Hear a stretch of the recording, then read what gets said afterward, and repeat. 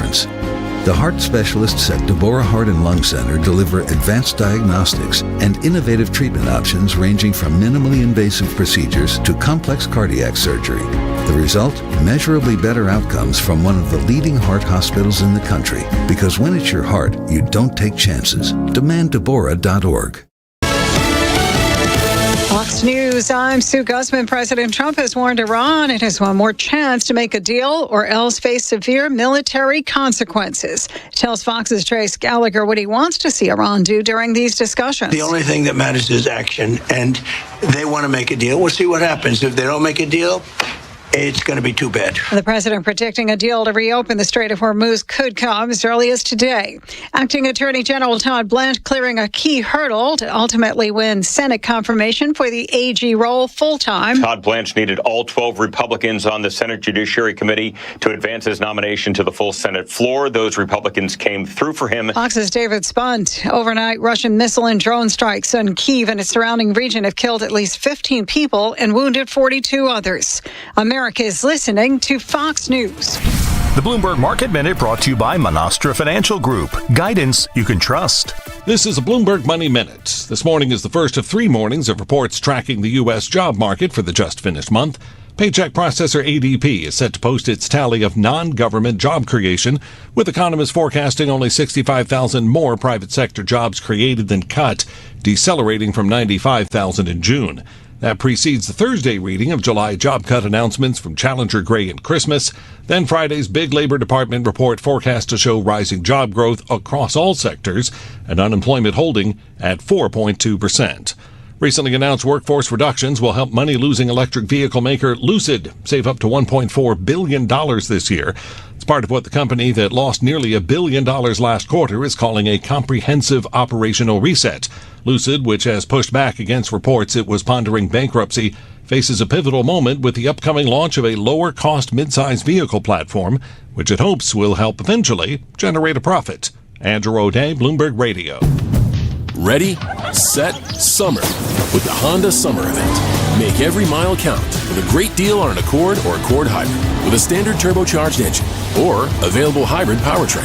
Honda has all you need to get summer ready with the most fuel-efficient full-line automaker in America. Visit your local Honda dealer today. Shop Piazza Honda of Philadelphia, Langhorne, Pottstown, Reading, or Springfield today. See dealer for financing details. Based on EPA estimate of 2024 large full-line automaker fleet-wide fuel economy. EPA Automotive Trends Report 2025. Hair Volume from New Nordic will make your hair look thick and healthy. Hair Volume is available online at Amazon and newnordicusa.com or in the hair care aisle at your local CVS. Do you owe $10,000 or more to the IRS like Mark? I've been doing home remodeling for 30 plus years, but the economy crashed. I wound up losing my home, losing my job, and on top of that, owing the IRS a ton of money.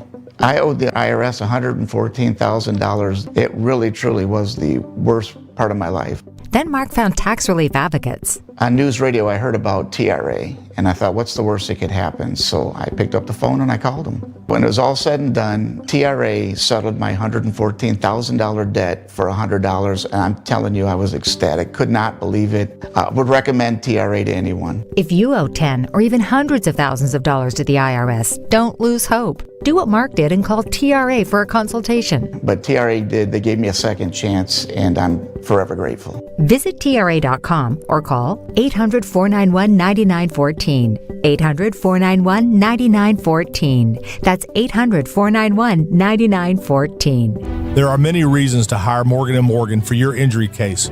Here's reason 17. In today's new world, many law firms have had money injected into their firms by Wall Street, private equity, and other lenders. This money usually comes in at very, very high interest rates. It's one of the reasons you see so many lawyers advertising. I'm John Morgan. This money is expensive and the interest compounds quickly. These law firms can have a huge need for cash just to pay that debt. Why does it matter to you? My fear is your case is settled early and for far less than it's worth, just to service the loan that has mafia-like rates. Our financial strength is your advantage.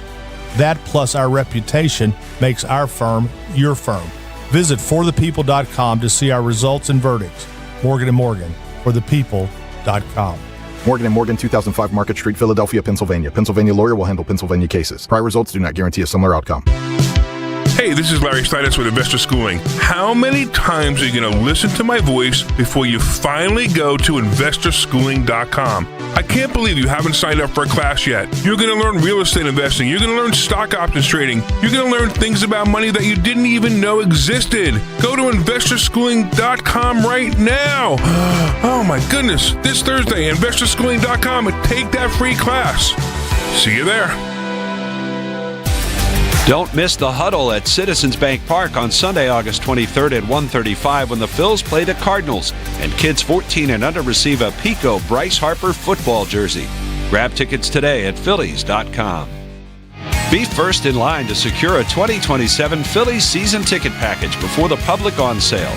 Gain access to benefits such as price savings, incredible seat locations, and more.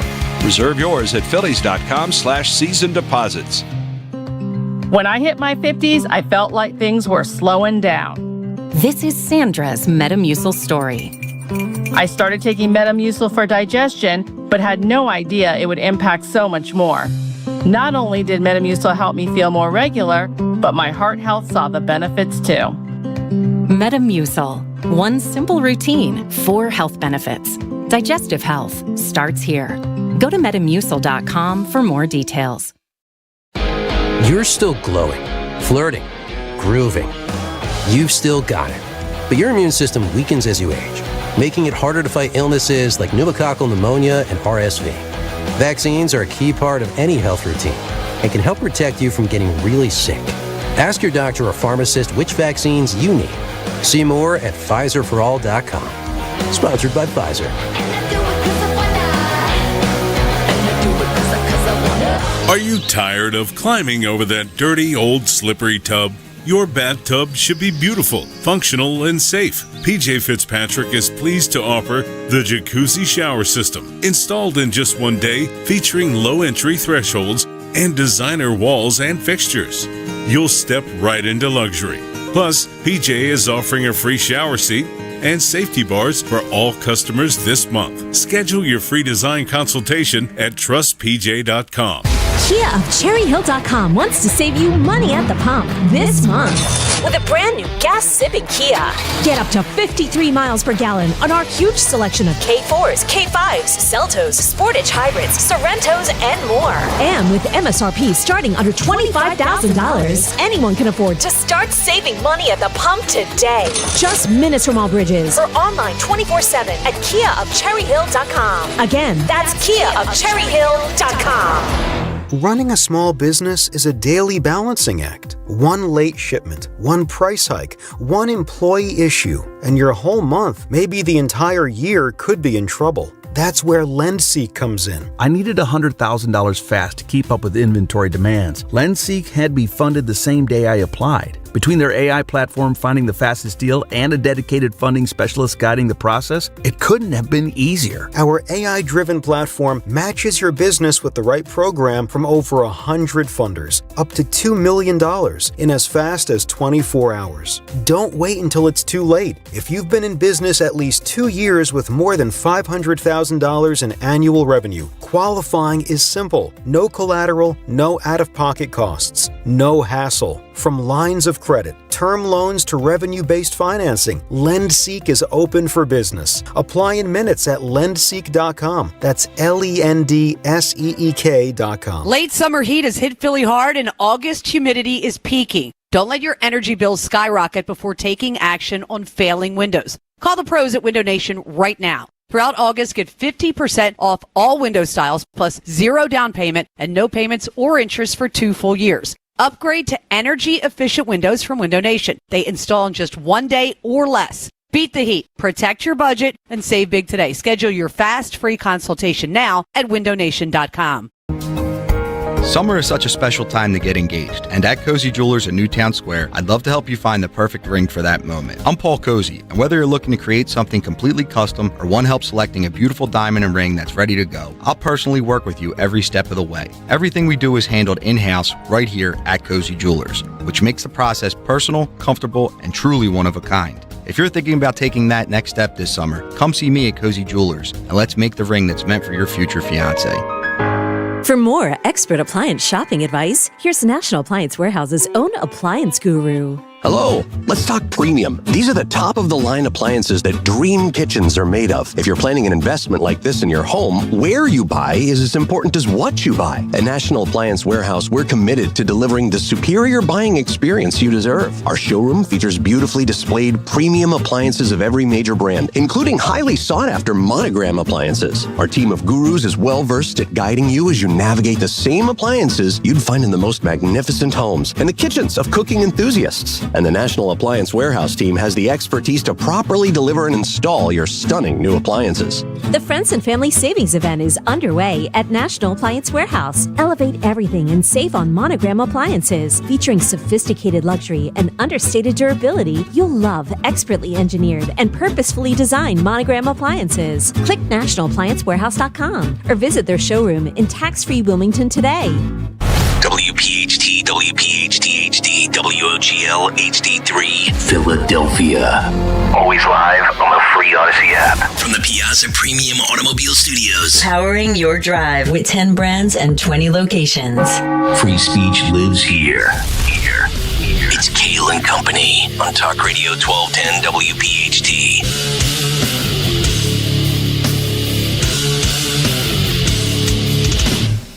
And away we go, live on a Wednesday, August 5th. It is indeed Kayal and Company right here on Talk Radio 1210 WPHT. We are always live on the free Odyssey and iHeartRadio apps. And of course, streaming live for your video viewing pleasure over on YouTube. 855-839-1210, the phone number. On social media at 1210 WPHT. I am at Nick Kayal, Kayal. Don Stenslin with the news. Greg Stocker, the chairman of the board. Phil Omquist, Jimmy Kelly, the associate producers. It's a hump day, and that means one thing and one thing only. Tony Bruno, coming up at 7:45. Hello, Dawn. Hey, good morning. Happy hump day. Woo. Hi, Greg. Which country drinks the most tequila? Mexico. America. Argentina. USA. Mexico may have invented tequila, but the United States drinks more of it than any other country in the world. Americans consume an estimated 308 million liters of tequila each year. I do 100 million of those. So you represent a third of the production. About 59% of all tequila consumed worldwide, according to Tequila Report. I'm going to have to get that. I'm going to have to subscribe to that. Yeah. That's just over twice as much as Mexico's estimated. Wow, twice as much as Mexico's estimated consumption. Is that the top booze consumed here in America? It seems Mexico is sending the vast. That's a great question. I don't know that answer. Yeah. It seems that the Dawn, can you just Google that while I read the rest of the story? What is the top liquor that Americans drink? It seems Mexico is sending the vast majority of its tequila north of the border, making America by far its largest market. After the United States, the next largest tequila consuming market countries are what? After America? Right. Mexico, Argentina, Venezuela. Mexico, Spain, Germany, the Germans, Canada, Great Britain, and Colombia. I can see Colombia. But none come close to matching America's demand. Since 2003, tequila's U.S. growth rate has been averaging 7% per year. Wow. Making it the fastest growing spirits categories in the country. Today, tequila ranks... Here it is. Today, tequila ranks as the third largest spirit in the United States, trailing only vodka and bourbon and whiskey. Yeah, whiskey. Yeah, vodka and whiskey. Number one is vodka. Number two, whiskey. Yeah, I like it. Yet it's not just bottle sales that are fueling tequila's growth. Tequila is the top spirit ordered in bars and restaurants. Wow. Okay. More than 50,000 bars, 15,000 restaurants, and 150,000 retail outlets across America actively promote tequila-based drinks, according to Market World reports. Well, the broads love a good margarita. It even not just broads. How dare you? It even surpassed vodka sales in bars in 2024. Wow. Okay. You like your tequila straight, right? Or with just a little squeeze of lime? I put a little lime in it. Yeah. Considering tequila is a protected Mexican spirit that can only be produced in designated regions of Mexico under strict regulations. Yeah. It's surprising that Americans, not Mexicans, consume more of it than anyone else. Yeah. There it is. There's more of us. Right. Well, it's true. I think. Yes. Right? Yeah. Huge country. Yeah. Yep. And A lot of there's- money. And there's a lot of Mexicans here. A lot of stress, yeah. Yeah, I do that. I go on the trendy spring kick of tequila. Cinco de Mayo. I start doing the tequila, the margaritas. I love tequila. I think tequila and bourbon, a good bourbon or a good scotch, are meant to be consumed straight on the rocks. Vodka, even though it's number one, vodka was not meant to be consumed on the rocks. And I love vodka, but I gotta mix it with something. Tequila, especially if you. Now, what are you, a Don Julio guy? No. Casamigos. Yeah, that's very good. That's Clooney's tequila, right? Yeah, I think he had a part in it. I don't know. Yeah, it's good. A little pricey though, right? Yes, it's very expensive. Yeah. For like a, it's not that big of a bottle either. It's not like a handle of it. $70-$80 for the small bottle? 50, 60. Yeah, that's kind of higher shelf. Yeah. All right. Very good. There you go. I like it. I know you do. Yeah. I know anything with booze you like. I'm salivating already. Yeah. Haven't even finished my coffee. I would have thought the reason that headline caught my, and thank you, Michael Pelka, for your prep. I had something else, by the way, but I saw Michael Pelka's prep, and I'm like, I'm doing this. Called an audible. I'll do what I had for tomorrow. I thought for sure it was Mexico, but apparently not. Really? Apparently not. Yeah. So if we look at iconic American cocktails, Old Fashioned is number one. Love them. And number two is Sazerac. Never New heard of Orleans historic concoction of rye whiskey, absinthe, yeah. rinse, and Peychaud's bitters. In the late 90s, early 2000s, absinthe was all the rage. No, was it? Oh, yeah. Yeah. So the number one top-selling liquor and spirit brands, number one, Tito's Handmade Vodka. There it is. Austin-based. And $100 million of that goes to Nick. Half of my paycheck each year goes to Tito's. Tito's? I should have a Tito's deal around here. All right. It's corn-based. Yeah. Number two is Jack Daniels, but it's Jack Daniels Old Number 7. Yeah. Then Jim Beam, and then High Noon Hard Seltzer. Oh yeah. High Noons are great. I could whack 8 of them and go for a jog. I like that Dawn's reading this, and it's like the first time she's ever heard of a High She Noon. doesn't drink. It's ridiculous. I don't. Yeah. I did have. So the number 5 American one is Long Island iced tea. I've had that before. Long Island can be pretty potent. Long Island's five different liquors in it. Long Islands are for people who are 21 who are like, just give me every type of alcohol in one glass. It's like a buffet of booze. Yeah.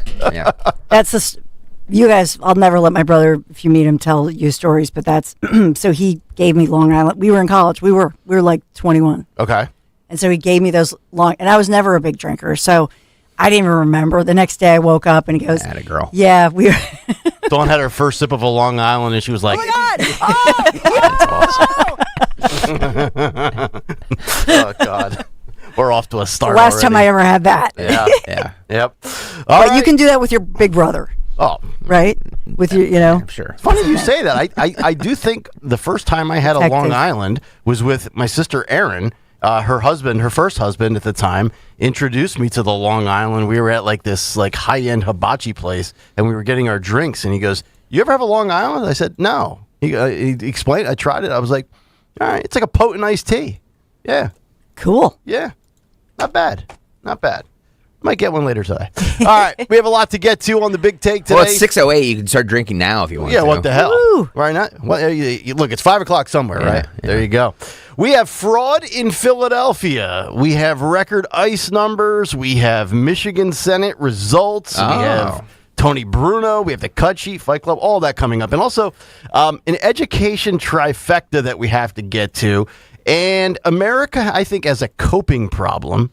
And then they have a medicating problem. Kind of plays into what we were just talking about here with alcohol. But we'll get to all of that shortly. First, the news, round number 1. Dawn Stensland at 6:09. Good morning. Kayal and Company News Live this Wednesday morning, right here, Wednesday, August the 5th. We are sponsored by Capital One. As we're at 74 degrees, hot, steamy. Will we have storms this evening as the Phils? Man, Phil Almquist has an exciting sports for you. We're welcoming in Philly's new guy, Luis Arise. And how exciting. What an exciting welcome it was for those fans last night, and a beautiful night last night. We'll talk about all of that upcoming, but let's get to it as we look at the news this morning. A disturbing discovery in the Northeast. Investigators are underway after these skeletal human remains were found in a wooded area of Northeast Philadelphia last evening. We know this is an adult. Police have not been able to determine the person's race or gender, so obviously decomposing. A male, possibly white. So police telling us in a statement the investigation remains ongoing in conjunction with the ME, the medical examiner's office. They're awaiting those autopsy results, try to figure out the identity of this dead person. What is their cause of death? Is this a murder? What happened here? So that disturbing discovery. Yesterday, we talked a lot about the story of the murder conviction of the cop killer of one the conviction of Raphael Jones, who was, of course, convicted of killing an off-duty Philadelphia police officer back in 2012. And so as we look at this, we want to point out that D.A. Krasner did speak out yesterday as well. He spoke out alongside the officer's mom. Mrs. Walker was there, Winia Walker, as well as the FOP president. D.A. Krasner doing the right thing here and saying that this is being appealed, and if the appeal doesn't go through, then he is willing to retry this entire case. Wow. Take note of that. 6:11 on the dot. Dawn Stensland saying Larry Krasner doing the right thing. That might be a first in the history of the show. So in this one, by the way, it would have been Officer Moses Walker. He was killed, like I say, back in 2012, and his mom speaking out tearfully because I told you that they were speaking out when they learned and were horrified by this overturning of this conviction. So in this one, she says that it would have been Moses's 55th birthday. Oh, wow. As they were speaking out. And so that's, you know what? When it's your child, that's her baby, you know? Yep. And so whether he's 55, whether he's in heaven, whether he's 5, that's your baby. Always, indeed. So a lot of community love and support for the Walker family as they look to this. Why did the judge overturn it? We talked a lot about it yesterday, but it was because of this bad detective back in the day who did some pretty sick things, sexual things with witnesses and so on and defendants. And so the fact that detective even touched this case is why the judge overturned it. Krasner saying they have plenty of witnesses. They have multiple witnesses, he said.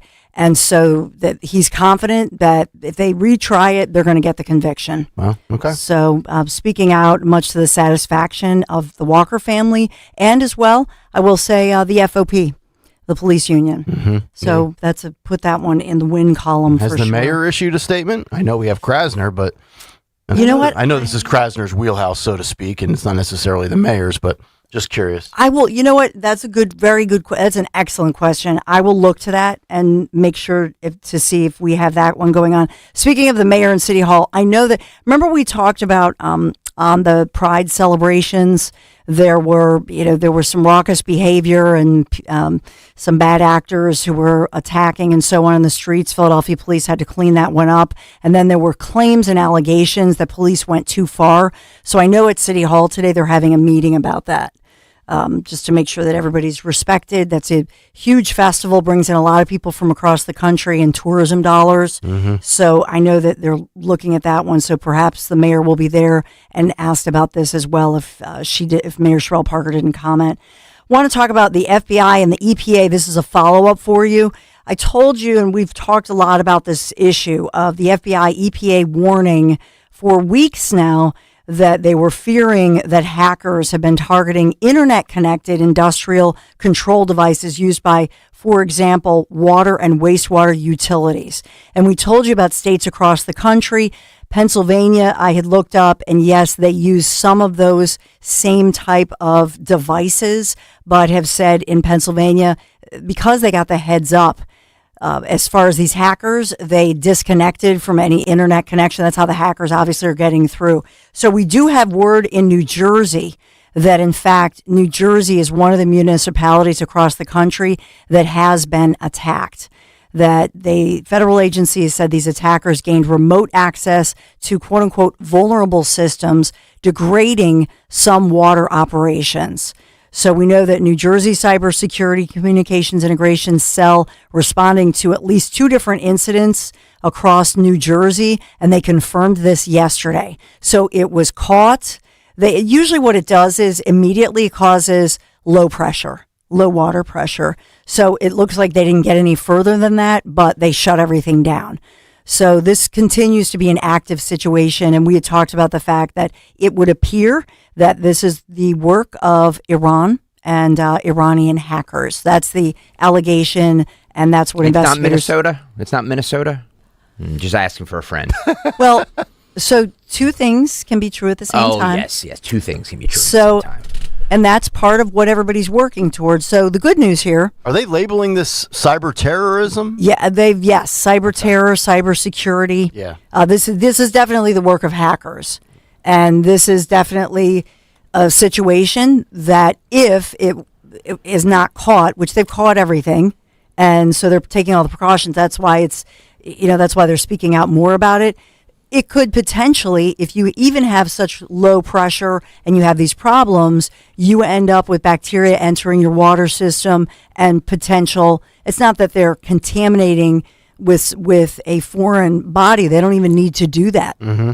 All they need to do is hack it, cause all the problems, and therefore you get bacteria that grows in your system, and now you've got millions of people who are sick and dying. Yeah, first it was airborne respiratory viruses, Yes. then it's contaminated lettuce where you poop your brains out. Now we've got contaminated water. By the way, Chipotle now. Be careful of Chipotle. Why? 115 people got sick, or 110 people got sick from a Minnesota Chipotle that they're crediting to bad jalapenos. Oh, bad jalapenos. Okay, so watch out there, Chipotle. Yeah. You know what the problem here is? If you use all fresh ingredients like Chipotle does, because that's their big ad, that they're healthier, they use all fresh, they chop everything up. So if they get, let's say, any kind of jalapenos, lettuce, whatever that looks like, and it's contaminated with just a little bit of human waste, guess what? That may have the parasite. And that's so the ironic part of this is if you're eating deep fried food that, fries everything and would kill the parasites. Yeah, it kills it all off. Exactly. Yep. So you have to cook everything. You have to cook everything to a certain temperature to kill those parasites. Yeah, you're right. So that's what's going on. So if you have the lettuce, if you have the onions, I'm just cooking everything right now. I'm just not doing anything raw. Really? Anything I get? Yep. So you won't spinach. eat like a salad right now out of fear? Nope. Really? I'm cooking everything.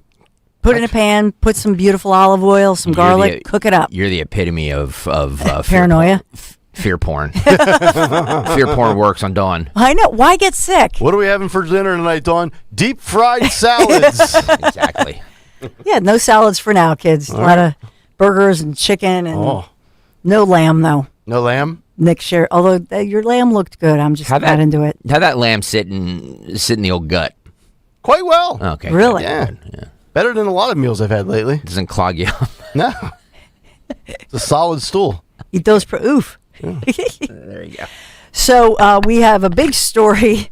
And by the way, our Attorney General, Dave Sunday, coming up at 10:40 today to update us on a big story that broke yesterday. I think it was it during the Big Three? Now I'm forgetting if it was, but it was mid-morning yesterday. And that's why it's fantastic that we're live and local. So whatever's going on locally, nationally, we're always going to bring it to you here on Talk Radio 1210 WPHT.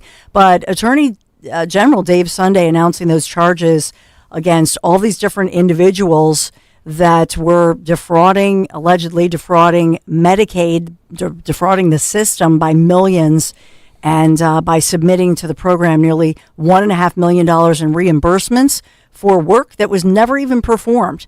And so these two individuals, two women, 27 and 49 years old, charged with felony Medicaid fraud, theft by deception, conspiracy. I know we'll get into it, but charging for thousands of work hours and the fleecing of America. So catching that fraud and those who are committing it against us, much like we've heard in Minnesota. But they've estimated now nationally, we're talking about tens of billions of dollars that this type of fraud is causing all of us American taxpayers. Mm-hmm. Yes, indeed. Coast to coast. Philly fraud. Theme of the big take coming up.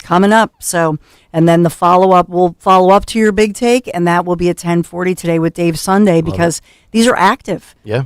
Active investigations where they're trying to go after this. Mm-hmm. No city, no state's immune to this. I know we'll talk about Todd Blanche as well, President Trump's pick to replace Pam Bondi for the top AG spot that got out of committee. I know that we did talk about that yesterday, and that was part of the breaking news that was happening mid-morning. So Todd Blanche, he's on his way to being fully confirmed as the new AG. We've got that one.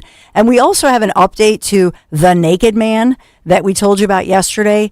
That I think was on Nick and I think Greg Stocker's cut sheet, I believe. The naked man who jumped off the Brooklyn Bridge, who set that world record for the biggest jump, survived it because he had a little makeshift parachute.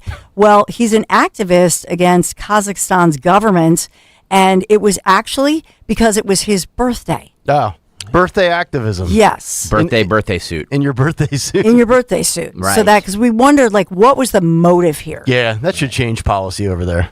No doubt about it. So seismic shift coming in that nation based on old Peckerhead jumping off a bridge. Kooky. Yeah. But happy birthday in jail because he amazingly survived, like we said, but facing serious charges. He should have to pay for the cost of all of the first responders who had to fish him out of the water. No, the inmates are going to love that, the fact that he came without his clothes on. Now, what we should have done is just said, well, you had a 1 in a billion chance of surviving this, so why don't you go up there and try it again? Great. See what happens. Let's run it back. Let's run it back. It is like a Monty Python bit, but we could just put Greg Stocker as the czar of all punishments. That's what I want. Stocker should have been there on the bridge with Yes. jumper cables and hooked up the jumper cables to the man's testicles and gave him a jolt. That's what I want. I don't really want to do this. I want to be the serving out punishment czar. The executioner. Right. Yeah. Right. Good. Be a good wrestling character for you. Chief Punisher. Yeah. It was National Night Out last night. The yearly celebration focused on bringing police and communities across the nation closer together and strengthening those relationships, building trust between law enforcement and neighborhoods and role models for kids and teens. So great night in Philadelphia and across the country, National Night Out last night. So we'll continue that one. Capital One sponsoring us. Capital One offering no fees or minimums on checking accounts. Capital One cafes are open 7 days a week to assist with your banking needs. What's in your wallet? Terms apply. See CapitalOne.com/bankguy. Capital One, N.A., member FDIC. Well, from the Bank Guy and Capital One, thank you. We'll go to our sports guy, Phil Elmquist. Thank you, Don. We will, of course, start in baseball as Luis Arraez made his first start for the Phils. In his first at-bat as the cleanup hitter, he actually drove in his first run. Lead off. Line drive out toward left center field, a base hit. Turners are out third, heading for home. The throw goes to third. Welcome to Philadelphia, Luis Arraez. It's 1-0 Phils. When he came up in the third, he delivered again. Hit on the ground and down the line. There we go. Chaparro down the right field line. Turner will score. Harper going to third. Wow. And double. Arraez to second with a stand-up double. Yeah. He's happy. Olivia came home from cheerleading practice last night and she goes, "Oh my God, is Bryce Harper really in the outfield?" He is. I said yes. He and is. Baum's at first now, and Stott's going to third, That's and Finkel's correct. Einhorn, and Einhorn's Finkel. The Phils would score two more in the inning, including Arraez, and lead 4-0 after 3. We'll now move to the 7th with Trey Turner at the plate, and the game actually had to be halted for a moment as someone was actually pointing a laser at him. In just a second, look see at the that. green? Yeah. If you're watching the YouTube? Yeah. They'll go back to it in a second. But a bunch of people saw it, including the umpire who's looking at it right now. That was a big laser beam. It wasn't like an old... It was. Somebody They'll was show it pointing again a here. laser Right Yeah, look, there it Trey is. Turner. Yeah. A green laser. What kind of person brings a laser to a game? Kruk. Exactly, Kruk. And actually, Kruk is a national treasure. He is. He really There's no is. question. Yeah. Right. Actually, at bat, Trey would then drive in the Phils' fifth run. The Phils would end up winning 5-0. The series does continue tonight at 6:40 with Andrew Painter and his 1-8 record and 6.72 ERA on the hill. Nice. What? How many games are they back? 9. I think it's less than that. They've won 4 in a row. Yeah, it's a little less than that since they're beating the You Nationals. watch. They're gonna go on a heater here for the next couple of weeks after this trade deadline and the moves they made. Right. It's gonna be like the same thing they had with Mattingly, but maybe a little shorter. I mean, they lived would than make that. the playoffs right now if it was because of the wild card. So. Yeah, but I don't think they're gonna catch the Braves. No, I don't think so. Yeah. In basketball news, we'll move there to Jaylen Brown. Actually, was recently talking on his live stream about being disrespected in Boston and wanting to win here in Philly. I mean, at this point in my career, I would say I want to win more than I ever have. Yeah. And maybe it's for obvious reasons, Chad, but you think? More than I ever have, I'm more inspired to win than anything because I feel like I've been a little bit disrespected. By the way, in Jaylen this Brown in a process Sixers jersey. For whatever reason, for people that I thought valued me and everything that I brought to the team in the city, I found out quickly that may or may not be the case. So I want to win more than anything. So I'm looking forward to that journey, that approach, the leadership, the sacrifice, and whatever it's going to take. But Philly, let's get it. I like him. He's got a chip on his shoulder, and There's no question. And he's already got a championship. I like guys that are pissed off and feel disrespected, even when they're on top and winning, because that keeps the motor running. Absolutely, I like that. Right.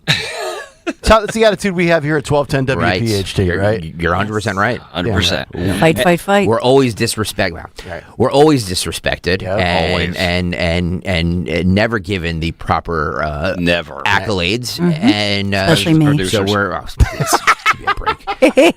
Just saying. Both of you. I love it. The both of you. You don't like. You don't like it. There's the door. There's the door. If either of you don't like it. Have you noticed too? No Eagles camp updates, and I'm not criticizing Phil for this. I think that it's there's been very, very quiet. It's quiet. It's very kind quiet. of boring. The Phillies and Sixers are making headlines. The Eagles are just kind of like under the radar right now. Yeah, which is but- kind of interesting. That's good. But I do. Have I agree. I do have a bit of football news. The preseason actually starts tomorrow in Canton with a Hall of Fame game between Arizona and Carolina. I know no one cares because it's Arizona and Carolina, but Let me see what it's football. Let me check what the spread is. The spread.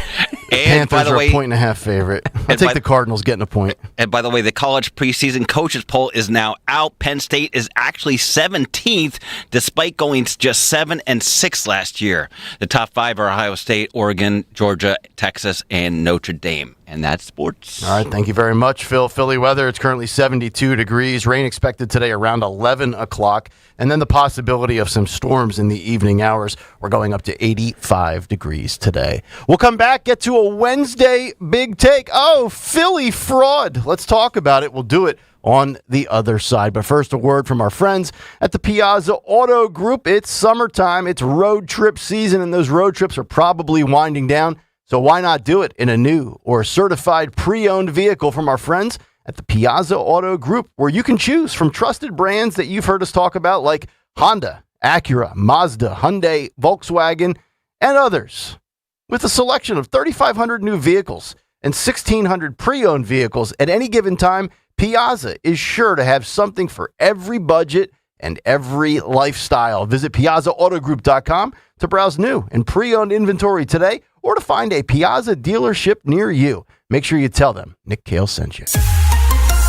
Time now for today's Spotlight on Health Trends, sponsored by Ethos. Genetic studies have a diversity problem. Close to 90% of genomic studies have been conducted using DNA from participants of European descent, but people from minority populations often carry the greatest burden of disease. The Kaiser Family Foundation highlights the National Institutes of Health All of Us research program as a prime model for tackling the crisis. To find out more, go to allofus.nih.gov. I'm Margie Schaefer. My name is Whitney Allen, and I'm a widow. My husband Ryan died. We never thought we'd ever have to use life insurance, but the unexpected happened. With Ethos, signing up was fast and 100% online. You can get a quote in seconds, apply in minutes, and get same-day coverage. No medical exams, and you can get up to $3 million worth of coverage. I'm grateful we were prepared. Get your free quote at ethos.com/radio. That's ethos.com/radio. Paid spokesperson. Time spent on application may vary. Online health questions required. In retirement, nobody wants to have one eye on airfare and the other eye on the stock market. Tune in to the Retirement Spectrum with Alan Cohen, Saturday afternoons at 3 on Talk Radio 1210 WPHT. Everywhere you look, things are getting more expensive. But at Consumer Cellular, we're lowering the price for those 50 and up. Now you can get unlimited everything for just $35 a line. That's $35 a month for unlimited talk, text, and data. Switch to the carrier ranked #1 in network coverage and customer satisfaction and get unlimited everything for just $35 a month. Call 1-888-FREEDOM or visit Consumer Cellular online or in-store today. Price includes $5 credit for autopay and e-billing. Taxes and fees apply. Data speeds reduced after 35 gigabytes. Rankings done by 2025 ACSI survey. My name is Whitney Allen, and I'm a widow. My husband, Ryan, died. We never thought we'd ever have to use life insurance, but the unexpected happened. With Ethos, signing up was fast and 100% online. You can get a quote in seconds, apply in minutes, and get same-day coverage. No medical exams, and you can get up to $3 million worth of coverage. I'm grateful we were prepared. Get your free quote at ethos.com/radio. That's ethos.com/radio. Paid spokesperson. Time spent on application may vary. Online health questions required. Yo, Doylestown. We know your favorite station is 1210 WPHT. It is 6:30. Welcome back in, Kayal and Company here on this Hump Day Wednesday. Tony Bruno will join us as we kick off the cut sheet coming up just about an hour and 15 minutes from now. Also, the big takeaways from last night where progressives didn't get the big election night that they wanted. ICE is kicking ass, and a assassination attempt foiled in Los Angeles at Trump's LA golf course. We'll get to all of that as we move along, but first, let's get to a Wednesday Big Take. The Big Take on Kayal and Company.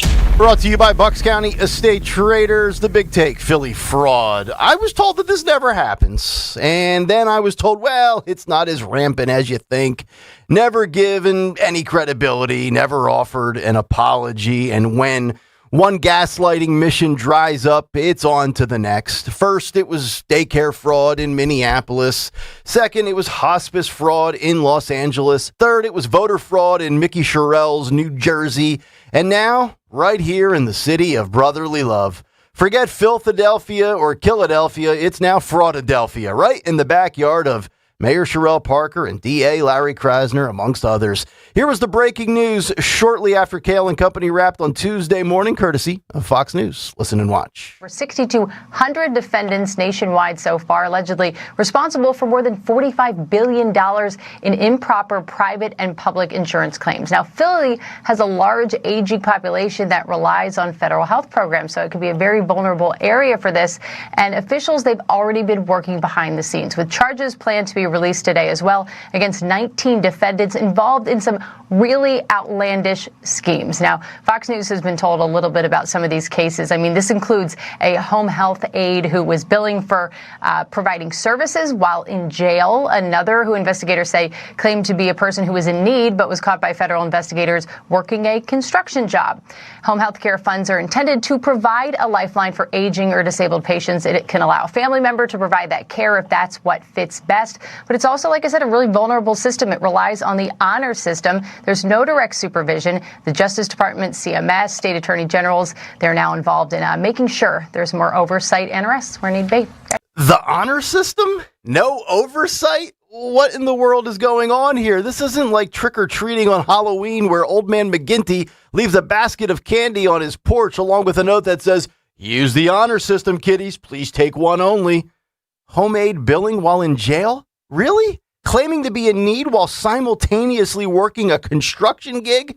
Here's the Eastern District of Pennsylvania DOJ attorney. Listen and watch. Reported patients with causing over $400,000 in false claims to Medicaid for services the aides supposedly performed when, get this, they were actually hospitalized, working at other jobs, and even in jail.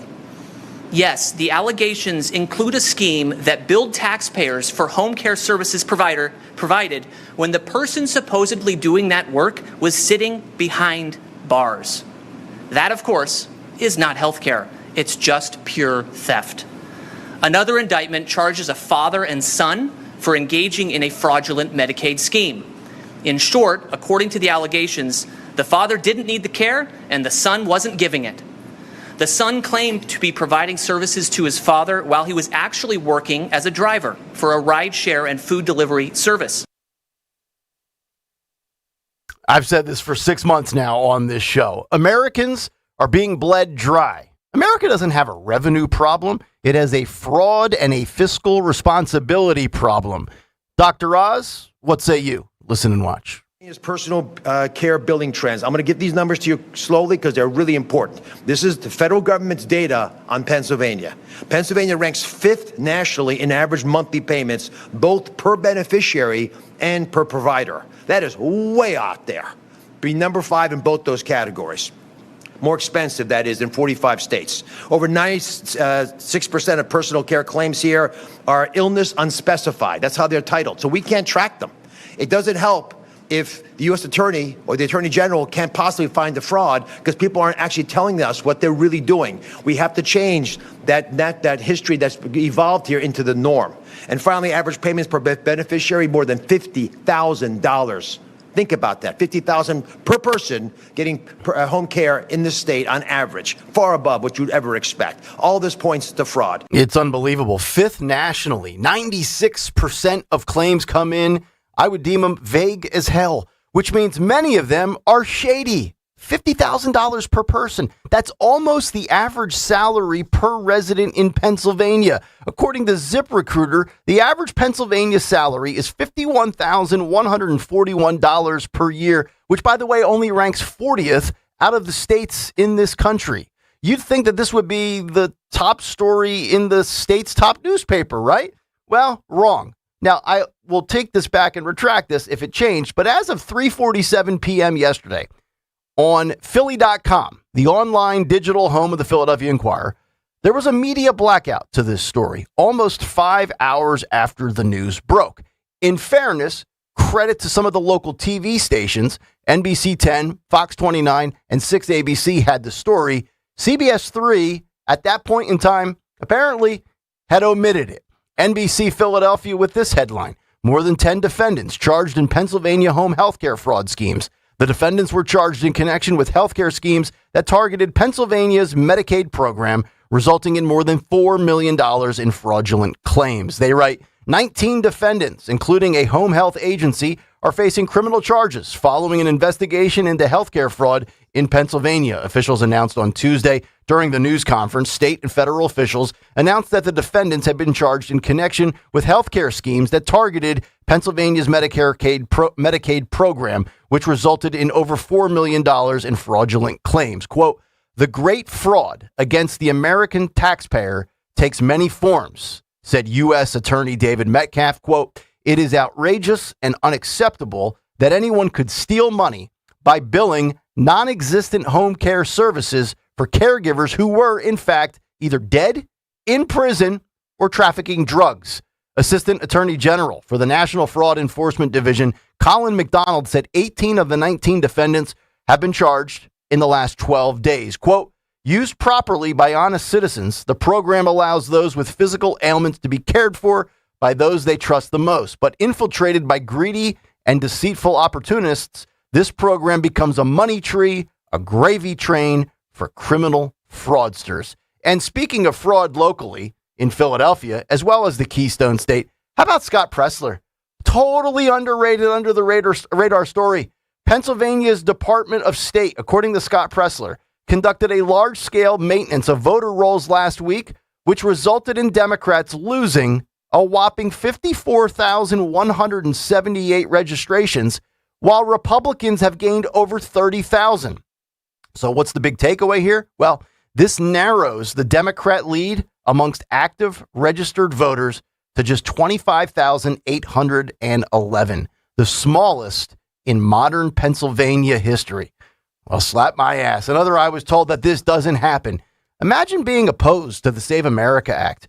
Imagine being in favor of it to the tune of 75%, and somebody like John Thune in the Senate are unable to get it passed. And imagine being more outraged as the exposing of fraud comes to light than the proper outrage being geared towards the fraud itself that's being committed.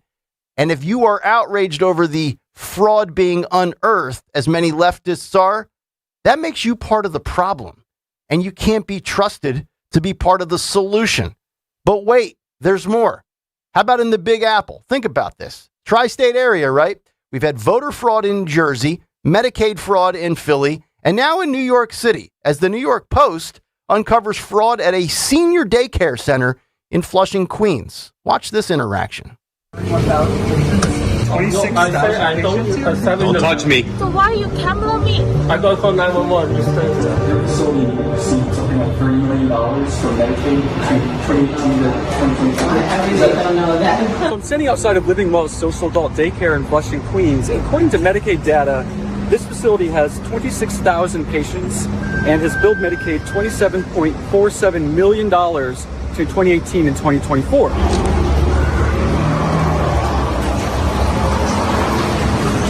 Is this Living Well? Yeah. A daycare? I think New York Post did a really story about social adult daycare. We don't accept any interview. You don't accept any No recording. Oh, well, we're just wondering, how many patients you have? Oh, I'm not going to answer that. Well, we have a federal Medicaid data. Show me your ID. My ID? Yeah. Oh, why do you need to see ID? It's for press. No interview. Show me your ID? What is this, a government grocery store in Mom Donnie's hellhole? Something tells me Larry Menti is probably sinking his teeth into this story this morning, right about now. And look at how on edge that guy was. A dead giveaway, in my opinion, of guilt. And as wild as these stories are, I think this is only the tip of the iceberg. I say keep going, keep exposing, because a guy like Nick Shirley has started something. And for once, a trend on social media is not stupid. In fact, it's vital. It's long overdue. And I don't want it to stop anytime soon. Fraud from sea to shining sea. And I'm here for it being shoved directly into the sunlight.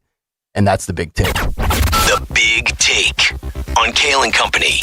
Brought to you by the good folks at Bucks County Estate Traders. Make a statement for summer with one trip to Bucks County Estate Traders. Browse over 16,000 pieces of high-quality furniture. BucksCountyEstateTraders.com. Showroom in Hatfield, the region's largest high-end furniture destination. 855-839-1210 if you want to jump in on X at 1210 WPHT. And, of course, in the YouTube chat.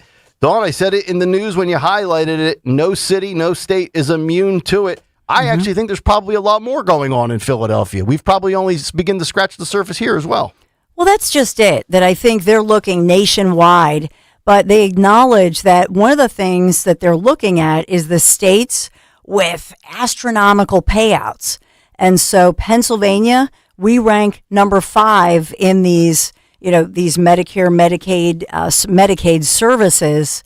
And so why are some states more vulnerable than others? And it has to do with, and that's what our AG here in Pennsylvania, Dave Sunday, is working with the feds to just make sure that the right people get this money. And so you think about it, you zoom out for a second, you think about all the taxes we pay, because we know that in our system, you think about the baby boomer population that's aging, that might need more home health care. Mm-hmm. It's much cheaper for somebody to hire somebody to come in their home, give them a little aid, they get to stay in their home, and we know that's healthier and gives that individual a better life, right? Yep. And so that's how the system was designed. And we learned that especially during COVID. Yeah. And we looked at other countries that were more successful with people who are aging, who are sick, want to leave them in their home so that they're not in a facility, which is sometimes 10 times the cost. Yep. So the actual design is good. The problem is these fraudsters and how they're fleecing America. And so why is it when you look at these states, yes, mostly blue states or purple states, oh yeah, right, that have not been able to tighten up the loopholes. So in Pennsylvania, we're number 5. Which other states? You look at Minneapolis. Michigan's up there too. California, a big one. But Nevada, Arizona, vulnerable as well. I can't believe I heard that individual say they're operating on the honor system. Our taxpayer dollars are guardrailed and protected or not protected because of the honor system? Because you have people, and one of them, and that was the top group here in Philadelphia. You look at one woman alone put in for what, $1.2 million One of the women said she was working, thousands of hours in a month. You couldn't even work the amount of hours that this one caregiver says she's working. There's only 24 in a day. So you think of the greed level. Yeah. They couldn't even just do like, oh, I work really hard and I'm breaking my back. Yep. I'm going to put in for an extra $20. Oh, no. So they knew these individuals, and that's the biggest question I think that I have. Are these individuals somehow connected? How did they know to go after this? Mm-hmm. And that's one of my big questions is, and we saw in Minneapolis, by the way, there were many people on top of everything who are here illegally or who are newer citizens or on a pathway to citizenship. It's a great point. So you see communities of people. All of these huge stories have involved people that were not born in America. Have you noticed the trend here? Whether they're here legally or illegally, it's not Bob Smith in the middle of a robust Rust Belt, Ohio, California, Minnesota, Philly, New York City, all people from third world countries or other nations. So I can't wait to talk to Dave Sunday to follow up. Yep. I know he spoke at yesterday's news conference, but what they're doing, in other words, what Pennsylvania is doing with the feds to try to make sure there are no loopholes. It strikes me, Nick, from, and just commenting on what you just said, people from other countries, when they come here, and we saw this during FIFA, all the tourists, when they come here and they go, really, you can call 911 and someone comes within seconds. They're amazed by the services that our great nation provides for our citizens. On taxpayer dollars. Yep. And so part of it, I think, to your point, is that people from other countries come here and they go, wow, grandma is sick, and they'll pay me to take care of my grandma. Because back home in name your country, nobody does that. Doesn't fly that way. So then they think, nobody's really questioning how much money we pay for. Grandma needs a different kind of bed, the special mattress, so she doesn't get bed sores. They just deliver it. Yep. So you think about it, I think that's how it starts. Yep. And so it's taking advantage of the best we have to offer. At the same time, it does make you wonder when you think about socialism and all of that, it makes you wonder all the services that we've been denied, how much is here, according to our Attorney General here, according to the feds looking into this, they say that this is systematic. This is systematically that we are being taken advantage of. Speaking of socialism, the socialist candidate that was supposed to roll to victory in Michigan yesterday got by the skin of his teeth. What do we take away from it? That's coming up next as we wrap up the first hour of Kayal and Company. Nick, Dawn, and Greg, it's Talk Radio 1210, WPHT. 250 years ago, the number 13 became legendary. 13 colonies with one bold vision declared themselves a nation. Led by George Washington, they forged the bravest experiment in liberty the world had ever seen. To honor America's 250th birthday, a magnificent tribute, the 2026 George Washington 24-karat gold dollar. Exclusively from the first colonial mint, this .311 gram, 11-millimeter gold coin is the official Ascension Island gold dollar. Struck in pure 24-karat gold, it's the world's first 13-sided gold coin.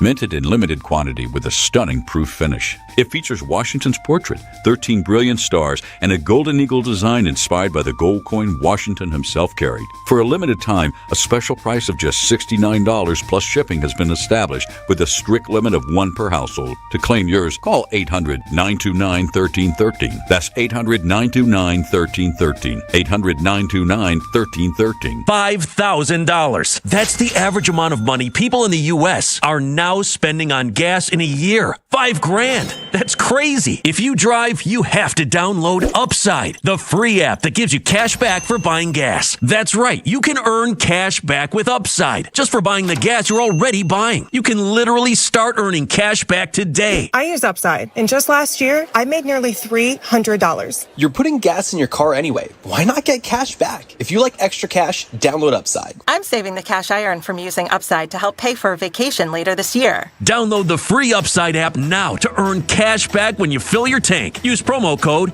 FRESH to get an extra 35 cents per gallon on your first tank. You can cash out anytime, right to your bank or a gift card for Amazon and other brands. Just download the free Upside app and use promo code FRESH for a 35 cents per gallon bonus on your first tank. That's code FRESH for a 35 cents per gallon bonus.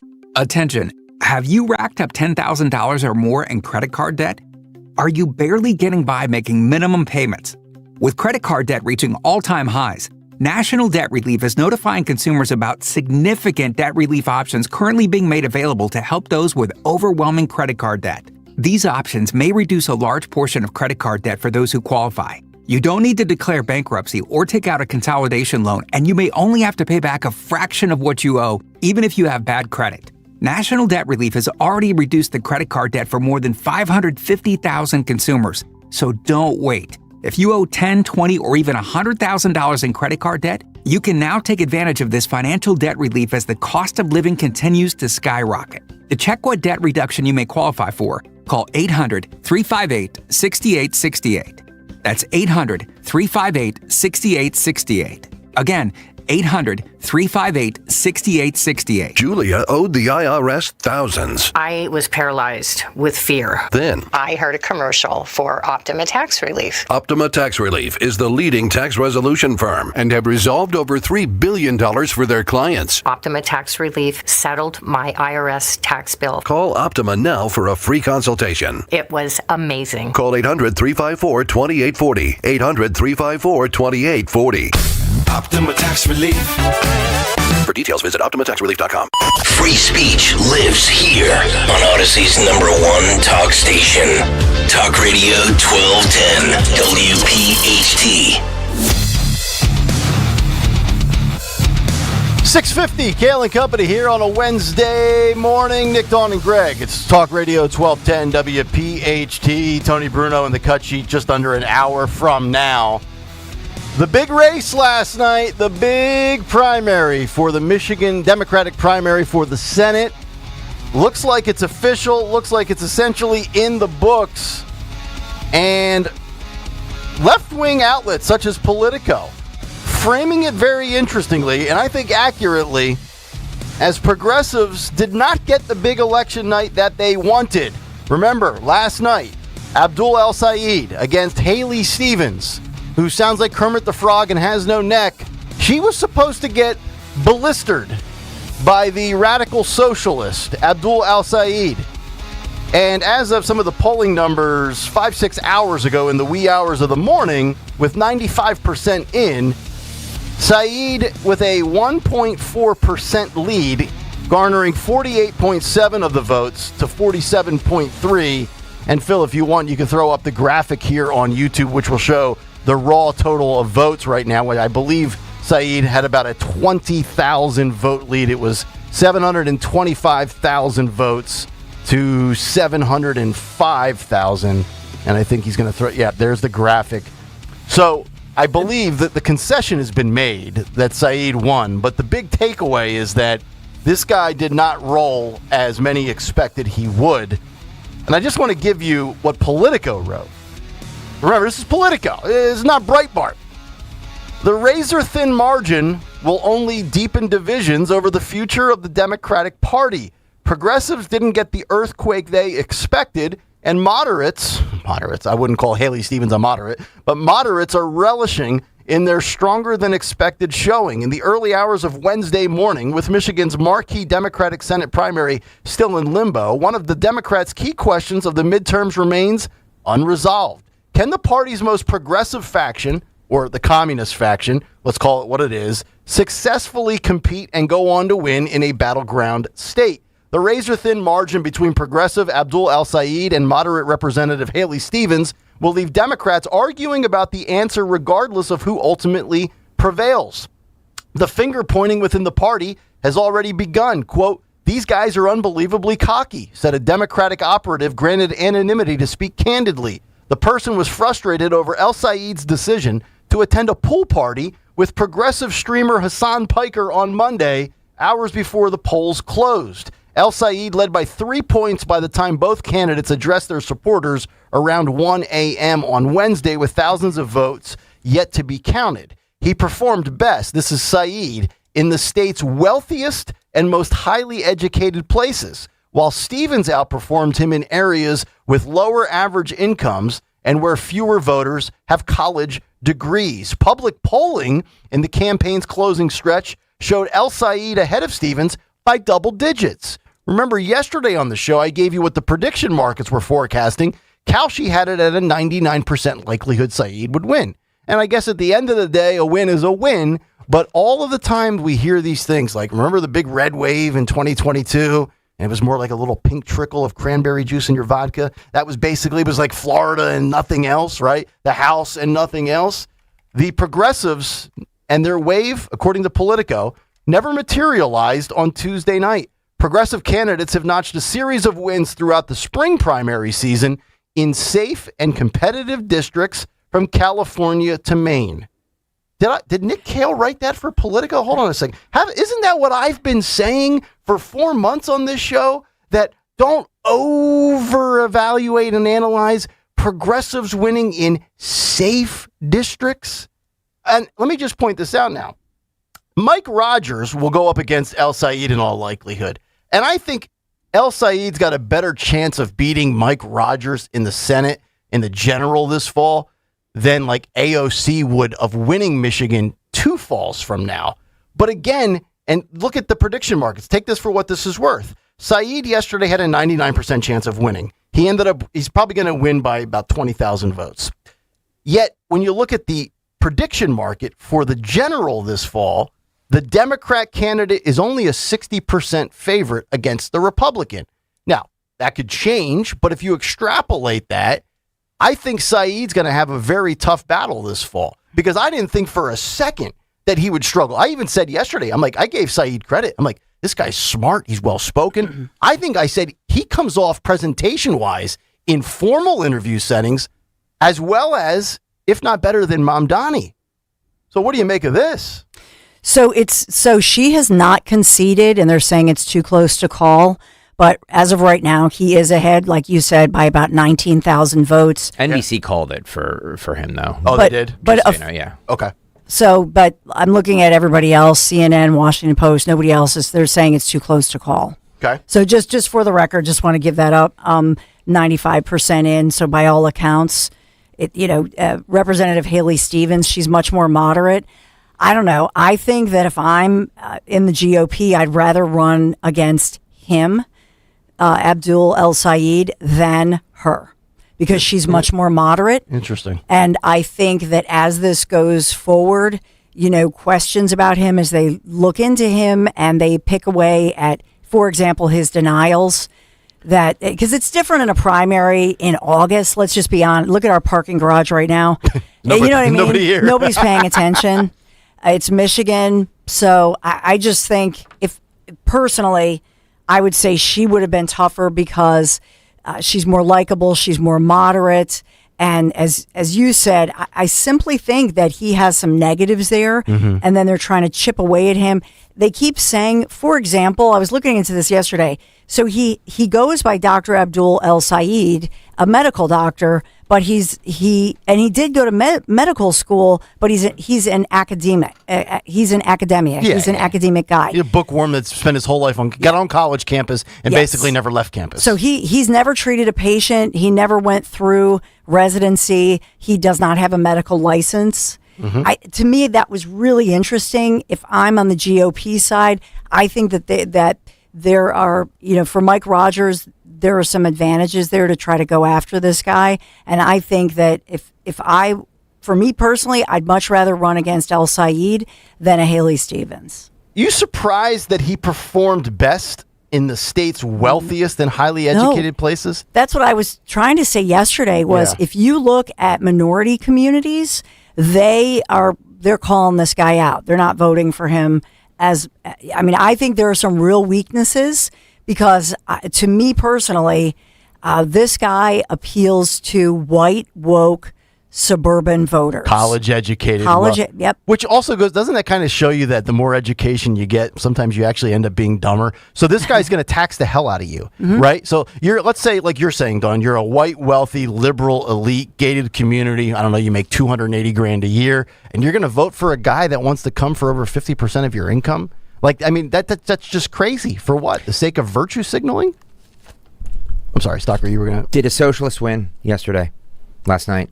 I know it's not called, but he won. Oh, yeah. Did a socialist win? Yeah. Okay, so like everybody's parsing this is like, well, he didn't win by that much. And well, he was predicted to. All that shows is that polls and the prediction market don't really know what they're talking about. Well, but every time somebody, Republican or Democrat, is expected to roll and it's tight, like everybody likes to break down and analyze as to what happened. I just try to be consistent with it. Like, we were told Republicans were gonna steamroll the Democrats, right? And as great as Trump's 2024 was, Kamala Harris still ended up getting 70.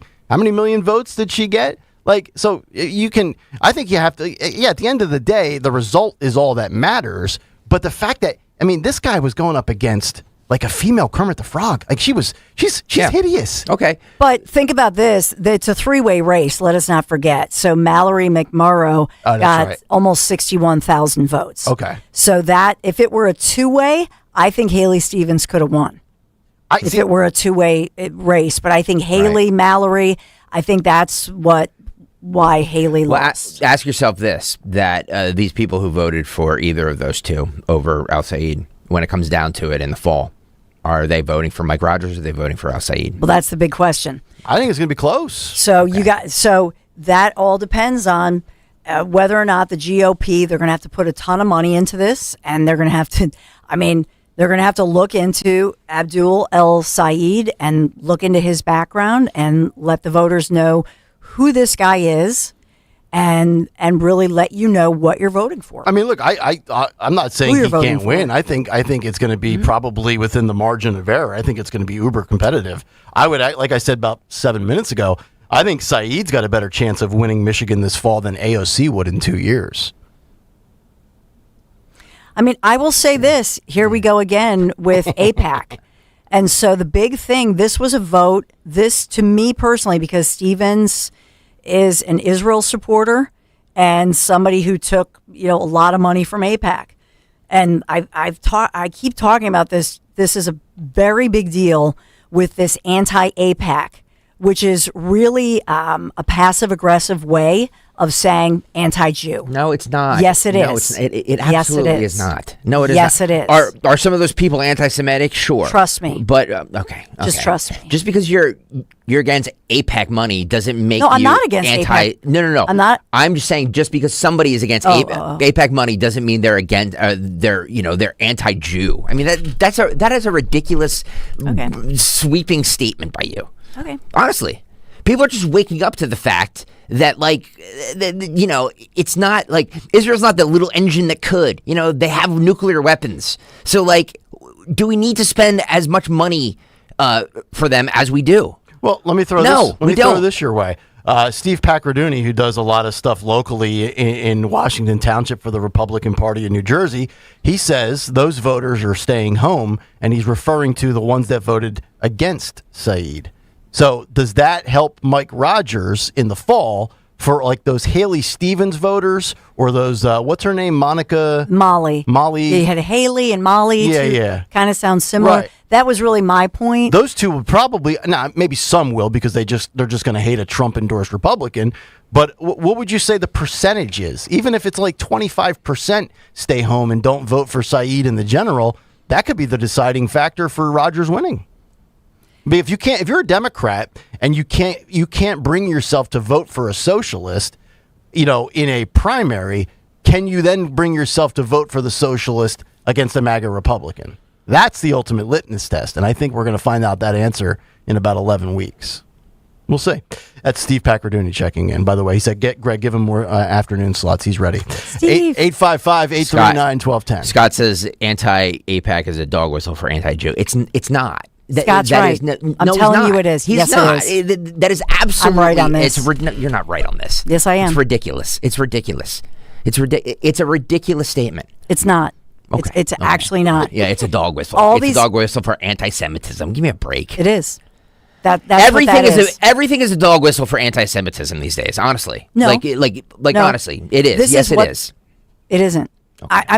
I've done. I did a half hour on this. I've done interviews on this. I've done a ton of research on this. Not biased. And I'm telling you, by people who agree with you. I'm telling you. But it was an interview. Look at AIPAC. No, you know how this got on my. I'm interviewing somebody who agrees with me, but it's an interview. No.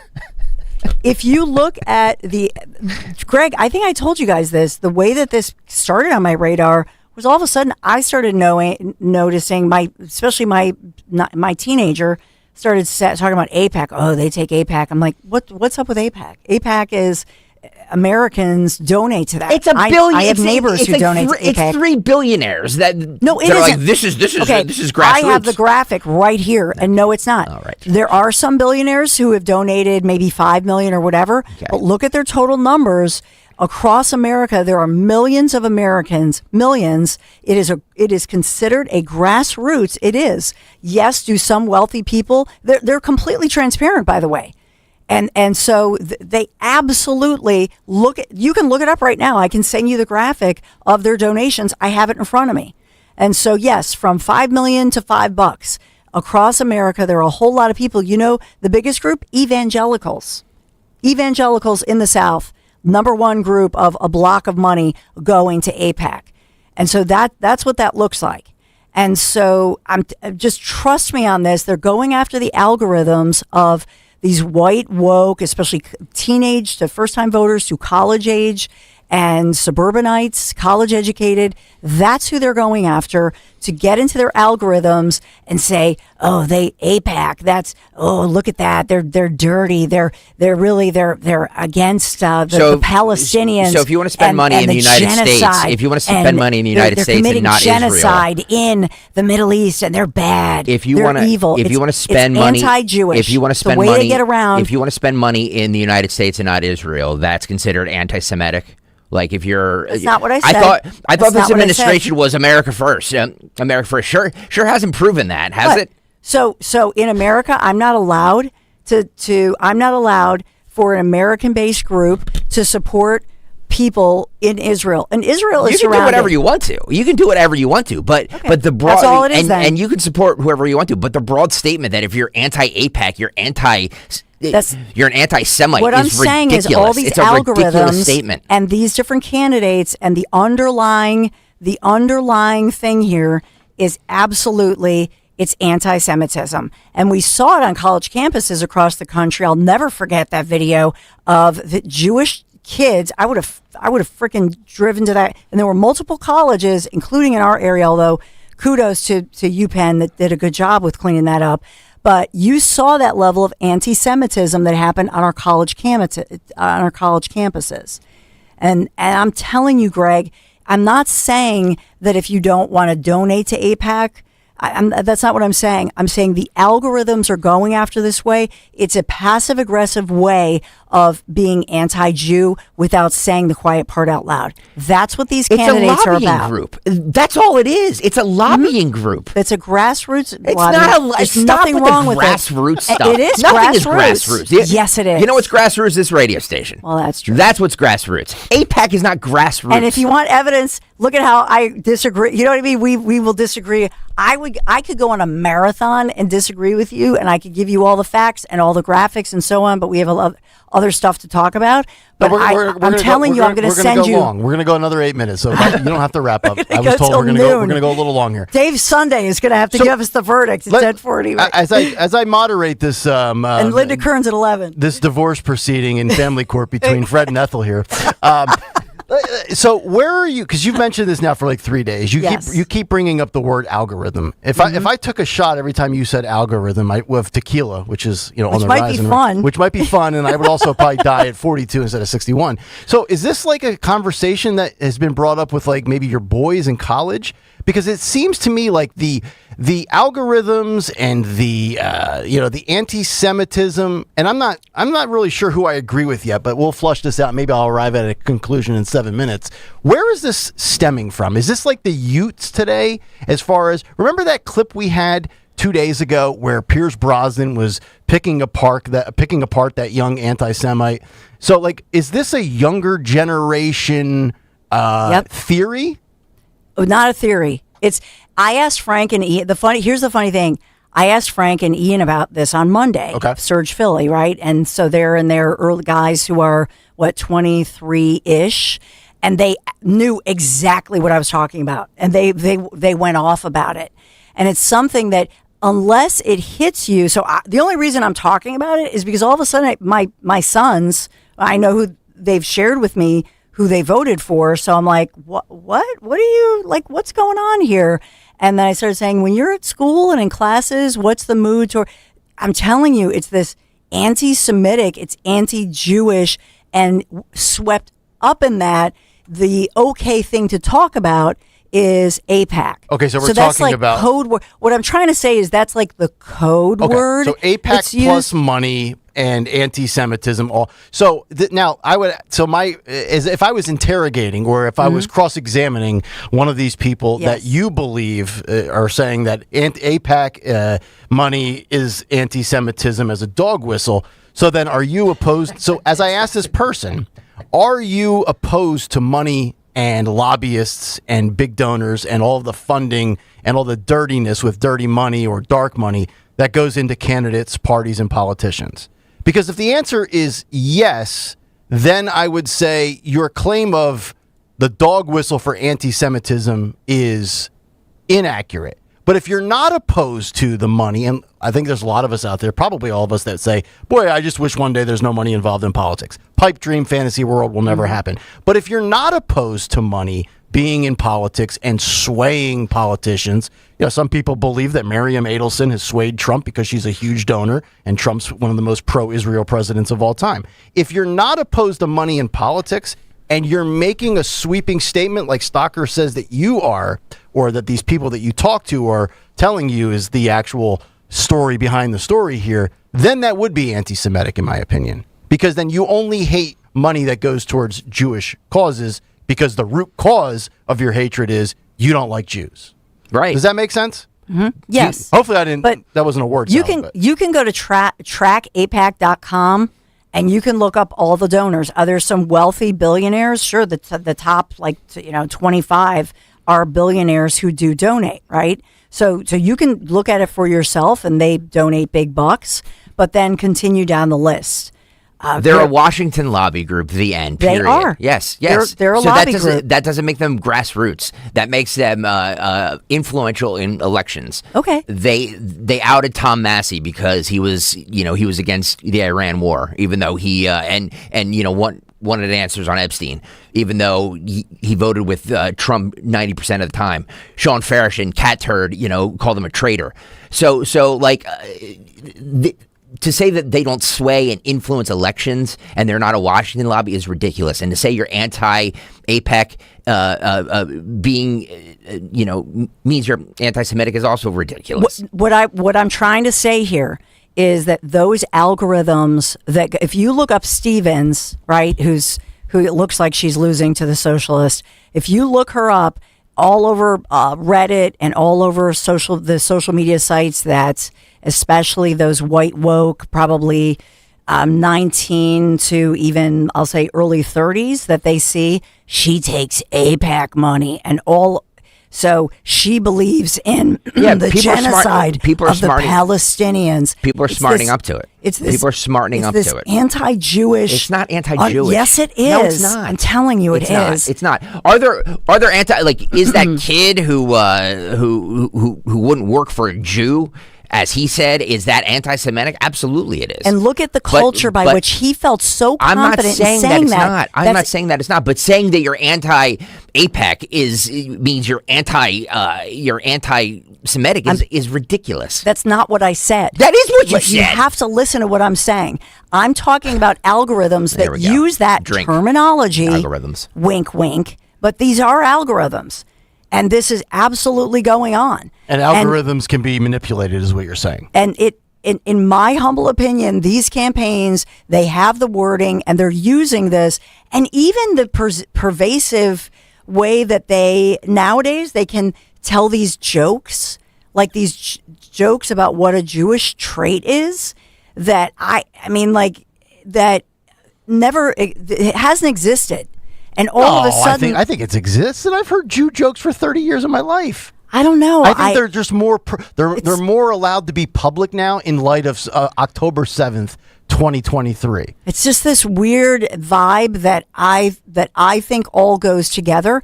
And remember, let us not forget, and if you want to talk about AIPAC, let us not forget that we've proved that countries like Qatar, remember, have donated, billions of dollars. Right. Foreign money should not influence elections. But they do. Well, right, to For better or elections worse, and college campuses. Well, let me ask you what you guys make of this then. So I just pulled up AIPAC money politicians that are recipients. So OpenSecrets.org is kind of my go-to source because it tracks the money. So here are all of the, and this is bipartisan, money and politicians that have received money from AIPAC in their political career. Joe Biden, Gold Bar Bob Menendez, Hillary Clinton, Kamala Harris, Joe Lieberman, Mitch McConnell, Ted Cruz, Chuck Schumer, Bob Casey, Adam Schiff, Marco Rubio, Lindsey Graham, Mitt Romney. AIPAC has had their money pumped into the most notable Democrat and Republicans of the last 36 years. Right.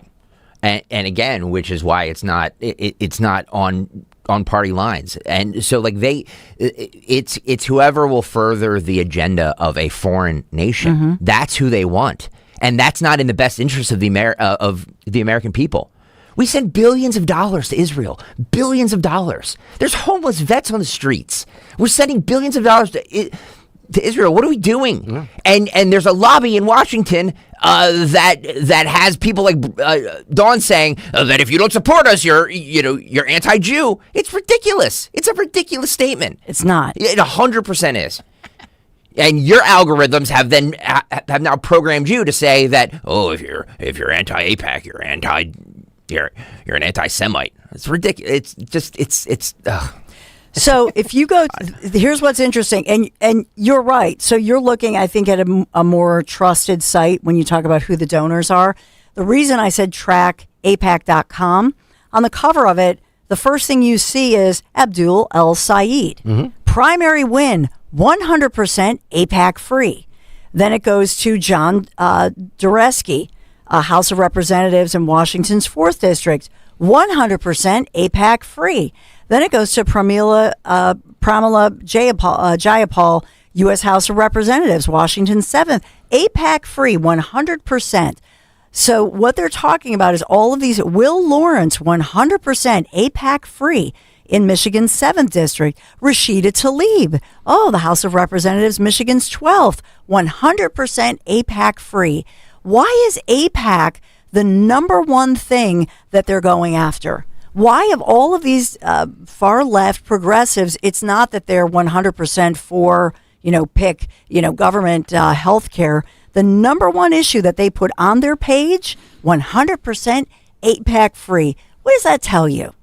Isn't that interesting? Don't you find that interesting that they are conditioning voters to look at AIPAC and look at who is in support of, let's say, supporting Israel or, the Jews, and they put it as their number one thing on this site.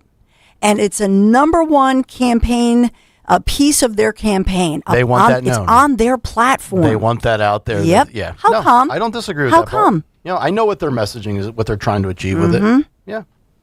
I'm just saying. All right. I'm right, Greg Stocker. Watch it. You're not. No, I am. No, you're not. You're just, I can't with this. 15-minute conversation of nonsense. It's not. Just nonsense. All right, we'll come back. A couple of other big stories to get to.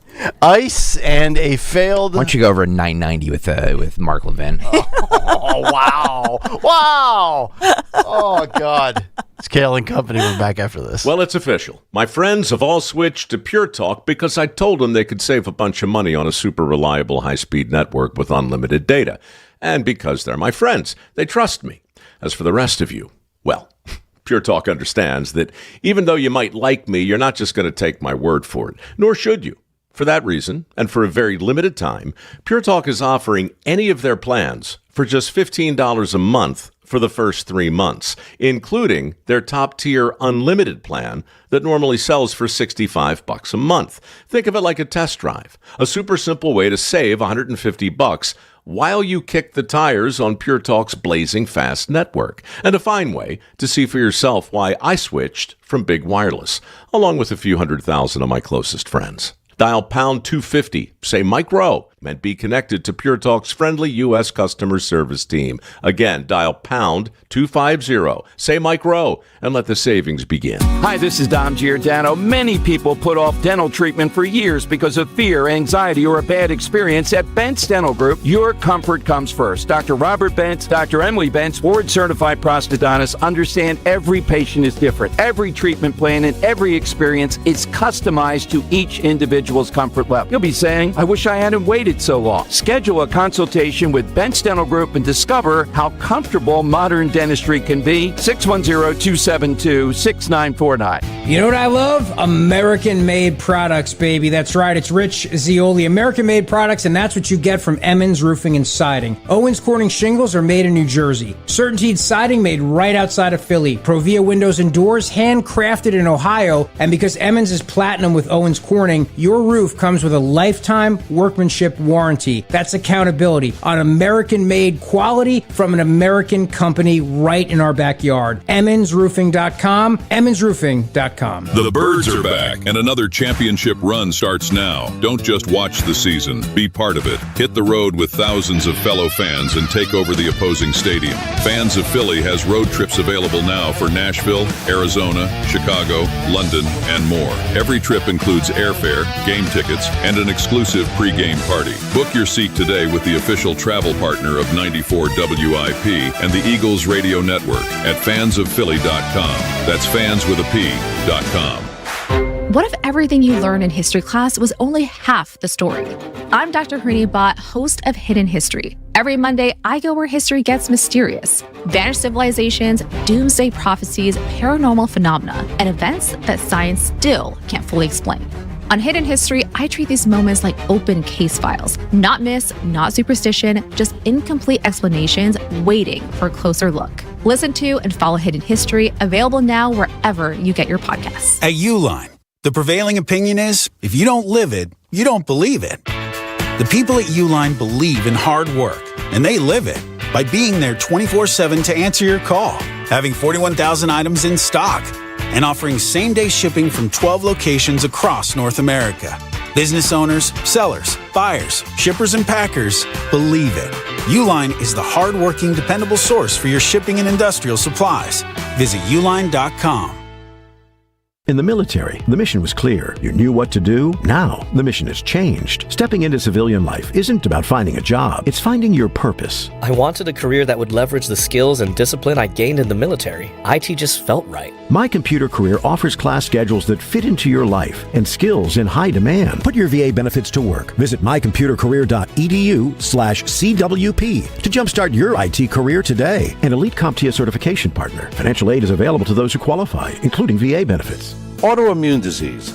Difficult to treat and even more difficult to diagnose. If you've had Lyme disease, post-Lyme, or any type of autoimmune disease, you probably know how difficult it is. That's why you should contact Dr. Molly Fantasia and the team at Innovative Medical Associates. Through their unique hydration protocols, Dr. Molly and her staff have helped hundreds navigate the difficult journey of autoimmune, Lyme disease, or post-Lyme. To set up the initial consultation, which is complimentary, call 856-489-0505. That's 856-489-0505. Or visit their website, innovativemedicalassociates.com, for additional information. Do what many others have done who have either been misdiagnosed or just led down a path to nowhere. Contact Innovative Medical Associates. That number again, 856-489-0505. Summer's coming to an end. Now's the time to get organized. Closet Factory Philadelphia creates custom closets, garages, pantries, and home offices designed around your lifestyle. Schedule your free design consultation today at closetfactory.com. Closet Factory Philadelphia. Get ready for a new era of Penn State sports under new head coach Matt Campbell. Follow it all on the official home of Penn State football and basketball games. Talk Radio 1210, WPHT, and the free Odyssey app.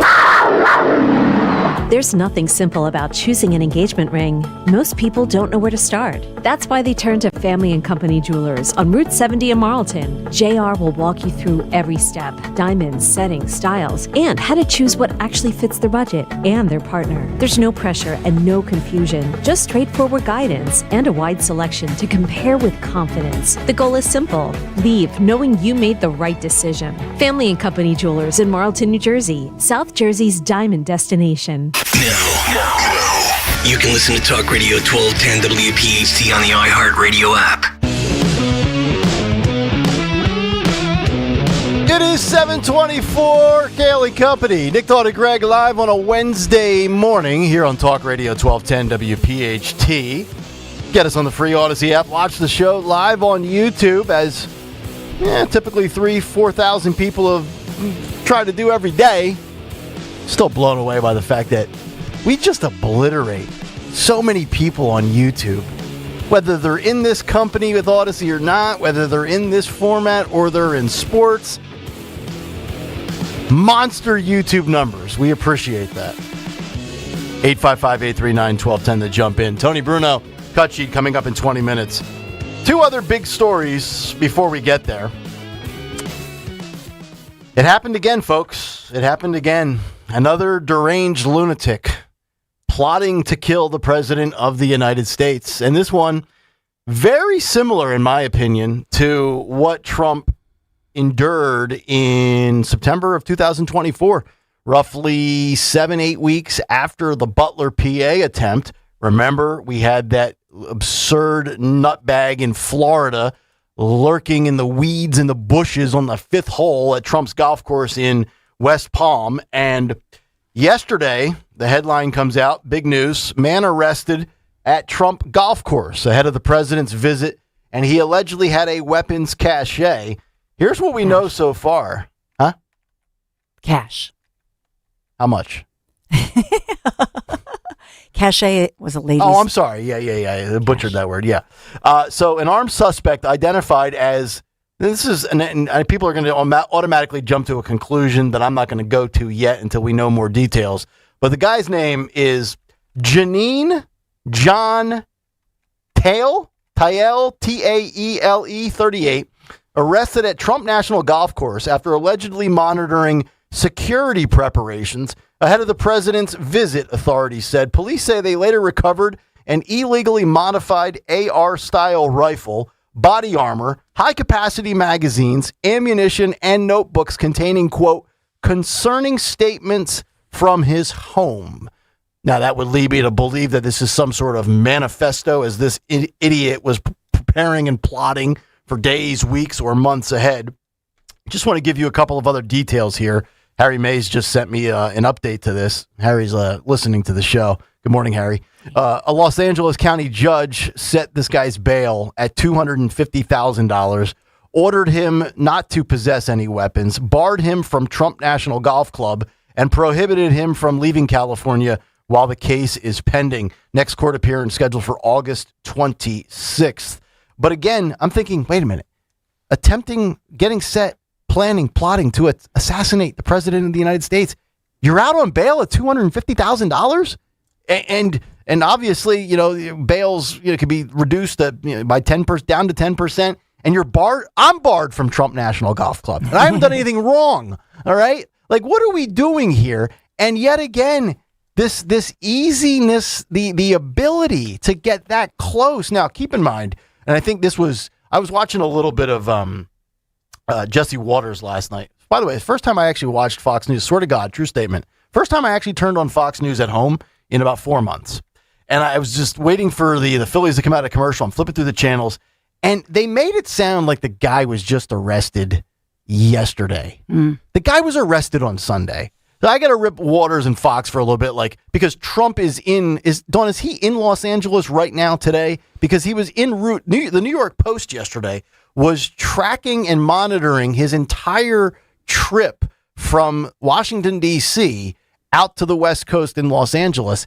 And here's my big takeaway with this, beyond the obvious. Like, in Fox this morning has the charts up of all the assassination attempts from, Butler to the Florida golf course to the plots for hire, with Iran, the White House, America 250, and now this one as well.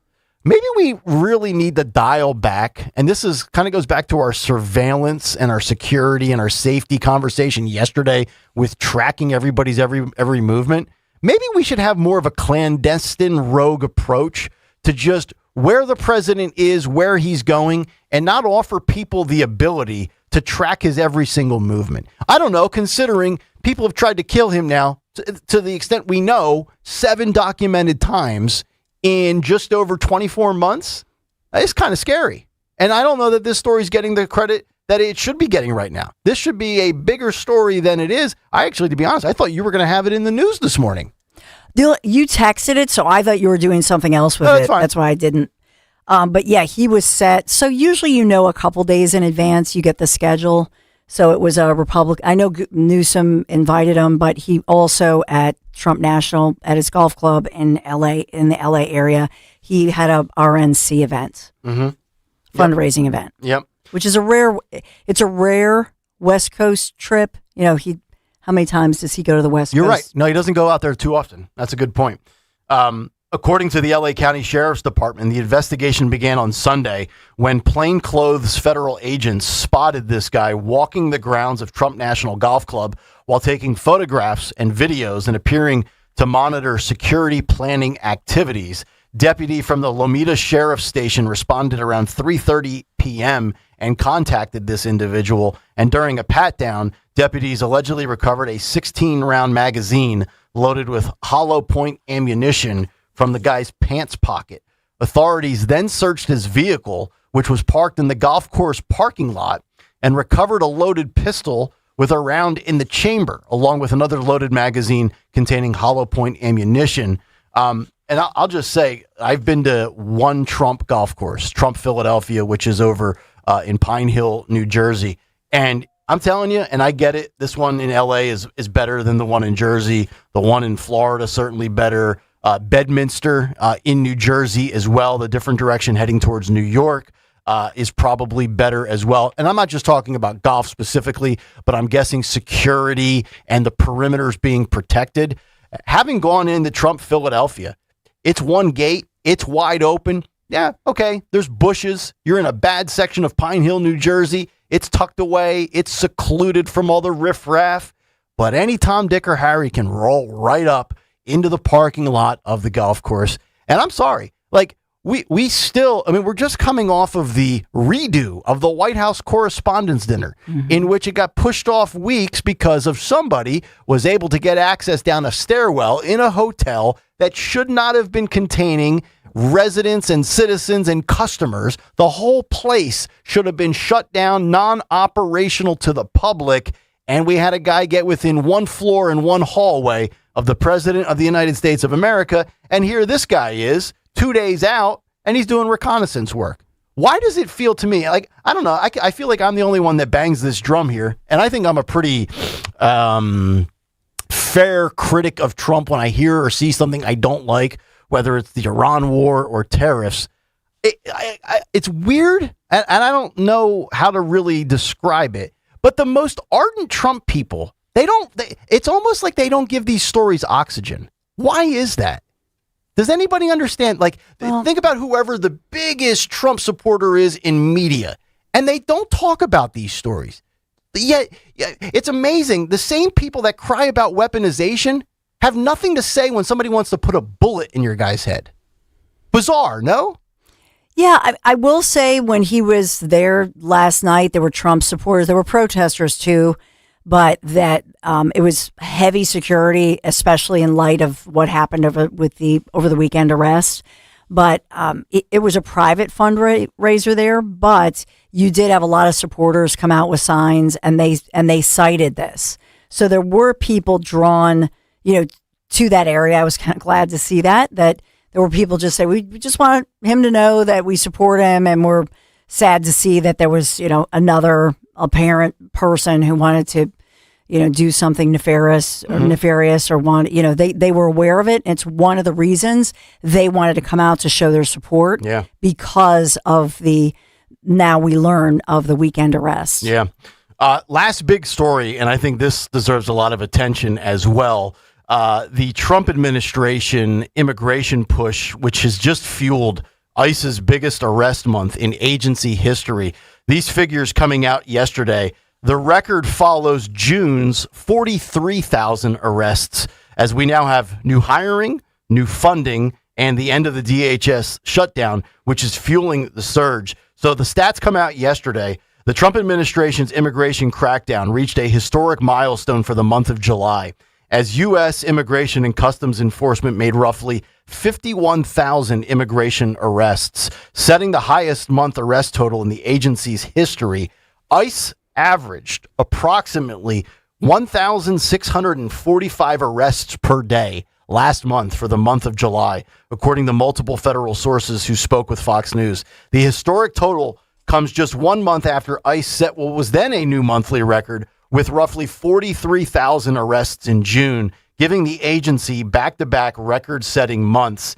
And ICE, and one of the big things that we've talked about with rounding up illegals that are causing literally casualties in this country, we've been talking about the guys that are getting the CDL licenses and driving these vehicles. They've been in the cut sheet. We've shown these awful accidents where people are just being killed on the spot on big interstates. ICE arrested more than 100 illegal alien truck drivers in California's Operation Highway Sentinel following those deadly crashes that were tied to the state-issued CDLs, both in California and Massachusetts. And I'm saying go further. I don't know if it was Greg or Dawn. I think it might have been Greg who said this. Go after the employers that are giving illegal aliens CDLs. I mean, that is like giving a crackhead crack. That is like giving, Jimmy Kelly carte blanche to drive a vehicle and he can't see. Why are we allowing these people to get behind what are essentially moving weapons of mass destruction and bombs and killing innocent Americans? And now here's the question. How many can get deported? How quickly can these people, because it's one thing to get them off the street, but I feel much better if we get them the hell out of the country. But here in Philadelphia and these sanctuary municipalities, our city council voted to make it the law that they consider it discrimination. So if an illegal person comes in and applies for any job, anything, whether it's a truck driver job, whatever, they're saying that if you discriminate, quote unquote, against whether it's a government job, whether it's any job, that they consider it discrimination if you base it on the fact that the person is a non-citizen. This should be, in my opinion, this should be a federal law. The federal should supersede the local stuff. Well, here's a positive note on a federal front. You bring up the word federal. A federal judge just ruled yesterday and blocked against Kathy Hochul's banning of ICE agents from wearing masks from going into effect in the state of New York. As now that they are basically saying, no, these people absolutely have the right to protect their identity as they do very, very dangerous work. And again, why are we even having this conversation? Because far left agitators go above and beyond free speech and the right to protest and then put law enforcement in harm's way. And, we just got done raising $51,000+ for law enforcement and the families of fallen first responders. I tell you what, I'm sure there's probably something out there, although I'm not privy to it. I don't know the name of it. I would love to see if there's a fund. There should be a Families Behind the Badge Children's Foundation dedicated nationally to ICE agents alone for what they have to endure. Thankfully, they haven't had as many casualties and fatalities nationwide as, law enforcement at a local or state level. But with what they have to endure, like I said, to me, ICE and the Abolish ICE is just a rebranded, repackaged, defund the police movement 5 years later. And that's where we are here today. So that's good work. I mean, I know we've been talking about some of the negatives right now with the administration and the war. I wanted to highlight one of the positives because, ICE is kicking ass and taking names. And I want them to keep going. And this literally until this president is out, this should be probably the second or third most important thing behind obviously wrapping up the war and helping with the affordability crisis in this country. 855-839-1210, the number. Tony Bruno, the cut sheet right around the corner. We'll have Fight Club at 9:10. Jimmy Kelly has already grabbed us Fight Club. It was Dawn and Greg in the early portion of the 7 o'clock hour. Hashtag sarcasm. And we'll come back and get to what's on the cut sheet. It's Kayal and Company. Nick, Dawn, and Greg. Back after this. You know my guys, Marvin E. Cans Heating and Air Conditioning, and now plumbing too. Veteran-founded supporters of our Travis Manion Foundation Radiothon. So far, summer has been so hot, including today.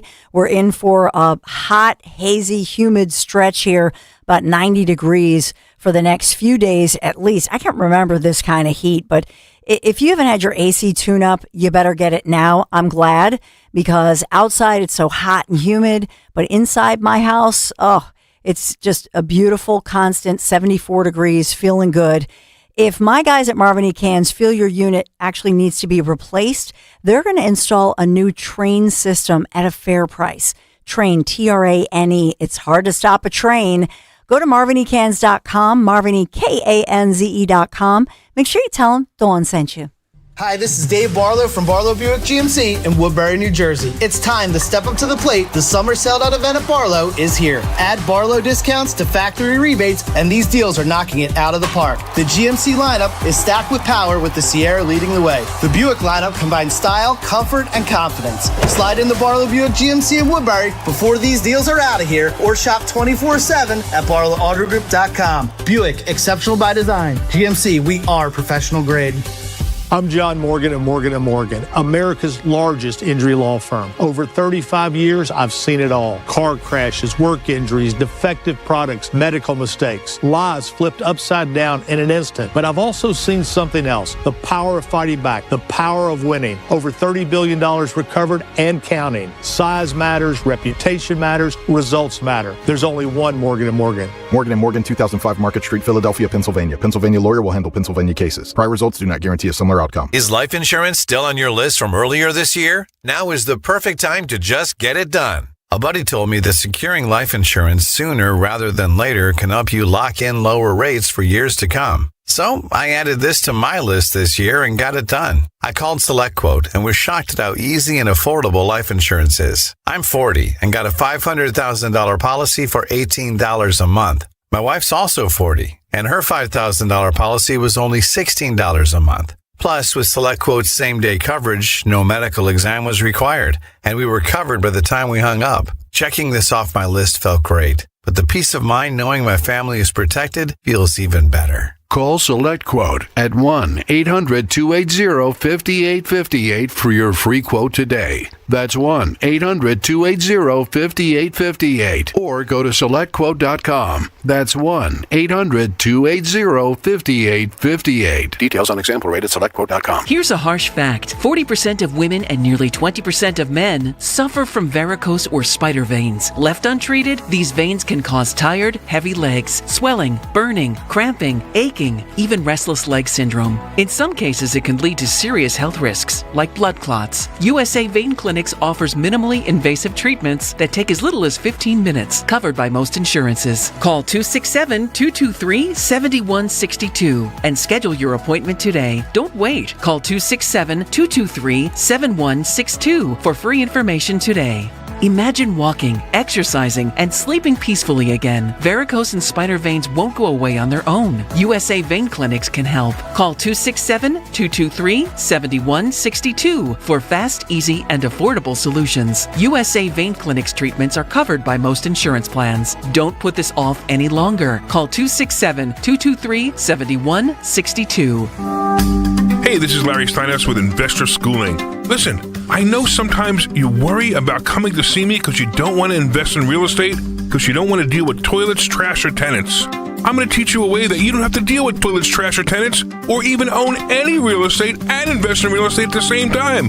You want to learn this, so go to investorschooling.com. That's investorschooling.com and take a complimentary class this Thursday, and I promise you, no toilets, no trash, no tenants. Your mission, should you choose to accept it, is to install a mailbox. Let's go. But there's one critical step before digging. Wait, what? Call 811 to have utility companies mark their underground lines. Failure to do so will result in catastrophic gas line damage. This message will not self-destruct, but your yard might if you don't contact 811 before you dig. Visit pa1call.org.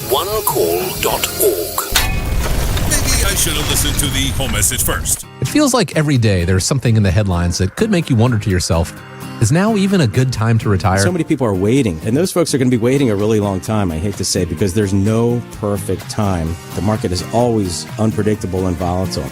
Fortunately, Jim Cipriotti has been helping people get to, through, and beyond retirement for over 28 years, and each week he wants to help give you that freedom to retire. Listen to Freedom to Retire with Jim Cipriotti Saturdays and Sundays at 6 a.m., 9 a.m., and 5 p.m. on Talk Radio 1210 WPHT. Summer with the family means pool days, road trips, backyard fun, and always having plenty of snacks ready to go. Tasty Cake makes it easy with seasonal favorites everyone can enjoy. Baked peach pies are filled with sweet peach flavor, while lemon cupcakes are a refreshing treat for camp lunches, family outings, or sharing after a day in the sun. Keep your family's summer snack supply stocked with Tasty Cake. Tasty Cake, accept no substitutes. My obstructive hypertrophic cardiomyopathy kept me from baseball games with my boys. The stairs were too much. With Camzyos, my symptoms have improved and I can be more active again. Camzyos is a cardiac myosin inhibitor, the first in its class to treat adults with symptomatic OHCM. Camzyos may improve your symptoms and ability to be active, and it reduced obstruction in the heart 4 times more. In a 30-week study, Camzyos, mavacamten, reduced post-exercise obstruction on average 47 units of pressure versus 10 with placebo. Results may vary. Camzyos may cause serious side effects, including heart failure that can lead to death, a risk that's increased with serious infection, irregular heartbeat, or with certain other medicines. Do not stop, start, or change medicines or dose without telling your doctor. You must have echocardiograms before and during treatment. Seek help for new or worsening heart failure symptoms. Camzyos is only available through a restricted program. Before taking, tell your doctor about all your medical conditions and current or planned pregnancy, as Camzyos may harm your unborn baby. Visit Camzyos.com or call 1-855-CAMZYOS. Actor Portrayal. Tune in to the Crash Proof Retirement Show Saturdays at 11 a.m. to hear Joanne Small-Canella and Tracy Stillman. The Crash Proof Retirement Show, Saturday mornings at 11 on Talk Radio 1210 WPHT. Have you subscribed to our YouTube channel yet? Do it today at 1210 WPHT. WPHT.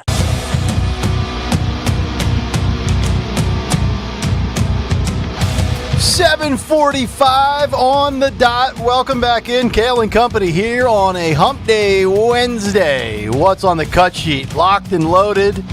And locked and loaded. The box number 4. Our man, the great Tony Bruno. Woo. Morning, TB. Hello. Uh-oh. Your lips are moving. His lips are moving. These lips are made for moving. And that's what they'll do. One of these days, this audience will hear you. Now, what could have happened from yesterday to today?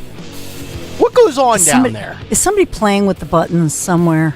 Just leave it the way it is when you sign off. That's what I do. All right, we'll go to him whenever we can. Tone. Let's fire up the cut sheet for a Wednesday, baby. What's on the cut sheet? What's on the cut sheet on this? What Up Wednesday, whenever we what up with Bruno, is sponsored by Tri-County Auto. Tri-County Auto. Great deals with Toyotas, Chrysler, Dodge, Jeep, Ram. Stop by both dealerships. Look for the big American flag in Royersford. Royersford. Limerick adjacent. Thank you, Tri-County Auto, for sponsoring the ever-important Wednesday edition of What's on the Cut Sheet. Speaking of that, the Michigan Senate candidate and Dawn, bringing up algorithms every 10 seconds. He says that every third video on his Instagram. Jesus Christ. Okay, thank you. Hello? Is this on? Oh, God. Radio 101, guys. Radio 101. Can we not, test it on the air, maybe, please? Thank you. He says that every third video is an OnlyFans. Wait. So start this over again. Let's listen to him say this is 23. Okay, this is 23. This is amazing. This is amazing to me. Apparently, Mr. Jim Guy does not know how algorithms work, and maybe we shouldn't admit to some things. Roll this. Like you think about if you're on Instagram, my team has access to my Instagram account, and like the things that I actually look at on Instagram, right? Of course, we get served that on your For You page, but then like every third video that scrolls on its own is going to be some OnlyFans model, and it's because it clocked me as being a 40-some-year-old man. That's not how algorithms work. Genius. What a dumb F he is. Is he dumb, or is he saying this on purpose to say he's at the gym and you see him in a t-shirt and he's got really big muscles and he's really fit? And is he trying to be a manly man? Because we think it's actually a valid. Yeah. I mean, I don't know. Like to your point, no, Dawn. I mean, I've been saying this for a year and a half on the show. Democrats cannot find a normal, average dude, physically fit, likes hot chicks, doesn't go by pronouns, you'd want to watch a ball game with. Not saying I'm a fan of this guy, but if that's what he's trying to present, might work. Look, I'm just a regular guy. I like women. I eat red meat. Is he talking about these auto rolls where you're watching a video of your choosing and then it rolls into something else you didn't sign up for? Yes, okay. but that's, you have to understand, like, algorithms are only work. They're not feeding you. They're not feeding you things because of how old you are or what your profile is. They're feeding you things that you click on. Okay. You know what I mean? So like, your habits. If Nick is on Instagram or YouTube and he's watching golf videos. Yep. You know what's it's going to super serve you? Golf videos. Right. Well, I've told you guys many times. I'll go from looking at like golf equipment on a website, pull up Fox News, start doing some prep, and I'm inundated with Golf Galaxy ads. Right. Right. Yeah. So if that's what he's referring to, okay. All right, Tony, are you there now? Let's see if we have. I've been here since before you guys started this morning. I've been up since 4 o'clock, for God's sake. I was here before you and Dawn started screaming at each other.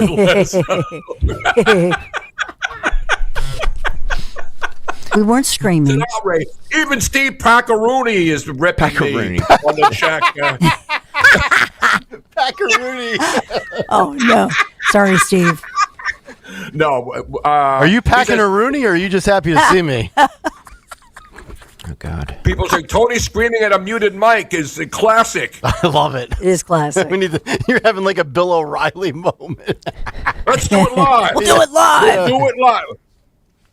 Yes. My hotkeys aren't working. Let's try it again. Uh-oh. Do it live. I got it. Do it live. Exactly. I'll write it and we'll do it live. I love a good meltdown. Anyway, we'd like to thank Shri and Corey Bush for participating in another election. Corey poor Bush. Shri. But the good thing is, Shri, the guy in with the fake eyebrows and the bad wig, he lost his election last night. But the good news, he is being inundated with calls from 7-Elevens and Dunkin' Donuts all over the country this morning. God bless. Wait, what does Corey Bush have to do with this? She ran for re-election and she got swamped last night. I thought she got outed like a year ago. She tried again. She did, but then she ran again. She ran again and got smoked again. Oh, you just got to see, these people just can't go home. Take your loss and go home. Oh, God. Exactly. I didn't even know. Exactly. Well, the other lunatic, she won her primary. Talib, or who's the one in Michigan? In District 12. She's one of the notorious squad Dems that's always all over television. She won her primary last night. Yeah, all the anti-APAC candidates. They're doing so well. No, don't start about APAC again. I want to get through the cut sheet today. And Greg is pissed off. Yeah, you know what? Even Harry Mays checked it and said, I am pissed off, he said. Earlier. We need that thing that you have in your bed that's like a big, it cools things off. Yeah, like keeps Greg. Robin content. Like, so he's not pissed off. Bed jet. Robin has a bed hot. jet. He's, you got to cool him off. I'm not pissed off. I'm just not. I'm not liking what I'm hearing. He's so irked. far. Don, it's just you and I for a while. These two are still in cool down mode from their There's 7-15 fight. There's nothing. I mean, like, I can't argue with a person who makes a sweeping statement that says anybody who's anti-AIPAC is anti-Semitic. I mean, like, that's a very for the 10th time. That's not what I was saying. Okay, sure it wasn't. Okay, sure it wasn't. It's not what I was saying. You guys keep fighting. It's fine by me. And part of it was I'm asking questions. I'm just asking questions. Why is there a site, Track AIPAC, that then, by the way, Chris Rabb is on it too. Because Chris Rabb takes no money from, he's 100% clear. He does not support genocide. Because it's lobbying for a foreign government. That's why. That's why we shouldn't have any influence. And I know it's, as Nick said, which is a correct statement, it's fool's errand to say that no foreign money should go into United States elections. Mm-hmm. But AIPAC lobbies for a foreign government. The end. Mm-hmm. The end. It's not America first. It's not. Okay. And Can we saying stop that arguing about AIPAC and get to the cut sheet? And saying that is not anti-Semitic. But by also saying that Chris Rabb in our area is running for Pennsylvania's 3rd congressional district, and he's standing against genocide, he's an and a-hole. rejecting support from AIPAC, and so what there's we can walk and chew gum at the same time. So what are they saying? He's an a-hole. For? He's an a-hole, but you can't. We can also say that maybe having knowing who is lobbying for a foreign government is the correct stance. Just saying. Remember, transparent government. Rabb is a rising star in the Pennsylvania Democratic Party, just Sure like is. what's her name up there in Pittsburgh, Summer Lee. Summer Lee. She's another winner, huh? One way to say it. This Hawaiian congressional candidate got his ass kicked during a beach fight. Oh, yeah. Did you see this? Yes. No. Kirill Yes. Basin, a Democrat candidate running for Congress against incumbent Democrat Jill Takuda, got into a heated back and forth Saturday with a couple of Keewapaku Beach I'm sure I'm saying that, not saying that properly, Keewapaku Beach on Maui. Yeah, you don't mess with the Kiwakapoos. The verbal They'll kick your altercation. butt, kapoo. The verbal altercation was captured by a witness on dramatic video, along with the ensuing ass kicking. I'm reading from TMZ. Is this being labeled a political assault? I mean, knowingly going after a... No. The guy was an idiot. The guy was mad that this politician was yelling at some other guy sitting right near him about his radio being too loud. Oh. And then you see what happens. Let's go to the tape. This is like an early Fight Club. It is. That's a very good way to put it. Right. The clip starts with Basin talking about putting the other man in the hospital before doing a 180 and shaking the man's hand. But then Basin tells the man's female companion to go F herself, and that's when everything goes off the rails. Let's go to the tape. Let's roll this. Come on, hang on, put your bag away, bro. Put your bag away. So that's that guy in the. Hang on a second. Bald guy's the politician? The guy walking away there is that's the politician, Kirill Basin. Okay. So they're arguing over, I don't know, beach space or something like that. Okay. All right. He wants to go to the hospital. Come here. Want to go to the Tone, it's like fighting over a parking spot in South Philly. Uh-huh. Yeah. It is over. It is over. Okay, so there's a... Handshake? Handshake, yeah. Hey. Go F yourself. That's what he said. Nice grass patch there on the beach, though. So after he said it was over, he said, go F yourself. It's effing over. There we go now. What are you gonna do? What are you going to do? Am I? Looks like Baron Corbin. I didn't put him in the ground. Watch the dude get up. No, bro. Come at me, bro. Let him. Don't tase me, bro. All right, good. It's over. It's over. It's It's over. Okay. But it's not. Uh-oh. Oh, we have a Here chair. comes the beach chair. Oh! Yep. Down goes Frazier. Wait a second. KO. How did he knock him out? Knocked the F out. Punch him baby. right in the He got face. knocked. Too slow of a wind-up with the chair, and the bigger bald guy with back. the... Look at the... Yeah, the other bald Well, guy is yeah. buffed Way up, bigger. It's and he amazing. knocked him out cold. That was amazing. This is And like- by the this way, would be like Tony and I on the Delaware. and by the way, the guy who knocked him out, to his credit, tries to go over and like rubs his chest to make sure he's okay. Yeah, you know what? That you earn major points. That guy who knocked him out did the absolute right thing. Yeah, like not only did I knock your head off, buddy, I helped you back up. Yeah. He's rubbing his chest. The guy who knocks him out works out and does this. He works out at some gym where he knows how to fight. Yeah. To knock somebody out like that, cold. Yeah. Wow. Can we just watch the actual knockout blow again? Yeah. That's what it starts with the chair. It starts when this creepy guy, he picks up the chair and roll it from there, him, Phil. Yeah. And then he didn't even have to touch him to knock him out. Yeah, that guy's got a weak chin. Yeah. Oh man.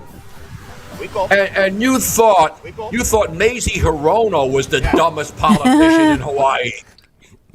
This is Kirill Bazin. Makes you wonder too if he was intoxicated because he went down pretty quickly. That's true. In the end, Bazin gets knocked out cold by a single punch thrown by the other man. The politician drops like a sack of potatoes, and some guy starts slapping his face to wake him up while he's unconscious on the ground. Now, this is the guy who's in office in Hawaii? No, he's running. He's running for Congress. Is he a socialist too? I don't know. Okay. In the end, after cops arrived, things only got worse for Bazin, who was arrested for allegedly making terrorist threats, and his bail was set at $1 million. It's amazing, and you could try to kill Trump, and you only go away for $250,000. The news site reports a 61-year-old man asked Bazin to turn down the volume on the music he was playing. Bazin allegedly implied he had a gun and would shoot his wife, sparking the physical altercation. Wow.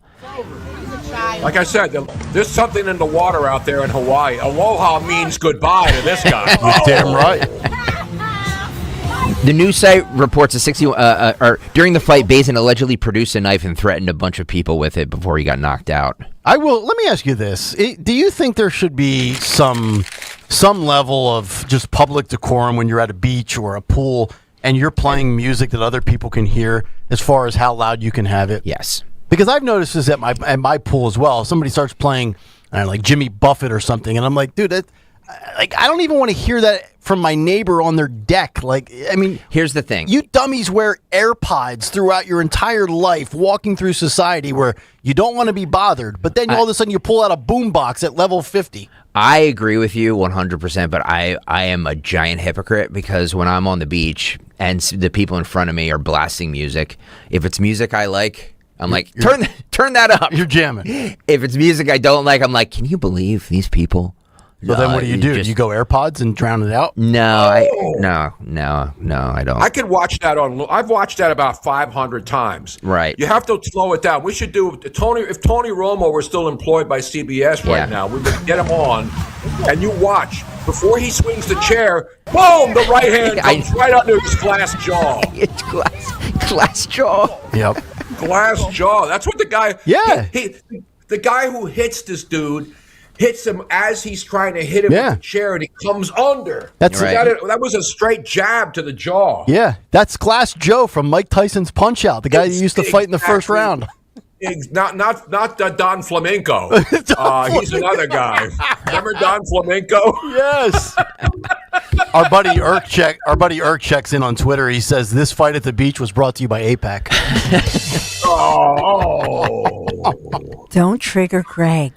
I'm not triggered. Oh. I'm not triggered at all. Oh, good. You're just wrong.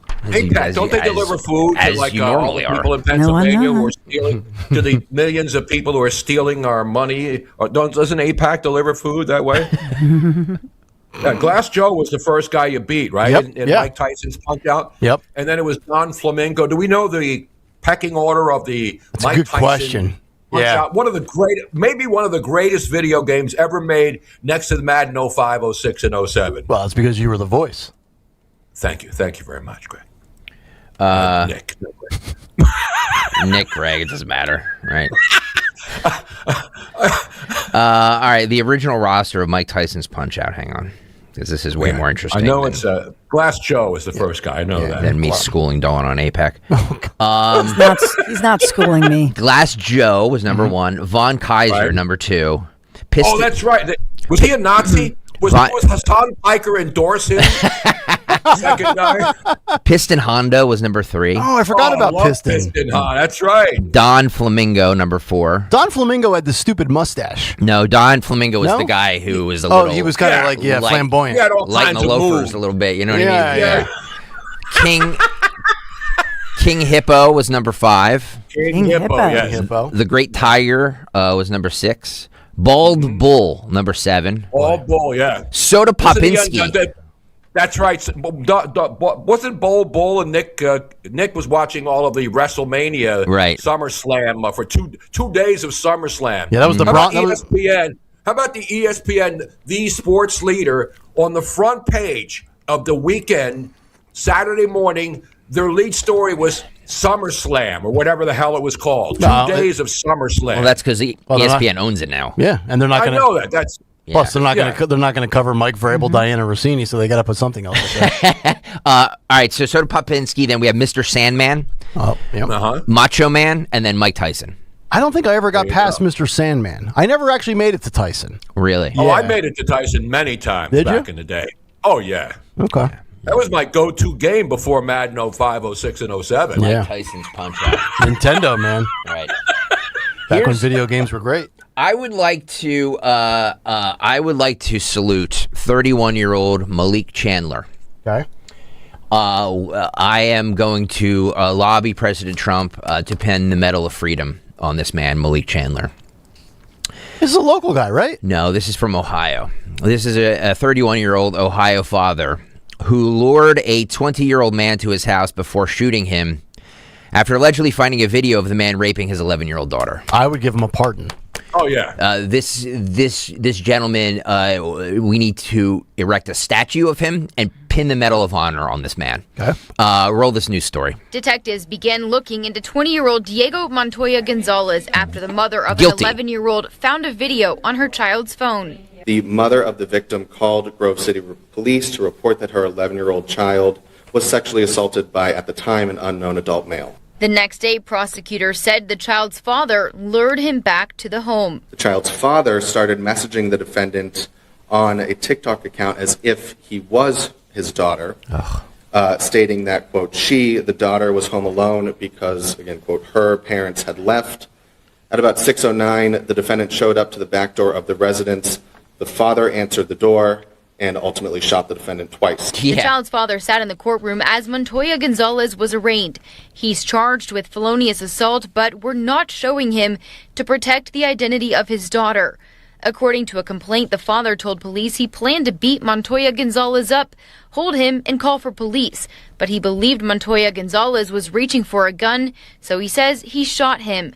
Prosecutors said investigators found multiple videos on Montoya Gonzalez's phone showing the sexual abuse of children, including an infant or toddler. Oh, God. He's charged with rape, pandering sexually oriented material involving a minor, and obstructing official business because prosecutors said he tried to run when he was arrested. A judge gave Montoya Gonzalez a $20,000 recognizance bond and $50,000 cash surety bond. He's also ordered to stay away from the victim's family. Reporting at the courthouse. No parent, father or mother, that kills a rapist that raped their daughter deserves to go to jail. Agreed. None. Agreed. Put it to a jury trial. Yes. Yeah. Amen. Just put it to a jury. Acquitted.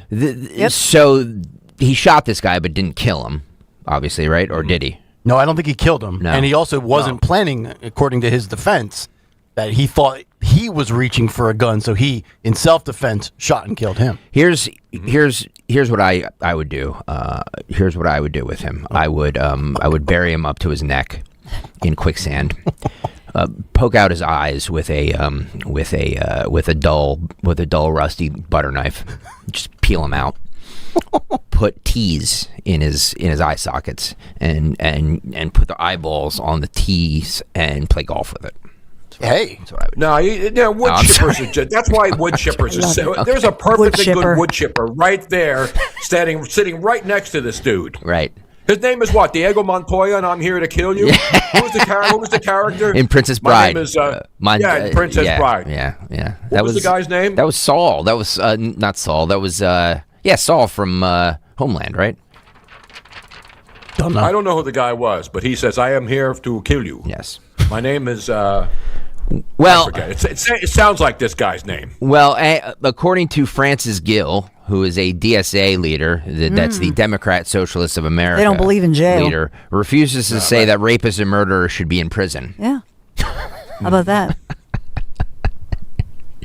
Can we do the same to this woman? All right, roll. It's a hell of a winning message. I'm sorry. This is 26. Are you eating? Yeah, I am. Oh God. A little sugar. The vast majority of calls that go into the police are not about violent crime. They're not about dangerous situations where people would want protection from police. One thing that we can see is that when we expand unarmed crisis response, like we've done in Los Angeles, we decrease the cost that we're spending on police and policing in the city, and we improve the outcomes, and we get people who are suffering from, severe mental illness or, what have you, the actual help that they need. So I think there are way better ways to manage. Francis, do you think killers should go to prison? Go ahead, Daniel. Francis, do you think killers should go to prison, rapists should go to prison, and especially, non-citizens? Should non-citizens that are killed or raped, should they be deported? I mean, who I think should go to prison are the people who are protecting the Jeffrey Epstein and people who are just answer the question. Do you think people should go to prison for being murderers? This is so simple. You could just say yes. I mean, people should go to jail because they killed somebody. That billionaires who are stealing. Of course, I believe so. Like 99% of Americans. You're not answering the question, Francis. She cannot say. You're not answering the question. Yeah. So. Wow. First of all, that guy's dressed like Pee Wee Herman on the right. Kind of sounds like him a little bit as well. And you can't. But he looks like Tony Montana, Yeah. Al Pacino. But you know what I mean? Yeah, back in the day. He's got the look and the high voice. Yeah, the high voice. I mean, Martha McCallum. It was such an easy question to answer, right? And so laughable of a non-answer that even Martha McCallum is giggling about it. Really? And the woman on from L.A. is got to be on Quaaludes or something. She's talking about the Karen Bass has been an absolute failure when it comes to policing L.A. The whole town's a disaster area. She's crying about the movie industry leaving. They're leaving because there's nothing there. Because they can make money. They can make money in Romania and go get out of Los Angeles. The only thing left in Los Angeles now is daytime game shows and soap operas and maybe the late night non-funny shows that are taped out there. Right. There's nothing left in LA, and the people on the streets are still out there, and she's worried about policing and getting homeless people off the streets. That these people are nuts. Yeah. They are nuts, and they say it with a straight face. That woman's saying that with a straight face. Mm-hmm. It's also amazing too, Tone, because you're one of the few that's very qualified to talk about kind of the before and after. You've lived in LA, you've been in San Francisco. I mean, to where those two cities are now versus where they were when you lived there 15, 20 years ago or worked in those radio markets, it's got to be a night and day difference. Like if you went back right now, you wouldn't know the cities you were in compared to when it was 2007. Well, I lived there from 2000 when I moved out to start Fox Sports Radio to 2011. So I was there 11 years living in Venice, Marina del Rey area. It was great. Robin and I would ride our bikes all the way down to Santa Monica. The Santa Monica Pier was great. The 3rd Street Promenade. All of that is gone now. All the stores are closing. The 3rd Street Promenade, all empty stores because nobody wants to do business when you have homeless people sitting out there. It used to be a cool place to be. Now it's an absolute disaster. And because of Karen Bass and then, of course, Gavin Newsom, who's still crying about Trump going out to California while he's absolutely let the whole state go because he's too busy running for president. Sort of like Josh Shapiro, who's suing Trump every 10 minutes instead of worrying about winning an election or worrying about the crime going on. And I know you're going to have Dave Sunday on. Josh Shapiro, to me, is still trying to run for president when he hasn't even won re-election. By the way, did you see Trump endorse Stacey Garrity yesterday? Yes. So now she'll only lose by 12 points. I mean, look, I'm going to vote for her. I'm rooting for her, but I'm being realistic. Well, to Nick's point in his big take, I think that Nick made earlier, Tony, and this rings true. So think about all the stories like the one that was huge breaking news mid-morning. Nick focused on it in the big take, and that is, the fleecing of America. And here we were. Philadelphia, not just Pennsylvania, Philadelphia, center stage with this huge story. I know there's a lot of news this morning, but you would think that would at least make the top 3 stories. Yeah. Look at local stations. Jimmy, get her water. No, I'm okay. Sure. But I'm just saying, think about that, and think about that in proximity to Stacey Garrity running for governor. So it all goes together in a political season. What stories are top stories? You know what I'm saying? Because some tee up. I've got Philly.com up. Now, remember in the big take, I said as of 3:47 p.m. yesterday. Which is the time Nick checks out. That's when I wrap up. That's where all the big take material comes from. It's a great time. Fresh off the nap. I've got the energy drink going. The house is quiet. Luckily, nothing changes. I'm typing up bad grammar. 3:47 and 6:30 in the morning. To regurgitate on the radio. It's absolutely ridiculous. You think there was a bigger story for the big take? I'm kidding. I'm just checking. So I'm looking right now, and let's all do this exercise right now. Go to Philly. Go to Philly.com. Here's the top stories as you scroll down from top to bottom. LeBron James, Cheltenham football, Ellen Yin's new restaurant. And how about this one? Here's a political one. A routine voter roll update in Pennsylvania prompted misinformation from conservative activists. Let's see here. What else do we have? Pico. Again, guys, my point. Are we going to find the story? No, I mean, it's a You're 100% right in this. The Inquirer is just, it's garbage. It's garbage. It is garbage. Let me just start off by saying that. But also, we need to stop pretending like people don't have their own source of people who. No, that's true. People who read the Inquirer are they're not going to see this story, and the people nor do they want to see. And the people who follow Fox News and people like Don Stenson will see nothing but this story. So it's because of algorithms. Story, I agree. I agree with you. Can I finish my point? My point is that I am all I'm saying is that your news media, your media quote is whatever you make of it. It's all tainted. Whatever you want. You can be super fed one story 8 billion times, or you can not see it at all. And that's the problem I have. So when everybody blames the media on everything, the media is whatever you create the media to be, because you have it at your fingertips. Totally disagree, Greg. Totally disagree. Okay. Your job is to give the top stories. Agreed. Like when I was on Monday afternoon with Robin and I, we were talking about this on Monday afternoon about the fraud. And then, of course, the left wingers say, oh, well, that's made up. It's not a reliable source. This is a reliable source. This happens. This is happening in Pennsylvania. The grift. Nobody heard you talking about you're it not, earlier, Tony, you're not listening to me. I didn't say it's not real. I'm not saying it's not a huge story. All I'm saying is to to blame the media on everything. Your media is whatever you want it to be. It's not 1990 where it's 3, 6, and 10, and it's the hard copy of the Inquirer. It's not that era anymore. It's their job. It's their job, Greg. To report it. Agreed.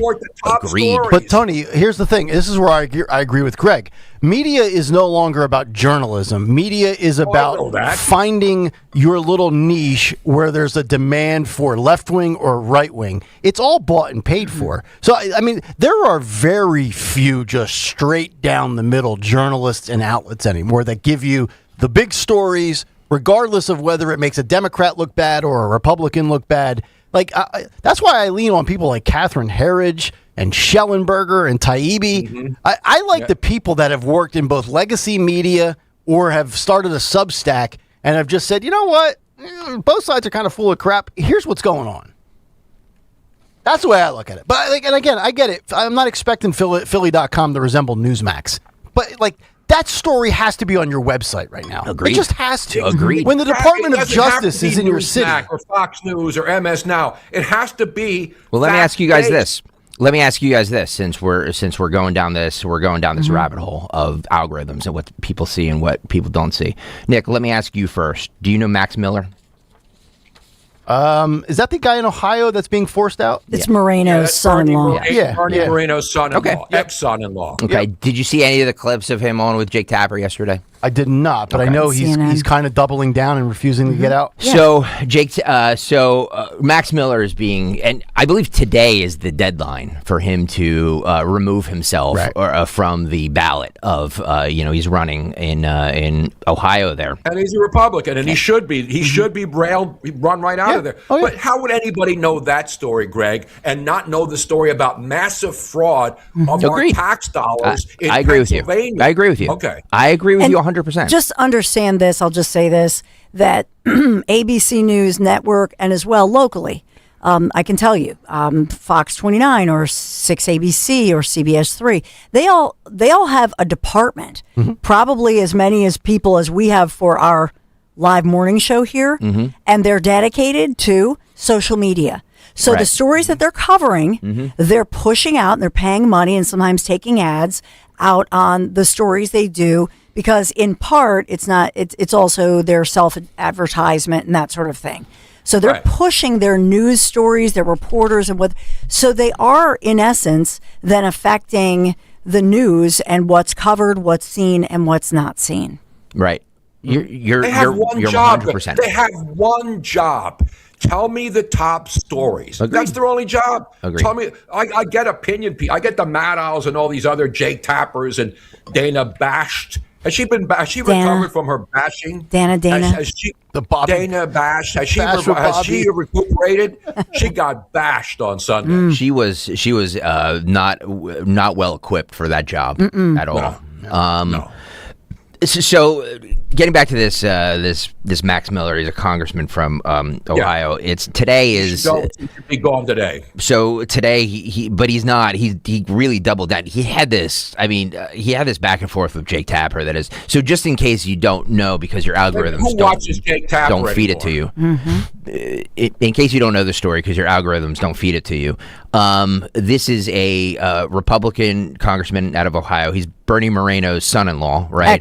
Ex-son-in-law, who is in this custody battle with his ex-wife, where it's spousal abuse, it's child abuse. I mean, he's accused of beating Bernie Moreno's daughter. Yeah, Bernie Moreno says he's called for his former son-in-law, who's Ohio's Republican representative there, Max Miller, to resign, drop out of his reelection bid, labeled him a danger to his daughter, Emily Moreno. I mean, this is a very bitter, obviously they're divorced, but it's a child custody dispute. Got it. He claims severe domestic abuse allegations. If the allegations are true, ugly. If the allegations are true, by the way, Nick, this is Graham Plattner on steroids. I was just thinking the same thing. And by the way, you don't hear a lot of GOP members talking about this. Bernie Moreno seems to be the only one. No, because it's his son-in-law. That's why he's talking about it. Well, he's coming. He's coming. His daughter. Saying well, his Tony, his daughter, every Democrat was asked about Graham Plattner. So why isn't the same threshold being held for this? Because everybody saw Graham Plattner being deified by the Democratic Socialist and Bernie Sanders, who's out there raising their hands. You can't compare the two stories. This guy's got to go too. But Graham Plattner was kept in till the very, very end. So it's not even the same type of story. Nobody knows. Most people don't even know who Bernie Moreno is. What do you? This is. It's pretty ugly. If the allegations are true, this is a worse story. Emily, I know, but has the guy Bernie Moreno not said his ex-son-in-law should drop out and get out of the race? Yes, agreed. So that's what he's supposed to do. But my question is why hasn't every GOP candidate been asked? Well, what does the district look like as far as the likelihood of a Republican winning? Are they afraid that this could lead to a Democrat taking the seat? I don't know. Okay. I don't know the district. All right, let's play some. It's not the same story. It's not even close to being the same story as Plattner. Everybody knew who Plattner was. We saw him every day. You couldn't get away from him. It didn't matter what network you were watching or what newspaper you were reading.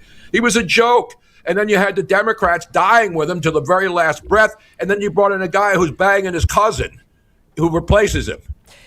So just so everybody knows what this is, Emily Moreno, the ex-wife, alleged, and this is official in court documents, but they're allegations. She claims her ex-husband, Max Miller, the representative we're talking about, physically abused her during their marriage, including pushing and shoving her, holding a gun to her head, dousing her with boiling hot water. But then what's intensified is their 2-year-old little daughter, their little girl, suffered a broken collarbone while in the ex-husband's custody. That's where we're going to start here, Don. This is cut 18.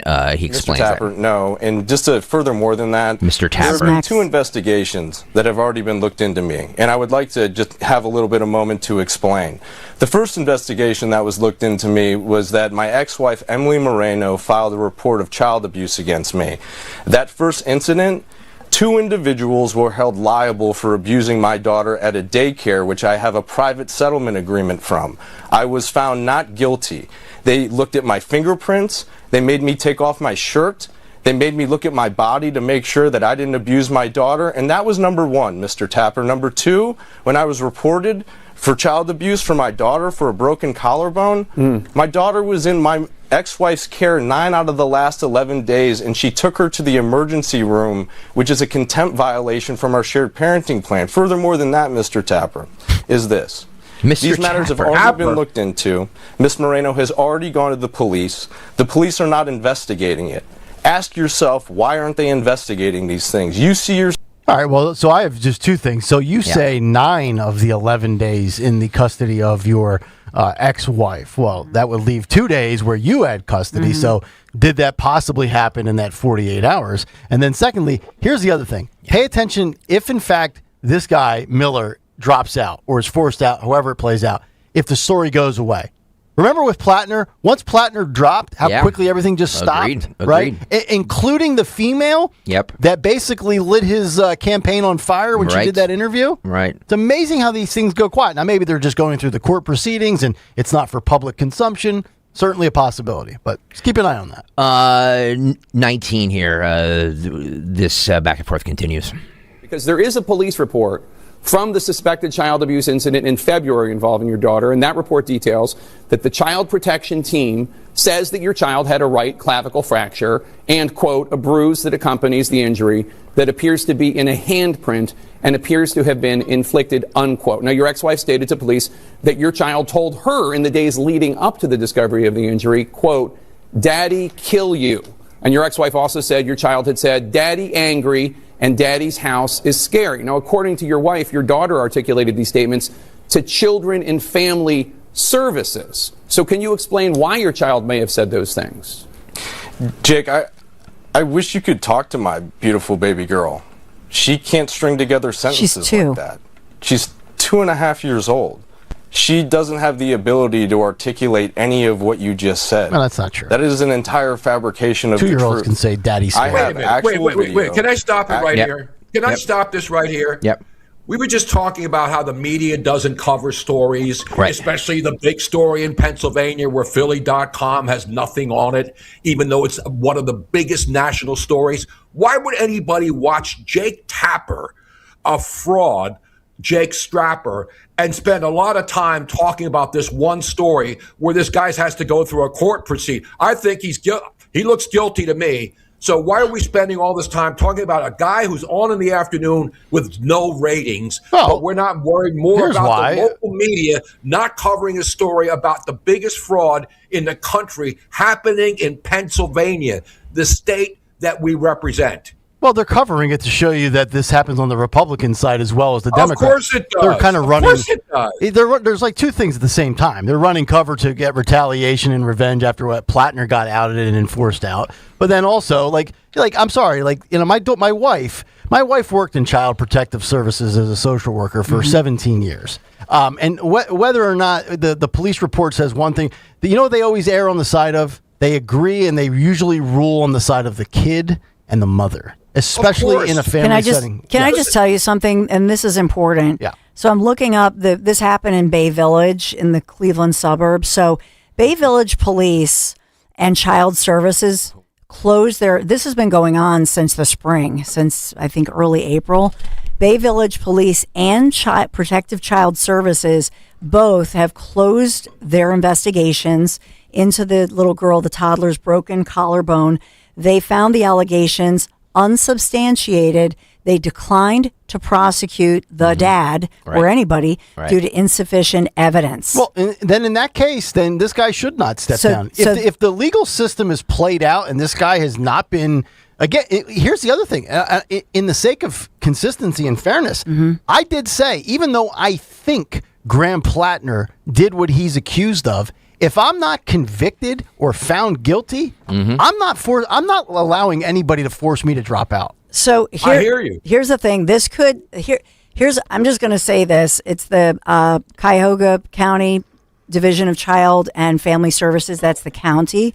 So both the municipality, Bay Village Police, you had local, state, and county all investigating this. And if you know, we've covered these. These take a long time in and out of the courts, and that's what this dad is saying. And so we all know. I mean, certainly you've had it. Maybe, and I've watched this as a professional, as covering things in the courts, as a distant family member. Tragically, kids become pawns in these nasty divorces. Agreed. And so, in my humble opinion, he's telling the truth. Okay. In my humble opinion, he's saying, I've been dragged through the courts. This is a nasty divorce. Let me tell you something. If they thought this dad did this, they're going to go after him and then some. Well, for all of these levels to say that they're not going to go after him, because if they thought that there was a chance, they would keep it in the courts. Well, that's what they do. The new GOP rock star who said the F word to Fauci believes his daughter. So who's one of them is? Well, he does believe his daughter because it's your little girl. I mean, you know what I mean? That's your little girl, and she says, "Dad, but your little girl could be a psychopath, right? Who is lying? She could be, but so with Moreno, look, he very well may believe his daughter, but I'm just looking at all of the evidence, and in my humble opinion, when they think they've got somebody who did something to a 2-year-old, or bruised up a lady or whatever, they don't just let it go. They don't. What was the date of the accused, the allegations? Because again, timing is always interesting, right? Same thing with the Plattner story. Like this stuff went on for years, and now all of a sudden, the guy's coming down the stretch run of an election. So the reason we didn't hear about it was because they invest. So oftentimes in families and in family court, actually, I can ask Linda Kearns because she's a family court. Sure. So oftentimes you don't hear about it because it's going through the family courts. So the fact that we didn't hear about it is because they fully had to vet this. Like I say, local, that's Bay Village, is you're like saying that's like saying Lower Merion. Mm-hmm. You know what I mean? Yep. So it's a wealthy, well-to-do suburb. So you have the local folks, then you have the county folks, and then you have the state level. This was going through the courts, and you have all these court dates, all these different investigators. They usually will take the child, and because of the points that you made, is a young child. So they have to have specially trained people. They go before, they take them in with all the highly trained individuals, and they work with the child. They have cameras. I mean, this is a meticulous process nowadays. And so, because I worked in the Cleveland area, so I could tell you what they do. If they think that there's an abuse situation, especially of a young child like that with broken bones, they're not just going to let it go. It looks to me like at least going back 6 months that I can tell, maybe even 8 months. This is a meticulous process. And so it's tragic to me because kids, unfortunately, they're the pawn in a really nasty situation. And who knows, maybe Moreno, I mean, he's a dad, loves his daughter. But to your point, maybe dad's getting played too, because they don't want the ex-husband to have custody or joint custody or whatever this custody battle is. Look, we all know divorces get nasty. I think in this interview, he even quote President Trump called him, I think yesterday, and said, Maxie, it's not looking good for you. I mean, because they're in the primary, they're going to use this. It's nasty. Mm-hmm. To me, the sad part is, little kids should never be involved in this. Exactly. Never. Exactly. That's my point, Dawn. Yeah. We're spending a lot of time talking about this one case in Ohio where nobody wants to see anybody beat their kids. They should be put in but why does Jake, I get it, Jake Tapper's a hack, But Jake, we spent more time talking about an insignificant show, Jake Strapper, who has no credibility after all the stuff CNN did with Fauci. I mean, Jake Tapper and Fauci were basically having thruples every night while Fauci was screwing over the entire world. It's horrible. And so the bottom line is we're spending more time talking about this story than the stories that are going on in Pennsylvania, which the local media refuses to even acknowledge. That's what makes me angry. Yeah. That's what the media's job is, not to have Jake Tapper run a court trial against a Republican dude who may or may not be guilty of hitting his kid. And if he is, he should be put we should put his head in the sand, as Greg likes to say, and then start throwing rocks, or send him to Hawaii and have that dude just knock him out with one punch. But Tone, the only reason that Representative Miller is going on CNN is apparently Newsmax and Fox don't want to talk to him. So Miller is hoping that because he goes on with Jake Tapper on CNN, he can at least get out his side of the story. Newsmax and Fox don't want to talk to him because it's anti-GOP? I don't know. I'm assuming. Well, how come? That's a travesty, isn't it, Tone? Right? I mean, if we're talking about media malpractice, that's a little media malpractice-y. Look, men get vilified in these divorces, and that's not right. Greg, you're proving my point. A story that's important. Now, bringing people on without any court case, and again, I think anybody who abuses or touches their kid should be immediately executed. Right. But if you're going to have a guy go on because he knows that he's going to get 10 minutes of airtime, although like a half an hour on this show with Jake Tapper, then screw the other networks. The other networks put idiots. We just played a cut of what's her name on Fox with the woman from California Martha. Talking about Martha McCallum talking about there's nobody, people in Canada, the homeless is not, lying about police in California. But she got called out at least. There was somebody there from the other side telling her that she was lying. So that's the problem. The talk shows where it's just opinion-based are everywhere. It's like, those shows are worthless. Everybody has an opinion. Yeah. But when you have a guy who's allegedly beat up his kid and you take it to any news station, I don't care if it's Democrat or Republican, those people, this is just all it's why politics sucks and why media sucks. I'm more concerned about the Philadelphia Inquirer running interference from local scumbag politicians, including Josh Shapiro and the DA. And they finally had to report on the DA, as you mentioned earlier, Dawn. Yeah. All of a sudden now, everybody realizes that the DA, Larry Krasner, is a scumbag. But now all of a sudden, he's a hero? Larry Krasner's a hero now? Well, how about this? Here's a little monkey wrench thrown into the conversation. Yeah. Our dual resident Kayal and Company correspondent for Florida and Ohio, Susie Cool, just sent me a DM, and she says, Max Miller is a nightmare. We know these folks personally. Wow. Ooh. So good one, Susie Cool. Well, Susie Cool, we're almost neighbors. So, I mean, come on. So is it a story or isn't it a story? I think she is saying it's a story. Max Miller of course guilty. It's a story. Wow. Well, I'm just Suze. I'm just giving you the facts, and the facts are that it is surprising to me if there's anything there that the county, state, and the local Bay Village cops. And Bay Village is not like Republican to my remembrance. So I don't see a political bias here, but they said that they just didn't have the goods here.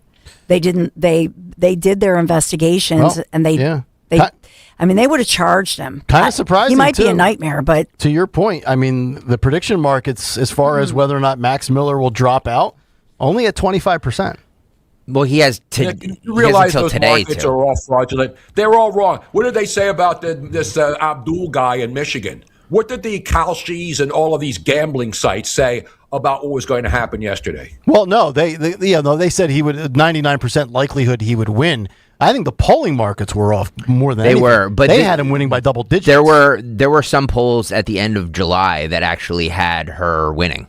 Really? Yeah. So it's not. It's cool. I mean, look, it's still. It was only one or two. So but I think I mean, there's no doubt the polling was off, but like at the end of the day, a Democrat socialist won again. Mhm. Like that needs to be the biggest story of the day.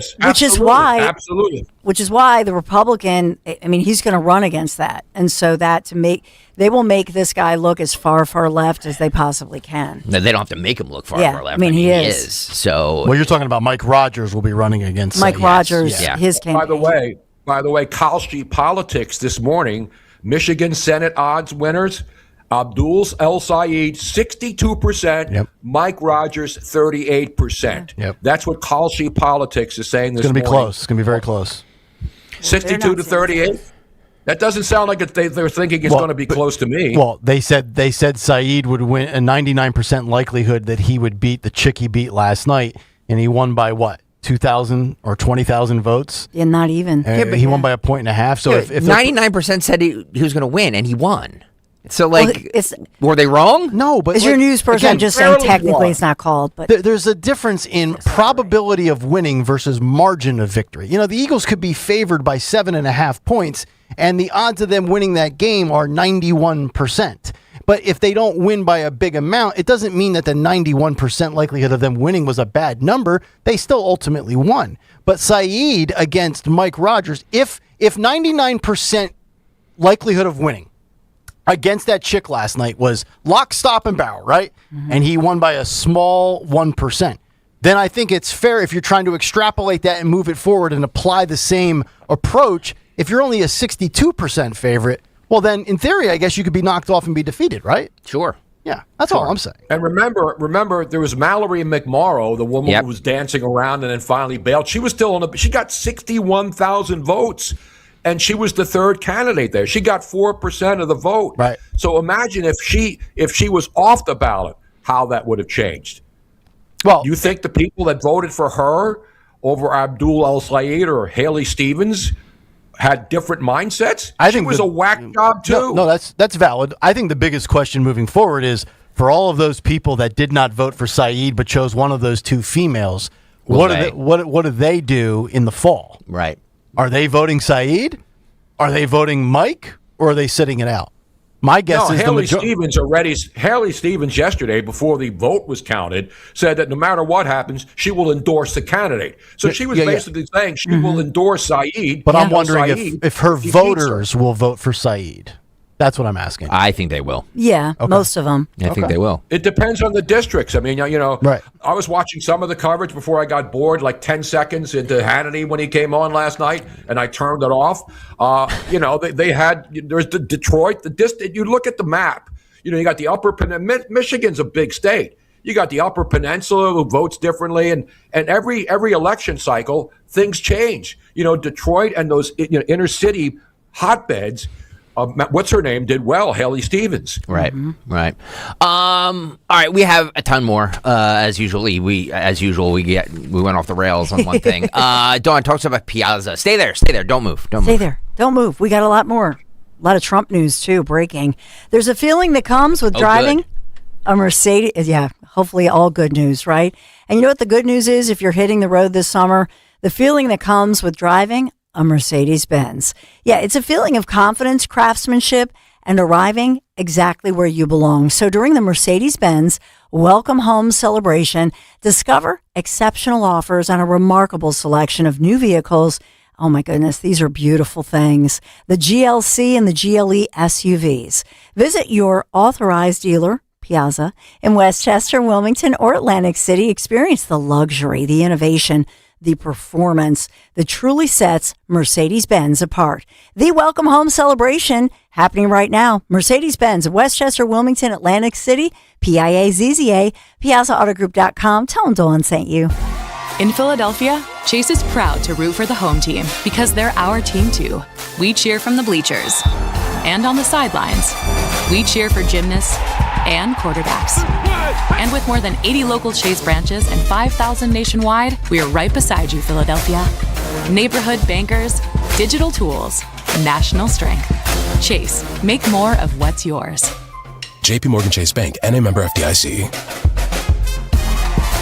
$5,000. That's the average amount of money people in the U.S. are now spending on gas in a year. $5,000. That's crazy. If you drive, you have to download Upside, the free app that gives you cash back for buying gas. That's right. You can earn cash back with Upside just for buying the gas you're already buying. You can literally start earning cash back today. I use Upside, and just last year, I made nearly $300. You're putting gas in your car anyway. Why not get cash back? If you like extra cash, download Upside. I'm saving the cash I earn from using Upside to help pay for a vacation later this year. Download the free Upside app now to earn cash back when you fill your tank. Use promo code FRESH to get an extra 35 cents per gallon on your first tank. You can cash out anytime, right to your bank or a gift card for Amazon and other brands. Just download the free Upside app and use promo code FRESH for a 35 cents per gallon bonus on your first tank. That's code FRESH for a 35 cents per gallon bonus. Here's a harsh fact. 40% of women and nearly 20% of men suffer from varicose or spider veins. Left untreated, these veins can cause tired, heavy legs, swelling, burning, cramping, aching, even restless leg syndrome. In some cases, it can lead to serious health risks, like blood clots. USA Vein Clinics offers minimally invasive treatments that take as little as 15 minutes, covered by most insurances. Call 267-223-7162 and schedule your appointment today. Don't wait. Call 267-223-7162 for free information today. Imagine walking, exercising, and sleeping peacefully again. Varicose and spider veins won't go away on their own. USA Vein Clinics can help. Call 267-223-7162 for fast, easy, and affordable solutions. USA Vein Clinics treatments are covered by most insurance plans. Don't put this off any longer. Call 267-223-7162. Let me tell you something about insurance. When you sign your insurance policy, for some brokers, that's the finish line. Handshake, commission, done. Then you may not hear from them again until it's time for renewal. But your business runs all year, so do the gaps and the risk. So go to supersure.com. If your company has more than 25 employees, whether you're the owner, CFO, or HR manager, it can be too complex to just go buy a policy online. Supersure is the super agency built for you, licensed in every state for your business insurance and employee benefits, all with year-round support for you and your team. At supersure.com, you can access tools like fine print facts. It'll translate your current policy into plain English so you see what's covered and what's not. Plus a business value calculator so you can estimate what your business is worth so you know what actually needs protecting. Go to supersure.com. One super agency, one powerful platform, all your policies in one place. Supersure.com. That's supersure.com. Paid for by Supersure Insurance Agency, LLC, a licensed insurance agency. I know that hiring can be challenging. You sort through tons of resumes and you get too many so-so applicants. You're just waiting for someone to match your role perfectly. Well, now, there's a place where you can meet them fast. ZipRecruiter. Need to hire right away.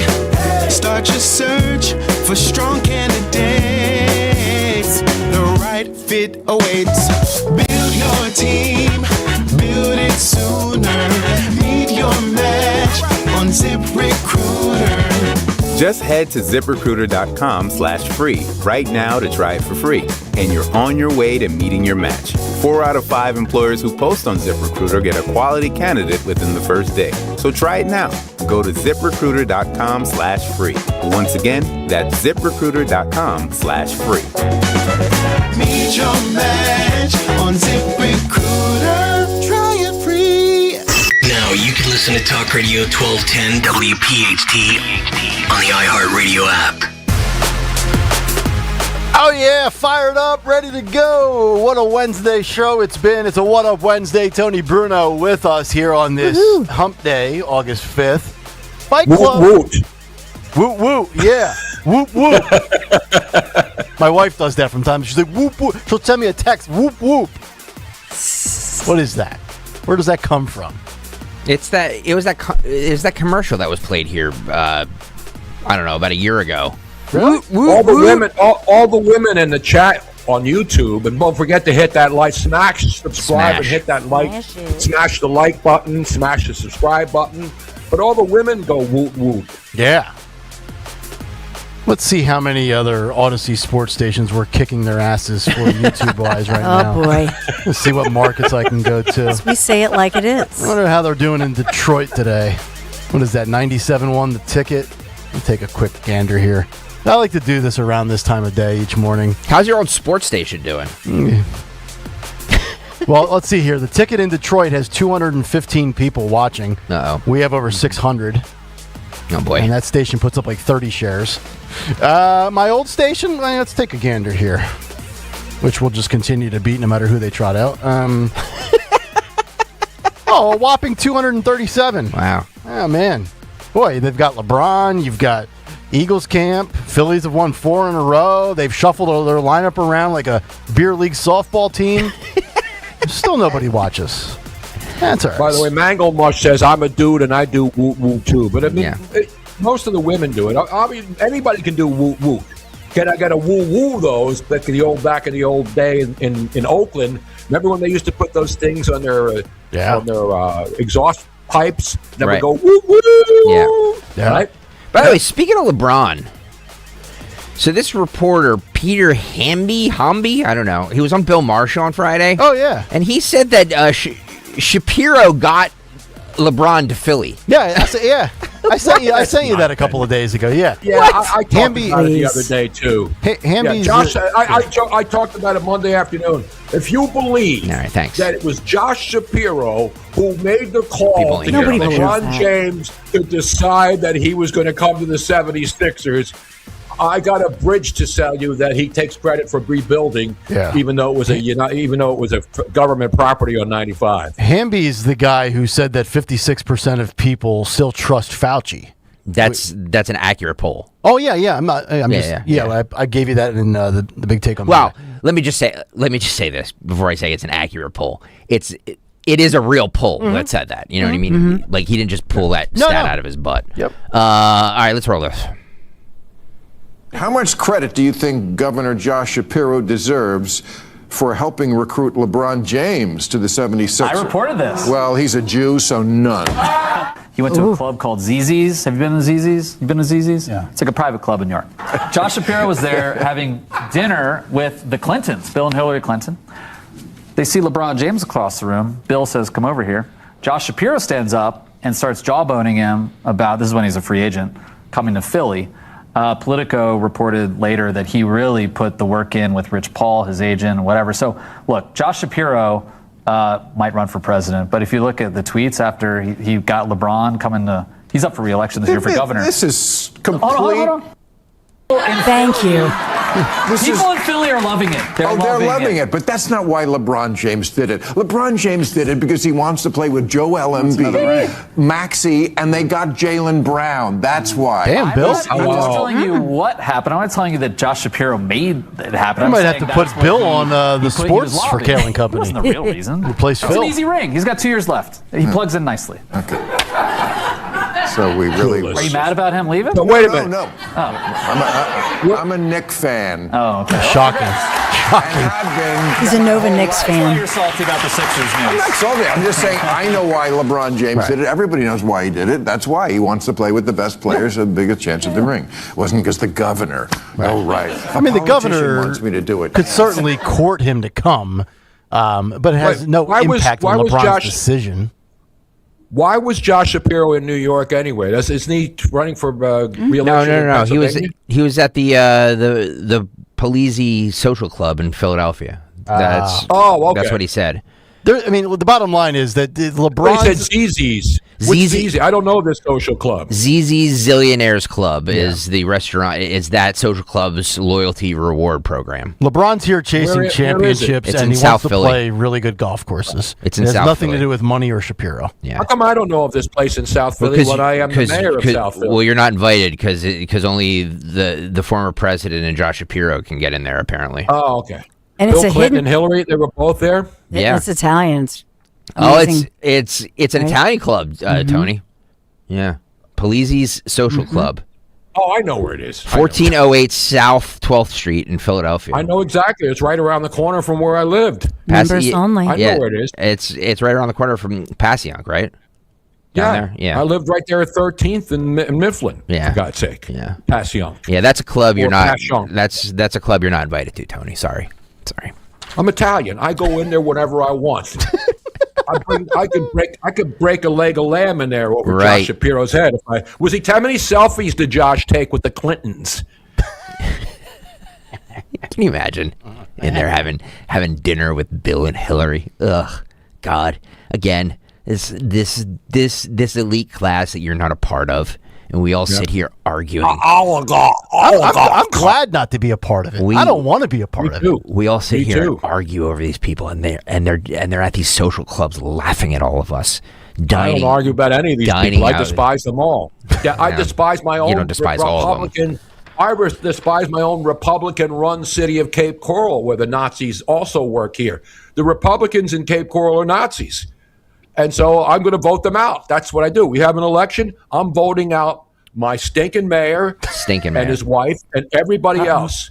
That's how you take that. See, this is the power we have. You vote out the scumbags regardless of their political affiliations. I'm not going to tolerate your crap. Somebody on the YouTube chat brings up a good question. The ZZ's Club or ZZ Zillionaires Club in South Philly down there. You think it's a very diverse crowd that goes in there, guys? Just asking for a friend. Well, if you got Shapiro and the Clintons, where's the diversity, equity, and inclusion? You know what's funny is that is there any AIPAC money in there? Probably, there definitely was. About as diverse as Kamala Harris's new neighborhood. Well, you know what's funny about that, Nick, is that we released our vast social media team released that on that clip of me, Sean, and Dawn talking about it when you were out, and all of these trolls reposted it and were like, you guys are jealous of Kamala Harris and her 8 million. Well, those are Farish's bot haters. Oh, you guys are just jealous that she's more successful than you and she has more money than you. You miss the entire point of that clip. No, in fact, in that clip, me, Sean, and Dawn all said, I don't begrudge anybody for making money and buying whatever house they want to. Yeah. My point is that she's a hypocrite. Yeah. She's a hypocrite as she's sitting there talking about her HBCU black sisters and wants to move as far away from them as possible. That's what I'm talking about. Yeah. You know, if she wants to, her and the Obamas, they can live anywhere they want to, anywhere they want to. And where do they choose to live? Where do they choose to live? With white liberal thank you. Yeah. Thank you. Exactly. That was the point of that clip. These the one where she's talking about Twitter. Yeah, we got the one about she's got we got to pack the cord, and now her latest Urban League nonsense that she was spitting the other day. Spitting. By the way, she doesn't Chris Ippolito says Polizzi Social Club requires ID. Oh yeah. ID. I'm sure probably requires a bank statement as well, because if you're not, if you don't have $1 million, you're probably not in there. Mom Donnie's office has rescinded the ID thing, by the way. Oh, really? Yeah, that came out yesterday because they got trolled into embarrassment. Yeah. Guess where he went on to clear it up? Where? The race lady who has her podcast now. Who's that? The one who got fired by MSNBC. Oh, Joy Reid. Joy Reid, yeah. He went on the Joy Reid podcast. I don't know how many people she has watching it. Women walking around with their boobies dangling. Yeah, they're kicking their boobies down the street. The mayor goes on with Joy Reid to clear up the fact that you need ID to go into his grocery store. Right. When he had the two women that were standing behind him who went up there and told everybody they needed a library card at least to buy. Right, Dawn? Yes. Mm-hmm. I'm getting mad. So people want to know what's the deal with Cape Coral and the Republicans that you're so mad about? Well, they're giving me a lot. They're putting signs on my lawn, no political signs, telling me that I have a code violation for having my broken boat in the empty lot right next to my house, not doing anything. And I would like to have my boat in the water, but it's broken and it doesn't have a valid ID because the whole boat is crap. And so I'm trying to get rid of it. So they're putting signs and they're threatening me that I have to pay all this money because my boat is 6 inches off my lot on a vacant lot that's been sitting vacant for 10 years. That's what I'm talking about. I need a smaller boat. I'm not going to tolerate any stinking Republican scumbag here in Cape Coral, Florida, to take away my rights. I will march on the Cape Coral City Hall. And Dawn Stenson will be down here. We'll take Wink News out there. That's right, baby. And we will march. to the Cape Coral Courthouse. Amen. And we will not leave until we get justice. No justice? No peace. No peace. By the way, the big story, Marjorie Taylor Greene now has a cameo. That's right. $149 to get Marjorie Taylor Greene to sing Happy Birthday to you, ladies and gentlemen. Happy birthday. Maybe she sang to Obama this week. All right, we have to take a really quick break. So strap in because of the 9 o'clock hour. Strap in, strappers. It's coming up next. Back after this. Strap it on. Hi, this is Larry Steinhaus, and I want to let you know that I buy houses. I buy houses from people that may be a tired landlord, maybe somebody who's having trouble selling their house, or maybe someone who needs to sell their house quickly. Well, all you need to do is call 855-939-1137. That's 855-939-1137. And I promise to answer the phone and help you with your situation. That's right, your house may be cluttered. It may be a house that a relative left you, or it may just be a house you just want to get rid of. 855-939-1137. Lanny went to college and racked up huge debt. A little bit over $100,000. For a degree he couldn't use? Now what? I had a friend that went to my computer career. They even helped him get hired immediately after graduation. One of the things I love about IT is that you can work from anywhere you want. You could become an IT pro in just months, including cybersecurity and the basics of AI with zero experience at mycomputercareer.edu. My Computer Career, an elite CompTIA certification partner. It worked for me, and I know it can work for you. This is one student's experience. Individual results vary.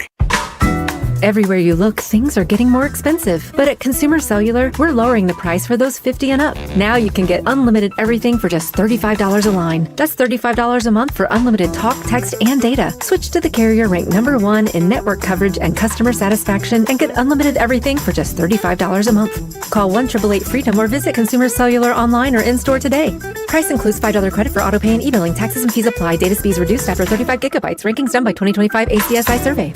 Have you been putting off going to the dentist or addressing that complex dental procedure you've been putting off? Well, stop procrastinating. I want to talk to you about my friend, my dentist, and the undisputed master of dental implants, Dr. Mike Veneria. Hey, it's Rich Zioli. Dr. Mike is my dentist, my family's dentist, and he is the dentist that other doctors and dentists go to and refer their patients to. He's the guy the experts call the expert in handling complex dental surgeries and procedures. He's been recognized by his peers for 12 years in a row as the master of complex dentistry. See, with Dr. Mike Veneria, it's not about cost, it's about care. Dr. Mike, it's about compassion and commitment to your health. So when it comes to your health, including your dental health, which is key, you want the best. You deserve the best. Bridget got a beautiful smile upgrade from Dr. Mike last year, and Mama Zioli discovered him for our family, and the whole Zioli family goes to see Dr. Mike Veneria. With 2 offices to serve you in Cinnaminson and Woodbury, make your appointment today, veneriadental.com. Summer's winding down, and now's the perfect time to get your home organized before fall arrives. Whether it's the master closet, garage, pantry, home office, or mudroom, Closet Factory Philadelphia designs custom storage solutions built around the way you live. A more organized home means less clutter, less stress, and more time enjoying what matters most. This August, make organization your next home improvement project. Visit ClosetFactory.com today and schedule your free in-home design consultation. Closet Factory Philadelphia, custom organization designed for your life.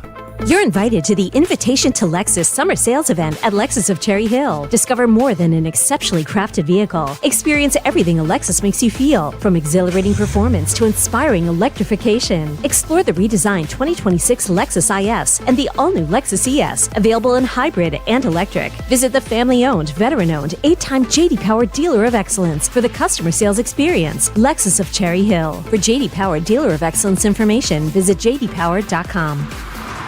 Celebrate the legendary voice of the birds, Merrill Reese, at Merrill Live, an unforgettable evening of stories, memories, and behind-the-scenes moments with Merrill Reese and special appearances from some of your favorite players and more. Merrill Live at the Scottish Rite Auditorium, Tuesday, September 15th. Get your tickets now at 94WIP.com. Presented by PNC Bank, brilliantly boring since 1865, and Impriano Roofing and Siding. The best homes have an Impriano roof.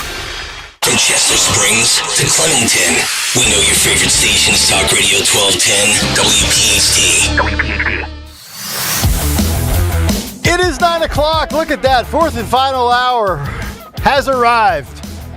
Time flies when you're debating the issues of the day.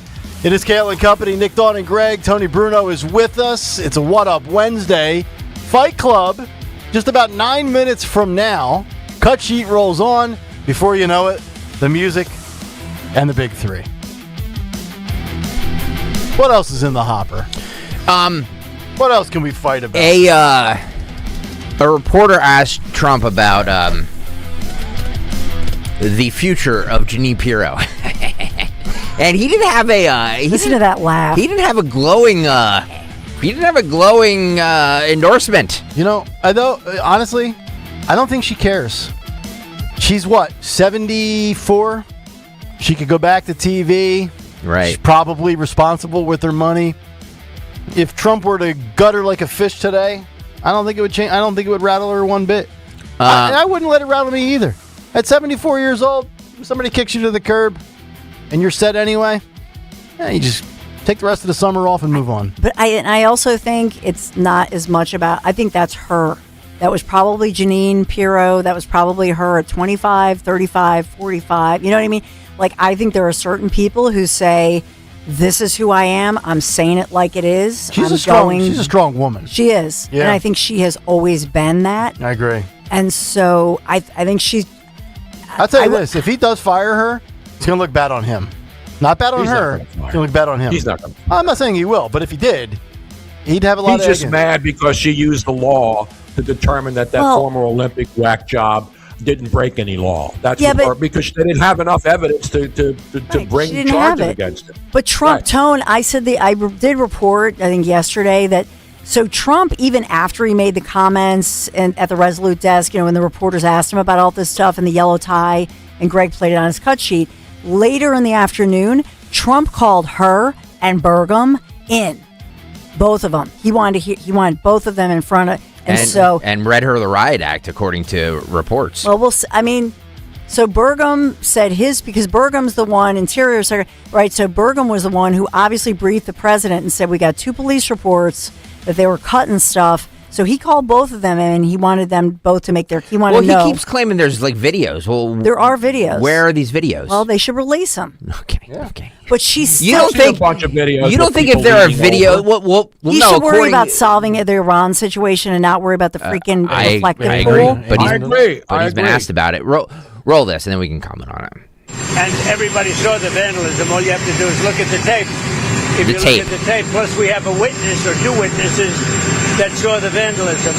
So certainly he needs to hairspray that piece down. It was actually, in my opinion, it was major vandalism. And I told her I was not happy. Is she safe? Are you going to keep her in the position?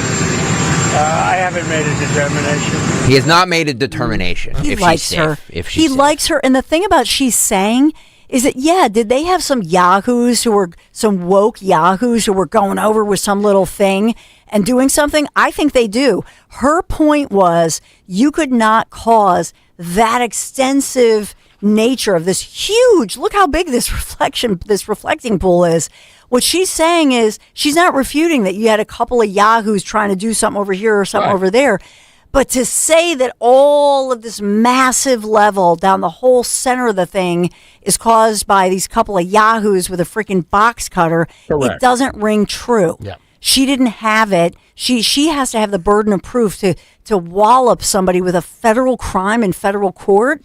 You know what I mean? She doesn't have there's video. There's mountains of evidence. No, there is video of a couple of yahoos with a little box cutter. That's not going to cause this extensive nature of the damage. So she's looking at the whole enormity of it. So the thing that actually caused the damage then is the SUV driving across. I think it's all of the above. It's all of the above. But one idiot who goes and thinks, I'm going to make Trump look, you know what I mean? Did they do something? She's saying, I don't have the goods to the enormity of what you're saying with these massive amounts of damage. That's her whole point. 2 things can be true. Oh, sure. 2 things can be true. Yeah. Okay. Yes. I'm just. So, they're look. They have cops catching people. They have witnesses. They have videos. Like I say, imagine your local swimming pool, and this is what we said. How many football fields was it, Nick? I mean, you're always measuring everything with the football field comparison, right? It's a couple of football fields. Yep. So you might be able to take your little stupid little whatever, your little lame box cutter, your little Boy Scout like foldable knife and you're trying to do something stupid, you idiot. But does that rise to the level of this massive vandalism charge? No. Right. And she doesn't want to get laughed out of court. And She's going after some big stuff too. She's busy. Yeah, that's what I'm saying. She oversees this huge office. Correct. Focus on the things that matter. This infatuation with freaking plaques and pools and rose gardens. Meanwhile, I'm paying $83.76 to fill a 6-cylinder truck. Uh-oh. The truck that outrage. when I used to get mocked. Oh, Nick, you don't have a truck. You have a minivan. You have a wannabe truck. Yeah, well now I'm paying big boy truck prices for my gas, aren't I? Yeah. Aren't I? Because after I paid $89 to fill up my truck, and you have a broken boat. We're so winning. Listen. What? You flustered, Bruno's broken boat. People complaining about gas are buying new $10,000 iPhones every year. Give me a break. There you go, Nick. Or $4,000 golf club. I was just going to say $4,000 golf club. Hey, where I decide to spend my depreciating money on assets is my business. Tony, I take my hat off to you. That is a very good point. But here's the thing. The guy who's complaining about gas prices is the guy who's spending $4,000 on golf clubs. But here's the thing. On nonsense. Here's the thing. Purchase them before the invasion or the attack on Iran.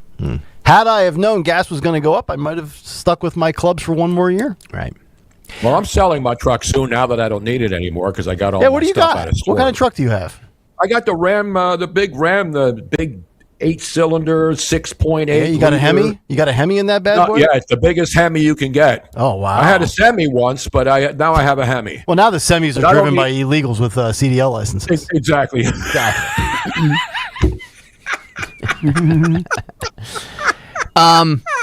So you could tell Tony and I have worked together for 15 years. I know. Speaking of gas prices, Trump on gas prices. Apparently, I want to hear what you guys think about this because this sounds like Bernie Sanders and Kamala Harris. Apparently, the oil companies are making too much money.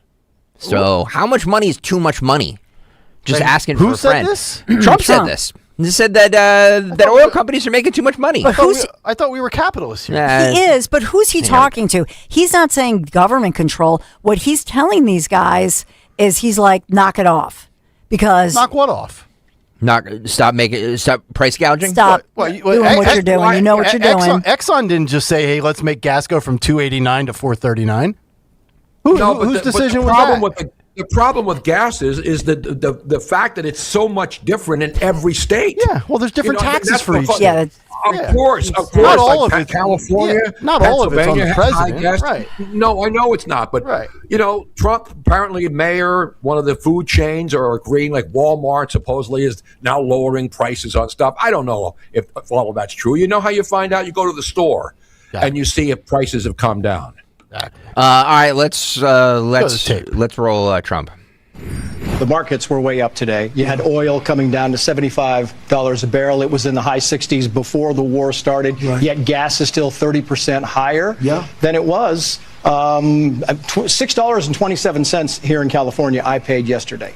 This is a little different thing because they charge taxes on gas every time it goes down. They take taxes. I mean, they've done a terrible job in California, but I think we're going to have it coming down. The oil companies have to start going. They're making too much money, and they've got to start lowering it. But we're going to be down into the 3s and maybe the 2s pretty soon. Making too much money. And we'll see what happens with the war we have. Is the Trump family making too much money? Just asking. That's different.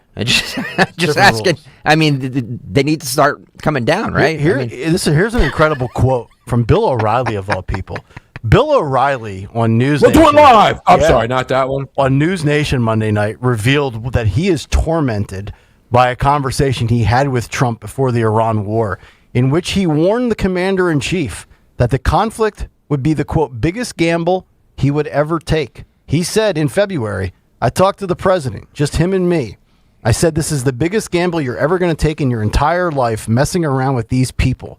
They're irrational. They are like the militants in Japan in World War II, in Germany in World War II. They're not going to surrender. It's going to be exceedingly difficult, and you cannot count on the Persians to overthrow them. So my words today haunt me because it's exactly how it came down. That's coming from a guy who's been glazing Trump's testicles for a decade. That's also coming from a guy who's full of sugar honey iced tea. Okay, well, with everything he says. But it echoes, and the reason I read it is because that's what I've been saying. I've been telling you, these people are irrational. So what he's saying is right. What he's saying is correct. This you decided, Dawn. You say it. He decided to go for it. He decided to take the shot. In the end, I hope he wins. He's victorious, and it doesn't hurt us Republicans in future elections. But this was the biggest gamble of his political career. Yeah, because he's not a career politician.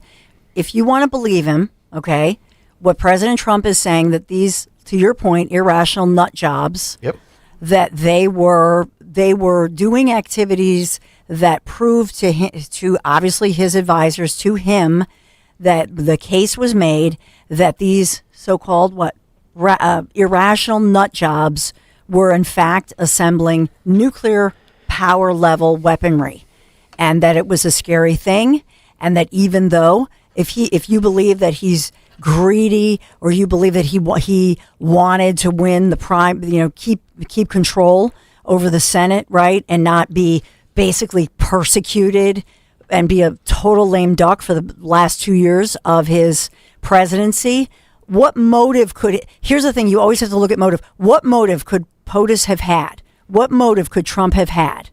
Other than, if you believe him, that in fact these nut jobs were too close to attaining a very scary nuclear power weaponry. It's the only thing that actually makes sense if you think about it.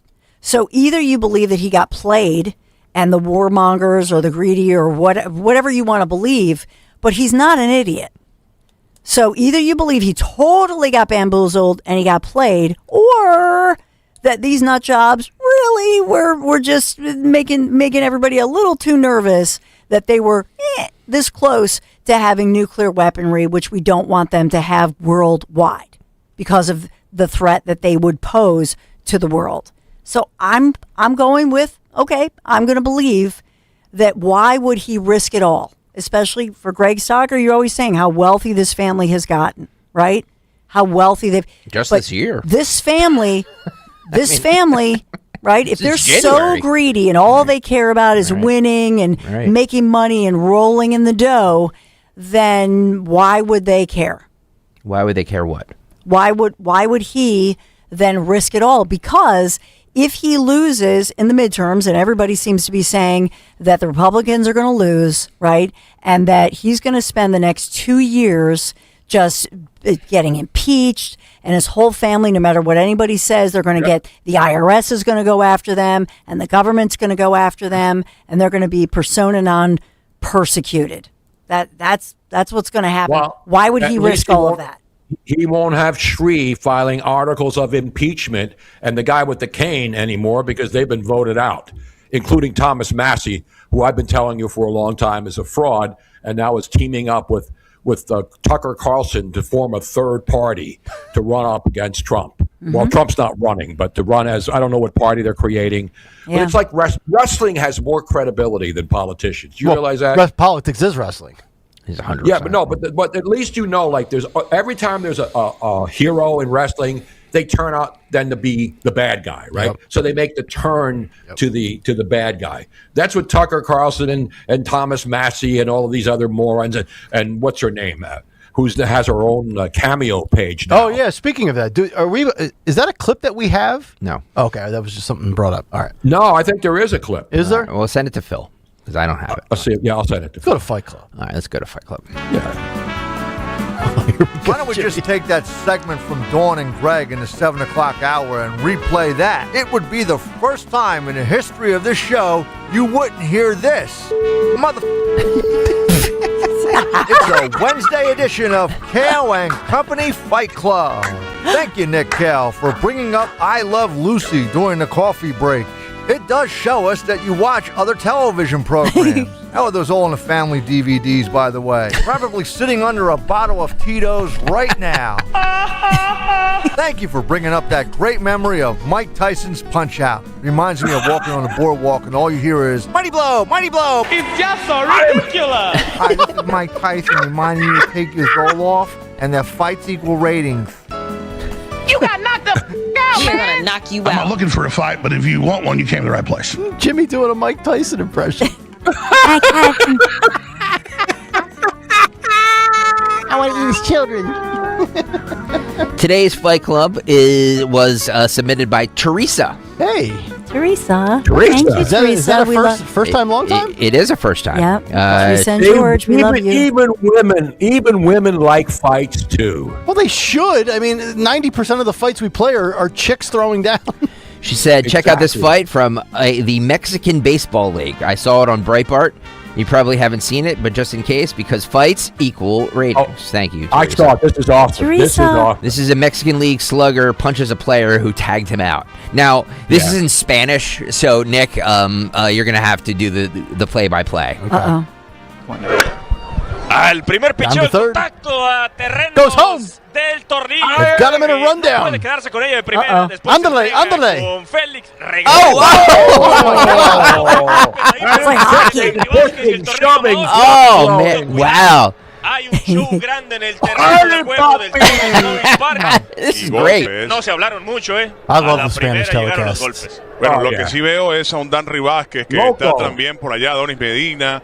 Algunos de los jugadores están recibiendo y otros también están tratando de... Wow. There you go.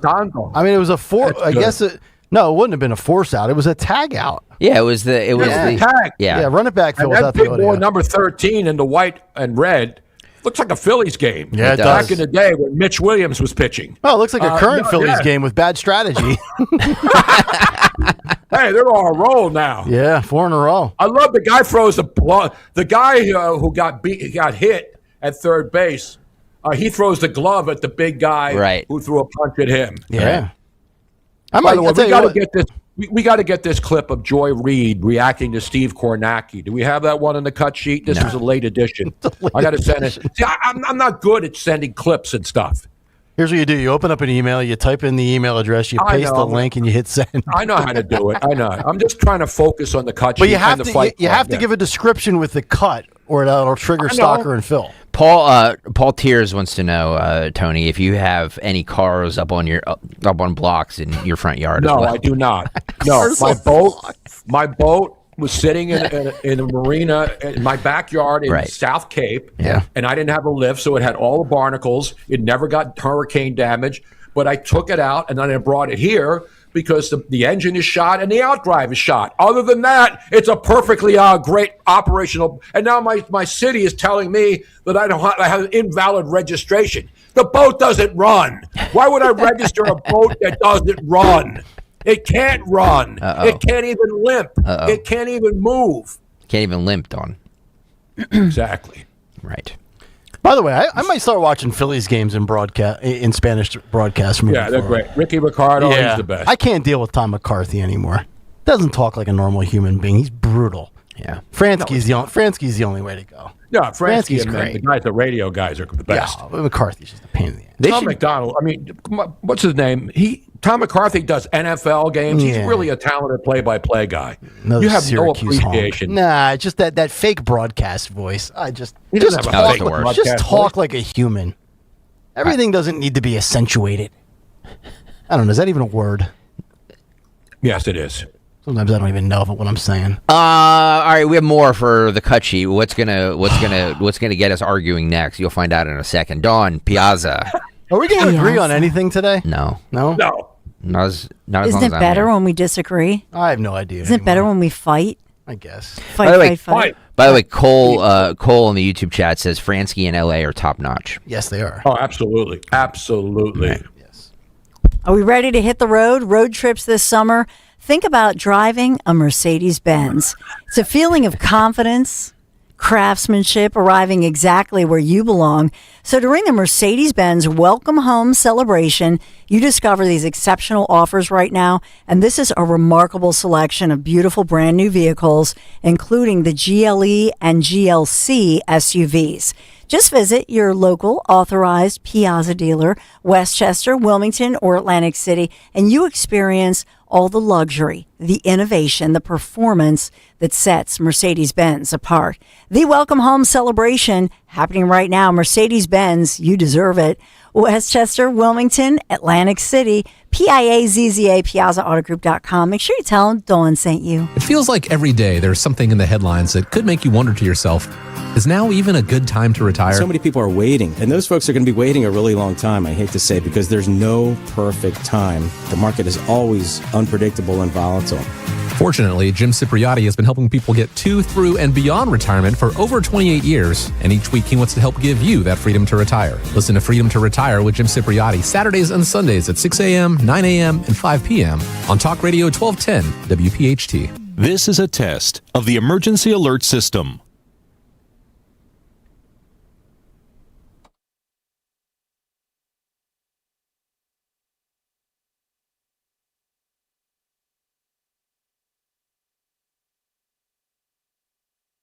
This has been a test of the emergency alert system. My constipation with belly pain kept coming back.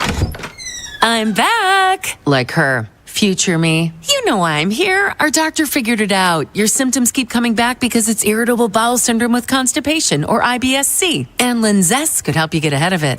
Linzess linaclotide is the #1 prescribed branded treatment for IBS-C in adults. It's not a laxative. It's a once-daily prescription pill that helps you get ahead of your symptoms. It's proven to help you have more frequent and complete bowel movements and helps relieve overall abdominal symptoms, belly pain, discomfort, and bloating. These symptoms were studied in combination, not individually. Do not give Linzess to children less than 2 years old. It may harm them. Do not take Linzess if you have a bowel blockage. Get immediate help if you develop unusual or severe stomach pain, especially with bloody or black stools. The most common side effect is diarrhea, sometimes severe. If it's severe, stop taking Linzess and call your doctor right away. Other side effects include gas, stomach area pain, and swelling. Talk to your doctor and say yes to Linzess. Learn more at linzess.com or call 1-800-LINZESS. 250 years ago, the number 13 became legendary. 13 colonies with one bold vision declared themselves a nation. Led by George Washington, they forged the bravest experiment in liberty the world had ever seen. To honor America's 250th birthday, a magnificent tribute, the 2026 George Washington 24-karat gold dollar. Exclusively from the first colonial mint, this .311 gram, 11-millimeter gold coin is the official Ascension Island gold dollar. Struck in pure 24-karat gold, it's the world's first 13-sided gold coin. Minted in limited quantity with a stunning proof finish. It features Washington's portrait, 13 brilliant stars, and a golden eagle design inspired by the gold coin Washington himself carried. For a limited time, a special price of just $69 plus shipping has been established with a strict limit of 1 per household. To claim yours, call 800-929-1313. That's 800-929-1313. 800-929-1313. Here's the deal. The government is over $38 trillion in debt, which means the IRS isn't slowing down, and the tax code is complex and unforgiving. So it's not surprising if you're one of the millions of Americans that owe back taxes to the IRS. Unfortunately, they're the world's most powerful collection agency, with the ability to garnish your wages, seize your bank accounts, and even take your home or business. But don't be stressed or worried any longer. We're Optima Tax Relief, America's most trusted tax resolution firm. We have resolved over $3 billion in tax debt for our clients. Our award-winning professionals deal with the IRS every single day, protecting our clients and preparing them for the best possible resolution. For tax help you need, for tax help you can trust, give Optima a call today. Call 800-354-2840. 800-354-2840. 800-354-2840.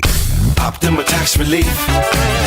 Some restrictions apply. For complete details, please visit OptimaTaxRelief.com. Hi, this is Larry Steinhaus, and I want to let you know that I buy houses. I buy houses from people that may be a tired landlord, maybe somebody who's having trouble selling their house, or maybe someone who needs to sell their house quickly. Well, all you need to do is call 855-939-1137. That's 855-939-1137, and I promise to answer the phone and help you with your situation. That's right, your house may be cluttered. It may be a house that a relative left you, or it may just be a house you just want to get rid of. 855 855-939-1137. Hair Volume for New Nordic will make your hair look thick and healthy. Hair Volume is available online at Amazon and newnordicusa.com or in the hair care aisle at your local CVS. Searching for a new path to wellness? Dr. Molly Fantasia explains how medical hydration therapy can help you reclaim your energy. Listen to Health Watch, Sunday mornings at 8 on Talk Radio 1210 WPHT. Pastor Brad Lacey here, First Baptist Church, Conshohocken. Join us Saturdays for the great message and be blessed. 5 a.m. right here on Talk Radio 1210 WPHT. Don't miss the Education Show with Dom Giordano every Sunday morning at 5:30. Find out how you can help your child or grandchild succeed. Sponsored by New Hope Academy. Free speech in Philly on Odyssey's #1 talk station. Talk Radio 1210. WPHT. It is Kayal and Company, 9:26 on this Wednesday morning, where it has been a lively one, but when is it not? This might be the only show. Forget on the station. Oop, you're in my shot. Forget on the company. You're in my shot. Yeah, actually, who was in there, Dawn? Hold on. Stay out. Dan, you don't have to. Dan, I can't believe she just said that. I can't believe she just said I that. did it on purpose. Okay. By the way, we have breaking news. Poor Dan. This is legit. What? This is legit. Legit breaking news from Michigan. They are still counting the votes. Babe, I already said that this morning. No, at 9:02, the latest update at 9:02, Michigan is still counting razor thin. Many races expected progressives to win largely because it's the largest county. They're still counting votes. Has Dearborn been accounted for? No, they're marching in the streets right now, and they're praying, and they're getting on the prayer rugs and praying. How about Kalamazoo? I don't know about Kalamazoo, but no, Detroit, obviously, those are the biggest areas down in the southern part, right across the border from Canada, and the Gordie Howe Bridge. What about Ann Arbor and East Lansing? No, Ann Arbor is really far left, so they obviously voted for this communist guy. Yeah, I wouldn't be surprised. Well, to your point, though, if it's, let's say, if it's in a city, that's actually better for the more moderate Democrat candidate, right? Because say that again. I don't know anymore.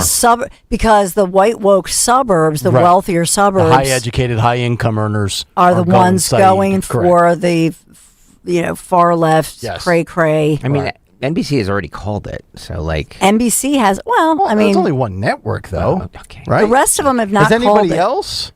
So you guys are waiting with bated breath to see if Saeed's going to win, I think. But okay. But at Dearborn at 9:02 a.m. Eastern Time, which is just at the top of this last hour, Fox had what's his name on, a guy who was a pretty good reporter, saying that they still are counting the votes. Yeah, New York Times. Nobody in Detroit. Nobody in the Michigan big market media. New York Times. I mean, nobody else is calling this. Has any other big network, legacy network, called it? Has Brett Baer called it for Shree yet? So Kornacki. So guys, when you say NBC, is that Kornacki? Yeah. It's over. NBC, it's like they'll say you'd won. You know what I mean? No, we don't. Why would Fox have a guy live in because Dearborn, they're in the ratings game. They want to keep you boomers tuned in. The boomers are falling for it. Everybody's falling for it. So Rich Edson, who's a pretty good, a real journalist and not a guy who gives opinions, is saying what they're telling him in Dearborn is that they haven't called it yet. All right. Well, ABC News. That's all I'm saying. So it's 13th. That's down to. I'll answer. They're 13,000 votes apart. Yeah. I'll answer my own question. Thank you. Because nobody else can. Again, NBC has called it, and then Fox is saying too close. So I'm pulling up other legacy outlets. Forget local stations for a second. ABCnews.com. High stakes Michigan Senate race too close to call. Yeah. Yes. Yeah. They don't want to call it because it's close. El Sayed won. The end. Okay. Right? Does anybody disagree with that? No, I don't think he's going to lose. Didn't Donald Trump win up until 3 o'clock in the morning in 2020? I'm not saying he's going to lose. I'm just saying, do we just acknowledge an election over when one TV network and only one TV network calls it? Is that the criteria for saying it's over? Was it over when the Germans bombed Pearl Harbor? Amen. And every time I say that, I get emails. What is CNN? You realize the Germans didn't bomb Pearl Harbor? Nobody gets that joke. It's one of the oldest ones out there. If you didn't watch one of the greatest movies of all time. Main page, CNN.com. Abdul El Sayed clings to lead in Michigan Senate primary. So I've yet to see one other legacy outlet other than NBC call it. It's gotten closer. Okay, I'm just asking what the standard protocol is. I sent Phil the cut. It's of Joy Ann Reid. We have it. Along with that guy, Wajahat Ali. Yeah. Late last night. You got to hear. This is Joy Reid on her podcast. This better be good. Watching Steve Kornacki make the call. Where do you hear her reaction with this guy I call Asahat Wali on their show last night? Let me tell you right now, Abdul El Sayed is now the projected winner. Yep, he just said it when we said it. He's the projected winner. There's not enough left. That's it. That's it. No, yes, it's done. He is the projected winner. NBC News Online is saying it. She's right. I'm sure we don't have to turn him up. It's done.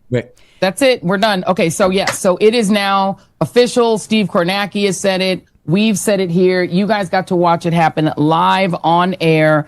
Abdul El Sayed, it is an unbeatable race. And let me tell you how it happened in the end. You can say what you want about the voters of Wayne County, Michigan, which it obviously includes Detroit. Dearborn, which is about 8 to 9% of the total, but it is the big vote is Detroit. And Haley Stevens needed to crush Abdul El Sayed in Wayne County in Detroit.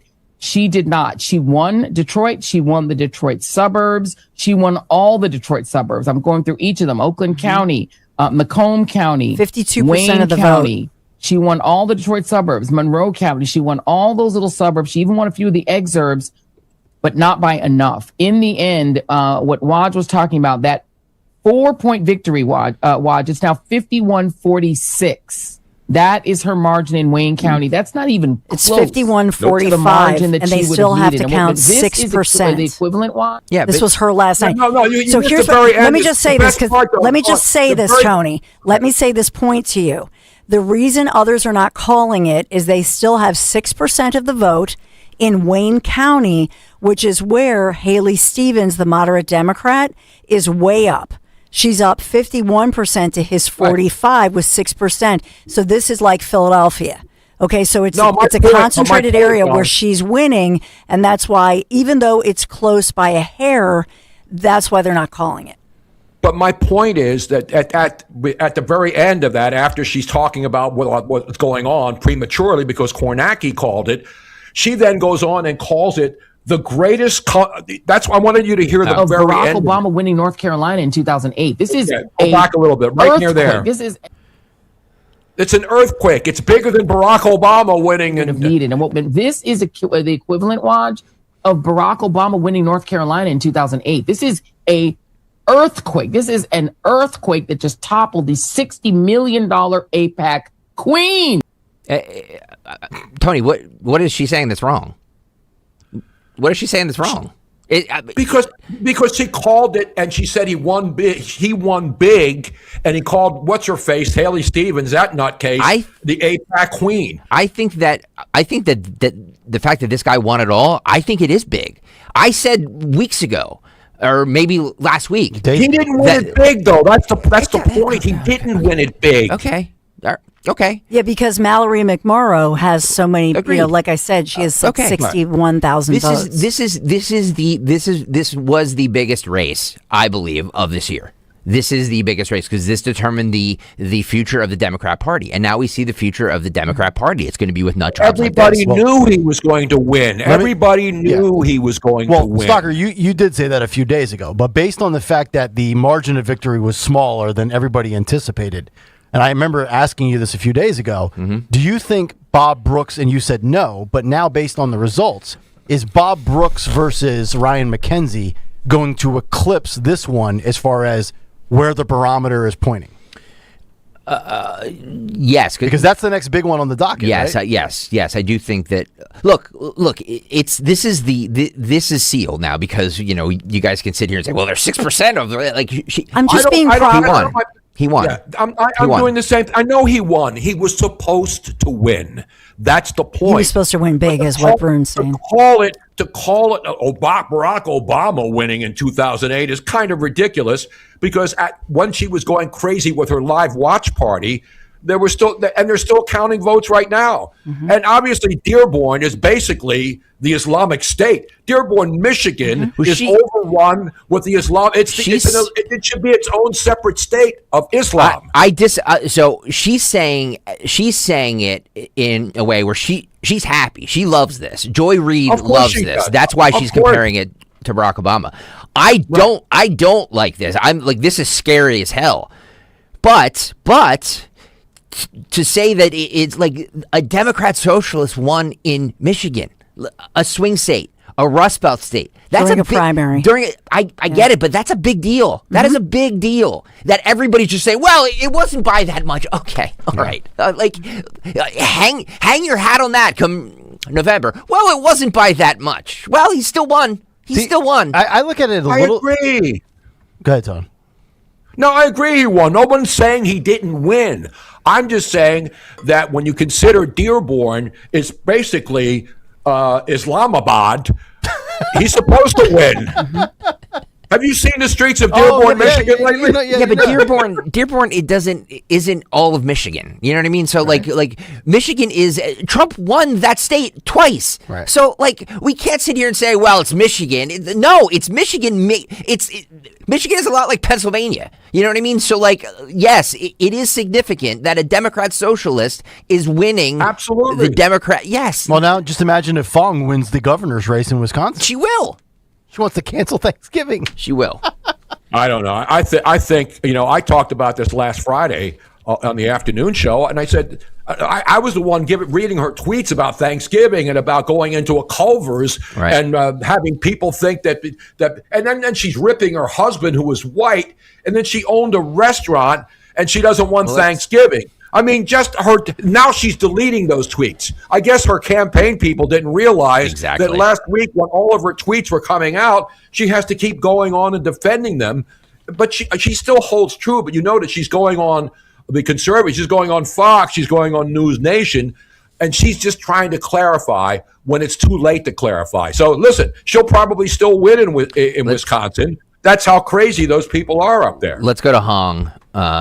She was on with Dana Perino. Dana Perino, this is 8 Phil, asked, would you advocate for public ownership of the largest corporations in Wisconsin? This was her answer. Would you advocate for public ownership of America's largest corporations or those in Wisconsin? I have to say, first of all, we are incredibly proud of our Green Bay Packers, a publicly owned NFL team. But I believe there are some manufacturing and corporation that is irresponsible to have full public control. Like what? No, I think it depends really on the type of mega corporation. We know that here in Wisconsin, we'd like to bring more middle manufacturing, that when jobs were sent overseas, when there was more desire for profit over the people of Wisconsin, that we can be selective and put working class people first when it comes to jobs and mega corporations. Do you think? You know, I've been saying for months, if not a year and a half on this show, that the Democrats can't find a normal dude. I'd like to make an addition to that. Yes. The far-left Democrat Party, the DSA, they can't find a normal chick. She's crazy. Look at the eyes. And that interview was last week. She's going on all these different shows now and still is trying to defend herself. And my point is, her tweets are finally being deleted because there's so many of them that there is nobody with an absolute conscience who can think that this woman is anything less than shite crazy. She is absolutely criminally insane. If Tom Tiffany loses to her in the fall, Tom Tiffany should self-deport. Well, Kalshi has Wisconsin about a 58% likelihood Republican winning that, meaning Fong would lose. So it seems like a comfortable margin, but, you know. By the way, see how it plays out in real time. Her point was, in case you missed it there, she says, I believe there are some manufacturing corporations where it's irresponsible to have public control. Well, I guess the Department of Commerce would agree with her, because a couple of days ago, it quietly announced that it will designate more than $870 million in federal incentives for semiconductor manufacturing in exchange for a minority equity stake in 7 companies. Trump's Department of Commerce? Of course. Of course. Well, this is where populism and socialism kind of blend together a little bit. Thank you, my friend. Thank you, my friend. So when we sit here... you like her then? No. No. You like her? Oh, God. No, not at all. Oh, for God's sake. I can't take this. Well, you must be an anti-Semite. Well, you must like this. I mean, like... I never called you an anti-Semite. All I said is... Can we walk and chew gum at the same time? This woman is not mentally deranged... Of course she is. Of course she is.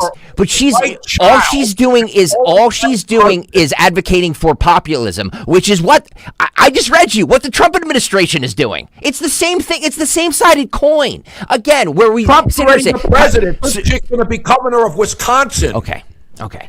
Do you understand my point? The Commerce Department announces 7 new equity stakes in private companies. How is that any different from what this woman just said? I don't like it no matter where it comes from. That's her way to try to make her sound sane. That's what it is. Of course, everybody hates Trump. She has to hate. She has no legitimate, absolute, anything that she talks about. The Supreme Court, because she made one point on Dana Perino's show, now all of a sudden she's a moderate. She is absolutely criminally insane. Agreed. I agree on all of that. I agree on all of that. All I'm saying is that this message of socialism can never win. Socialism can never win. The messages are kind of the same. They come at it from different avenues. Right.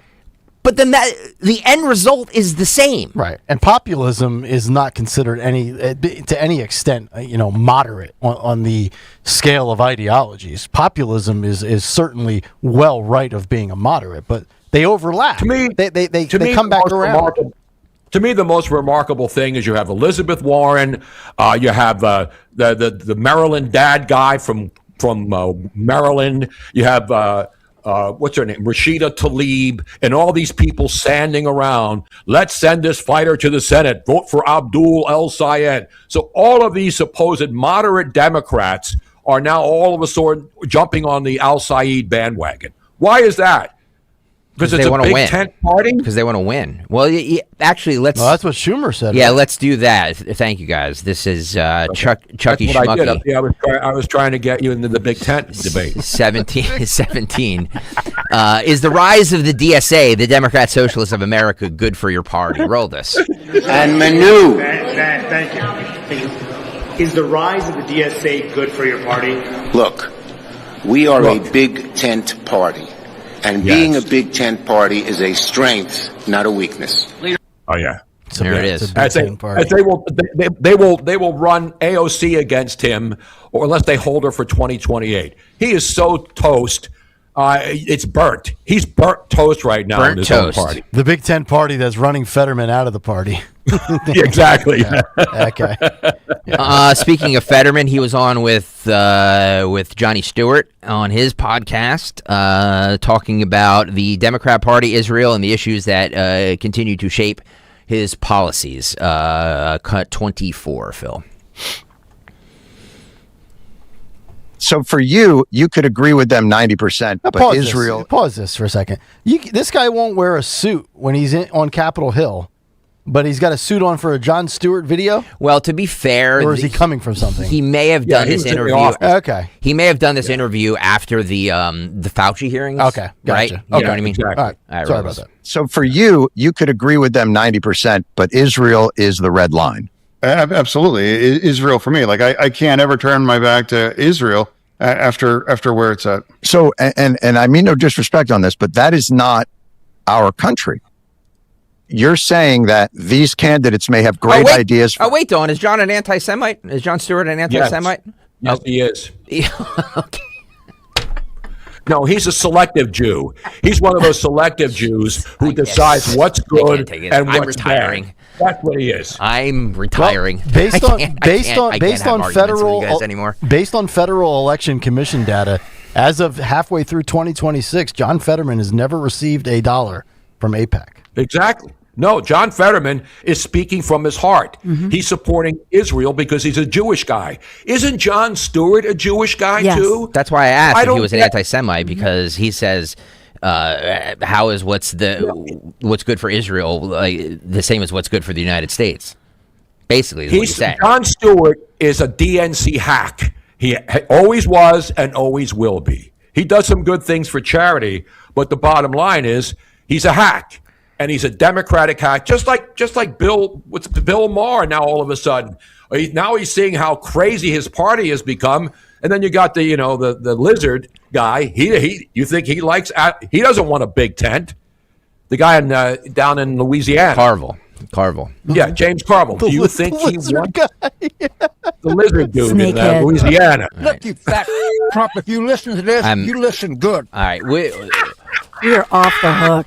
We don't have. This is either going to be one of our highest rated shows of all time, or we're going to have a 0. We're either gonna we'll have this conversation tomorrow. I want to make room for Dawn's Big Three, and I'm Yes, because we got tired of It's debating. only 9:45. We have Sunday coming Make up. Make room for Daddy. That's all I want to know. Big Daddy. All right. The lizard guy. I speak to a lot of people. You hear me, you fat? Big right. Big Three and Phil and whatever coming up next. This is Jordan Lundy of Lundy Law. When we say we hope you're never injured on the job, we mean it. But if you should suffer a work injury, we'll work quickly and tirelessly to get you the maximum compensation you deserve. And we mean it when we say there are never any upfront fees, ever. And we only get paid when your case is over and you get paid. Remember our name, Lundy Law. Your injury lawyers. Call 1-800-LUNDY-LAW or visit lundylaw.com. I know that hiring can be challenging. You sort through tons of resumes and you get too many so-so applicants. You're just waiting for someone to match your role perfectly. Well, now, there's a place where you can meet them fast. ZipRecruiter. Need to hire right away. Start your search for strong candidates. The right fit awaits. Build your team. Build it sooner. Meet your match on ZipRecruiter. Just head to ZipRecruiter.com/free right now to try it for free. And you're on your way to meeting your match. 4 out of 5 employers who post on ZipRecruiter get a quality candidate within the first day. So try it now. Go to ZipRecruiter.com/free. Once again, that's ZipRecruiter.com/free. Meet your match on ZipRecruiter. Try it free. Jim Cipriotti at Retire Ready Financial Group doesn't need Google to know you're worried about retirement. Between inflation, rising taxes, and the uncertainty about Social Security, he understands. That's why he offers a complimentary retirement second opinion. It's a no-obligation meeting for you to talk about your concerns about retirement. You want to know if you're going to be okay? Let's find out. 610-894-7415 or go online, retirereadyfg.com. Insurance and annuities offered through James V. Cipriotti, NPN number 2083768. TurnersvilleJeep.com wants to save you thousands this month with up to 15% off MSRP on their enormous selection of over 50 Ram trucks. Prefer to put the top down this summer?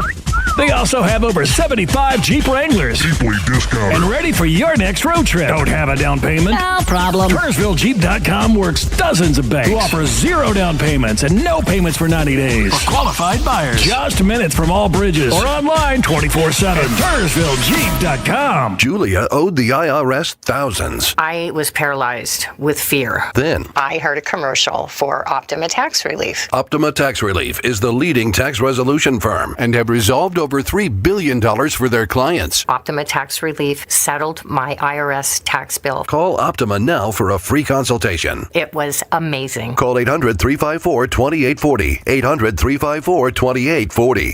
Optima Tax Relief.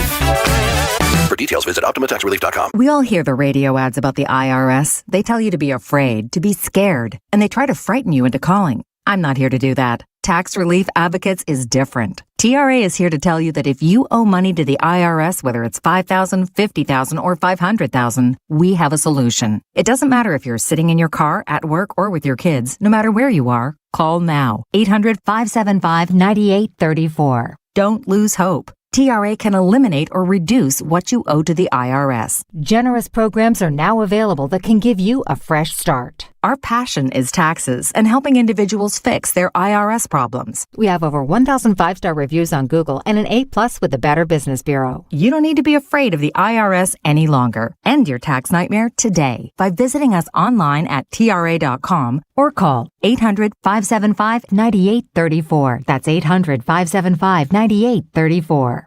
Tax Relief Advocates. Real solutions for real people. Life doesn't slow down, and planning your financial future can feel overwhelming. That's where Monastra Financial Group comes in. Whether you're preparing for retirement, managing a 401k, or protecting what matters most, their team offers personalized guidance built around you. With a straightforward approach, they help turn complex decisions into clear, confident steps forward. Take control of your financial future today. Text Mike Monastra at 484-471-4879. That's 484-471-4879. $5,000. That's the average amount of money people in the U.S. are now spending on gas in a year. $5,000. That's crazy. If you drive, you have to download Upside, the free app that gives you cash back for buying gas. That's right. You can earn cash back with Upside just for buying the gas you're already buying. You can literally start earning cash back today. I use Upside, and just last year, I made nearly $300. You're putting gas in your car anyway. Why not get cash back? If you like extra cash, download Upside. I'm saving the cash I earn from using Upside to help pay for a vacation later this year. Download the free Upside app now to earn cash back when you fill your tank. Use promo code FRESH to get an extra 35 cents per gallon on your first tank. You can cash out anytime, right to your bank or a gift card for Amazon and other brands. Just download the free Upside app and use promo code FRESH for a 35 cents per gallon bonus on your first tank. That's code FRESH for a 35 cents per gallon bonus. Is reviewing life insurance on your to-do list? Now's the perfect time to add it. A friend recently told me that securing life insurance sooner rather than later can help you lock in lower rates for years to come. So I bumped this up on my list and got it done. I called SelectQuote and couldn't believe how easy and affordable life insurance is. I'm 40 and got a $500,000 policy for $16 a month. My husband's also 40 and his $500,000 policy was only $18 a month. Plus, with SelectQuote's same-day coverage, there was no medical exam required, and we were covered by the time we hung up. Knowing I have this checked off my list feels amazing, but the peace of mind knowing my family is protected feels even better. Call SelectQuote at 1-800-329-1010. That's 1-800-329-1010. Or go to SelectQuote.com to get your free quote today. That's 1-800-329-1010. Details on example rate at SelectQuote.com. Here's a harsh fact. 40% of women and nearly 20% of men suffer from varicose or spider veins. Left untreated, these veins can cause tired, heavy legs, swelling, burning, cramping, aching, even restless leg syndrome. In some cases, it can lead to serious health risks, like blood clots. USA Vein Clinics offers minimally invasive treatments that take as little as 15 minutes, covered by most insurances. Call 267-223-7162 and schedule your appointment today. Don't wait. Call 267-223-7162 for free information today. Imagine walking, exercising, and sleeping peacefully again. Varicose and spider veins won't go away on their own. USA Vein Clinics can help. Call 267-223-7162 for fast, easy, and affordable solutions. USA Vein Clinics treatments are covered by most insurance plans. Don't put this off any longer. Call 267-223-7162. A great deal or more safety? Why choose? Mazda has been awarded more 2026 IIHS Top Safety Pick Plus awards than any other brand as of June 2026, and has been named Consumer Reports' safest new car brand. Right now, you can drive one home for less at the More to Move You sales event. Mazda, more for you. Go to MazdaUSA.com to learn more. Consumer Reports does not endorse products or services. For a limited time, get 0% APR for up to 72 months on eligible models. Visit Piazza Mazda of Westchester, Reading, or PiazzaMazda.com for details. Hey, this is Larry Steinitz with Investor Schooling. I've been talking about myself for all these years. Now it's time for you to hear from one of our great clients. Investor Schooling lives up to the promises. Larry's a great teacher, teaches about the whole new approach to thinking about money. I've taken to heart many of the things that he's taught me, and my financial life has improved.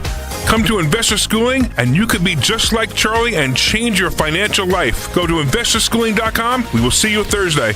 Now you can listen to Talk Radio 1210 WPHT on the iHeartRadio app. We are coming down the stretch here on a Wednesday edition. Kayal and Company, Talk Radio 1210 WPHT. Nick, Dawn, Greg, Tony Bruno is with us. Big three coming up. Dawn show, top of the hour. Pennsylvania Attorney General Dave Sunday at 10:40. Right now, locked in box number, we'll call it 5. Is it 5? We're running a 3-2 right now. 3 across the top, 2 on the bottom. Is it box 5? I think it's box 5. Are you sure about that? Uh-oh. You got the big, bald, fat guy in the top left. The guy with the golden locks in the top right. A beautiful, bald guy in the bottom left. Dawn is the centerpiece. And as she told Dan Borowski earlier, stay out of my shop. Jimmy, Dawn is pretending like her mic was all. No, I didn't. She didn't realize that, but that's a little. Play the clip again. That's a little. That's play, a little. Play the clip again. That's a little glimpse into the diva that Dawn Stanklin is. Right, Tomorrow. I'm such a diva. Jimmy, we should pull. As I was at the laundromat last night, I'm such a diva. Wow, you go to the laundromat? Yes, I'm just I am kidding. like the antithesis Where's your washer and dryer? Oh, don't even get me started. Sales, get her a deal. I mean, we run ads for D&K appliances all the time. I know. Trust me. All right, who's the account exec on D&K? Yeah. I'm gonna hang on a second. I need a stove too. Make Larry go do it. Rob Kalusian. That won't happen. Do it. Rob Kalusian, if you're listening, who's the sales associate for D&K appliances? Get Dawn a freaking washer and dryer. Yeah. Please. LG. Don't get a Samsung. LG washer and dryers are the best. LG. Samsung. I'd like an all-in-one. Life's good. You can get an all-in-one too. I like the ones that are stacked on top of each other. One. I want. Who doesn't? Exactly. Dawn stacked on top too. Dawn, I'm going to take care of this for you. Thank you, sir. Even though you call me an anti-Semite, I did not. I love you, and I'm going. No, you absolutely did. No, I didn't. I'm anti APEC money. Well, here's what I want to do tomorrow on the show. Anti-Semitic. Not what it was Jimmy. not my point. Listen to what I said. Jimmy, pull Dawn saying stay out of my shop. We're going to do a compare and contrast with Katie Porter. Well, because I said something and then I went, so you would get it. If you watch the whole clip, okay, then you'll get it. And by the way, Kalusian, get me a Tito's deal. I am the invisible woman. They don't listen to me, so I'm going to have to start. I'm going to need a little clippy thing. No, nobody cares about you, Kale. We need to get Dawn a washer and dryer. Well, that's first. Thank you. But then I want to priorities. And we also need to get the Phil. Let's go to the music. Or Dawn is going to really let's go to the music. Throw a diva move by saying, "It's 10 o'clock. Where are you?" What happened on this day in music history?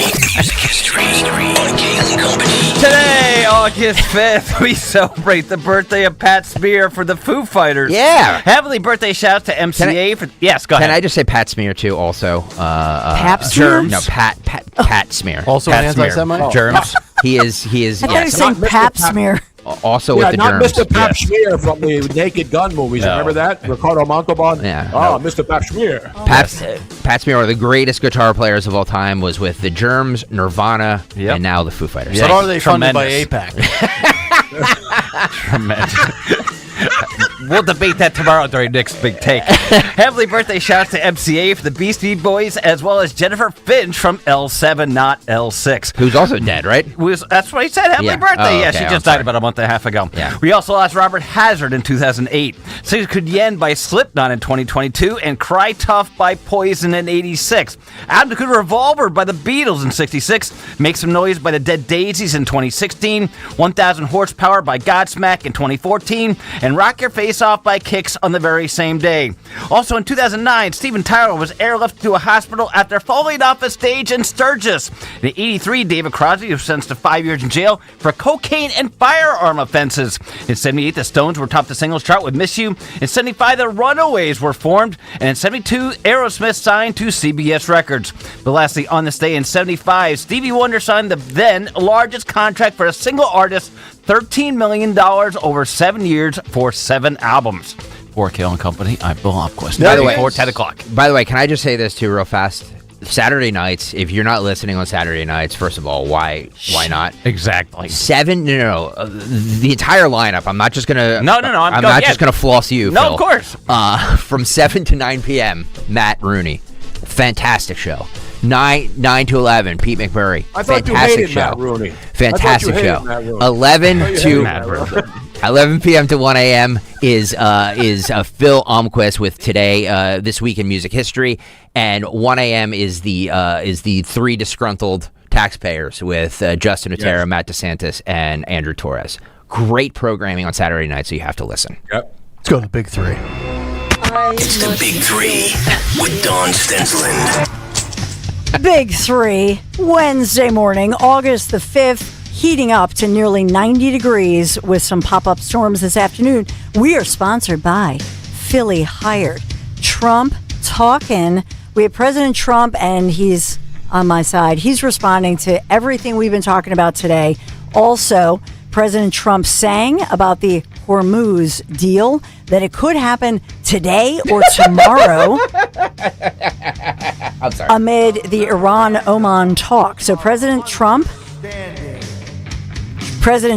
telling reporters a lot of progress has been made on the subject of reopening the Strait of Hormuz, suggesting the announcement could be made any minute now. Iran, Oman, the talks are going on over the strait, opening things up. And so also what the media is focusing on, I want to just put this out there.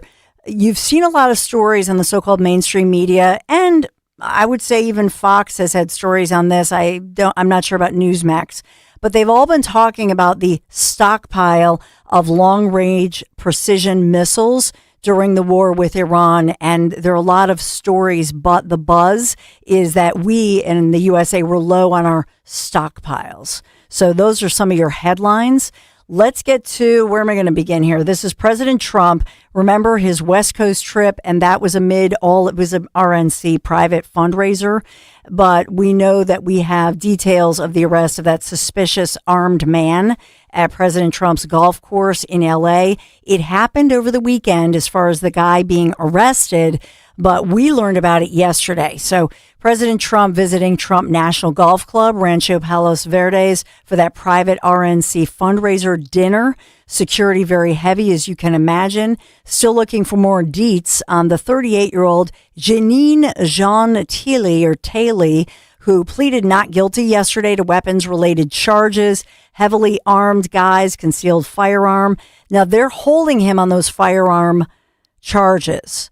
So they're not yet charging him with being a wannabe assassin. We talked earlier this morning about the fact that they have some kind of written manifesto by this guy, but we're watching for all of that. Significantly, a lot of armaments in his vehicle, his home, and those armor-piercing prohibited ammunitions that he possessed. He's being held, or he hasn't posted the bond? I don't believe he's posted anything yet. Probably doesn't have the ability to do so. Yeah, so I believe he's still in custody by all accounts. Good. So, but he did plead not guilty. So we got all that going on. So here's President Trump. I'll begin there. Here's President Trump being asked about the potential for yet another wannabe assassin going after him. Was a threat. There was a man who was arrested, seemed to be heavily armed near the property here on Sunday. It's an ongoing concern, sir. Talk about that for briefly if we can. Well, the only thing I get a little solace from is they say only consequential presidents. And I am definitely consequential. I mean, if you look at the economy, if you look at what's happening, Iran, as an example, will never have a nuclear weapon. They already can't, but it's going to be formal. The strait's going to be open very soon, or they're going to get hit very hard, and then the strait's going to be open. So this is because he's on the West Coast. This is a Fox News reporter or anchor, Trace Gallagher, who is the overnight guy on Fox, I believe. So he does the 11 o'clock. O'clock. It's almost weird in a way there. I think he almost takes pride in the fact that people are trying to kill him. You heard him say there, only consequential presidents get assassinated or attempted assassinations. Well, he's thinking of everybody from Reagan, Lincoln. Right, that's what I'm saying. So, consequential guys, right? I think this is, to me, you guys give me your take on this. To me, this is somebody that okay, you can say you're a victim mentality. He's looking at something that's okay. There's one positive out of this, I guess. That's the only positive you can think of. What positive could you take from it, except to say, well, hey, at least they don't go after losers. Well, yeah, it's true. Right. It's the same in every aspect of life. If you're an inconsequential media personality, nobody reacts to you, so forth and so on. I will say it's probably a little bit more reassuring the fact that they now have, and he was, I think, seen in one of the new armored Cadillac Escalades. They I think Trump had said about a week ago they purchased 250 for certain cabinet members and people of high-ranking positions because of obviously the heightened security risks. It's funny because he doesn't seem to. I mean, we all have questions, and I think they're good questions about the level of competence of the Secret Service. And I don't mean the Secret Service members, I mean the leadership of the Secret Service. And I think that, we're questioning that, and I think for good reason. Yeah. He doesn't seem to have that sort of... I know. It's what I've been saying for 2 years. Concern I'm more pissed about it. I'm more pissed about their inadequacies than he seems to be. Think about it. Somebody like, he literally had a bullet within an inch of a centimeter from his head, and his first instinct was to get up. Yeah. I mean, he needs, you know what I mean? Like, and face the crowd. You know what I mean? So grab my shoe. So like, I do think that he looks at this very differently than most people. I agree. I think he looks at it like, oh man, I'm really this is under the skin of somebody. First of all, this is great TV. And second of all, like this is I'm so consequential. I'm under the skin so much that that people want to kill me, right? Yep, totally agree. But he's not afraid. That's the thing. He's not afraid. Or he's not going to show it, Tony. Like you think of MMA, you think of his whole culture, and so there's no way, even because I think Melania is freaked out. Well, yeah, right? I think most people would be. Yeah. And Don, to that point of him not showing that he's afraid. If he was just showing that he's not afraid, he wouldn't have stood up during that assassination. Great point. Right. He wouldn't have. I would have laid there for days. He would have. So would I have. I'd have been in the fetal position. I'd still be there. Be like, is he gone? I'd be like, where's my flip-flop? Where is he? Is he gone? Yep. Well, and that's why I'll never forget that day, because CNN especially, but there were so many networks that were a disgrace, and the fact that they did not want to show that moment, because in that moment when your ear is all bloody and you had to get stitches and everything, so not for nothing, but that moment shows what you're made of, and they didn't want to show him. No. So here he is in this interview, and this is with Fox News overnight. He's being asked, and this is, I will say, just think of what I just talked about with Oman, that the talks are ongoing. So what did he say to Trace Gallagher about the Strait of Hormuz? This should have been done by other presidents for 50 years. You keep hearing 47, but that's been for 3 years now. It's been over 50 years. Other presidents or other countries should have been able to do this. And I did something that I had to do, because if they had a nuclear weapon, this whole world would be a different place. See? My question is, why is there a fireplace in California at this time of the year? That's a great point. It's at a golf course. It's it's a little chilly there, Tone, in the off season. Yeah. Ambiance. Yeah, man. Ambiance. Silly. So here he is talking again, talking about Iran, and here's what President Trump says. Well, what if things don't go well for these talks and these negotiations with Iran? What happens if once again they utilize the lull, right? Where we're just saying, okay, we're going to trust that you want to come back to the talks table. All right, what if they back out one more time? If they back out again, they're going to get hit really hard. They know that. They understand that. I have no choice. They can't have a nuclear weapon. It's very simple. It's not like, gee, let's think about something else. No, it should have been done by many presidents over many years, and it wasn't. And what about what's going on in Michigan? Now, keep in mind that, they're talking about the primary that now this was hours ago overnight, because they're behind us, so a few hours behind. But what about Michigan Senate candidate Mike Rogers, who was running unopposed, obviously, in his primary, the Republican military veteran, versus the apparent winner of this primary that we've talked a ton about, Abdul Mohammed El Sayed. What do you say, President Trump? Found out who won the election tonight with Abdul. Who won? It looks like it's going to be a long night. Oh, really? Ooh. That's interesting. Well, that's what I heard. That's surprising. The TSA co-chair says that socialists are the new face of the party. Is that true for Democrats? It could be. I would say so. The communists are the new base. Yeah, I'd say so. Where are we with Iran?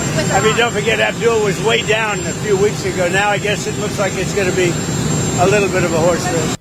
Abdul was way down. I'm looking at a poll from The Hill yesterday, and I think this echoes what Dawn mentioned earlier. Rogers beats El Sayed in hypothetical matchup, but loses to Stevens. Obviously, that's not going to be an issue right now because Stevens looks like she's done, but I think that's what you said earlier this morning. Yeah, that if I'm Rogers, you want El Sayed. I want Abdul. Yes. I want Abdul Mohammed El Sayed, who says he's a medical doctor and could heal people and treat people, but never even bothered to get a Why would you go through med school? Yeah, why would you go through all of that? Yeah, why would you never go to do a residency and never even touch a patient? Right. Why would you go to law school and then end up doing sports talk radio for all these years and then end up, allegedly assaulting your fiance and then just washing out a radio? It's weird. You would never want to pay that kind of money for that degree and not use it, right? Oh, sorry. Just thinking out loud here. Wow. Who's done that? Who's he talking about? I don't know. I'll let you Google it, Tony. Google me. Somebody. Maybe By the Tony. way, we have another rhino who just bailed in North Carolina. Did you see this story? Who's that? Representative Chuck Edwards, who tweeted overnight at 3:30 in the morning, after much prayer and reflection, I've decided to withdraw from my re-election campaign. I will complete my current term. Serving Western North Carolina has been the honor of my life. Thanks for your prayers, trust, and support. God bless Western North Carolina and America. So this guy is a weasel, another rhino weasel who had an F score in his freedom score, and he's a crumb creep bum coward with a bad haircut. And so now you have another rhino who's basically a Democrat pretending to be a Republican. And North Carolina has become one of the craziest states when it comes about the politics down there. So you got another rhino bailing. Rhino bailing? Well, Mike Rogers from Michigan, Senate candidate, he's no Reiner. Not Rob Reiner. Not Rob Reiner. He's no rhino. And so here's what Trump says about him.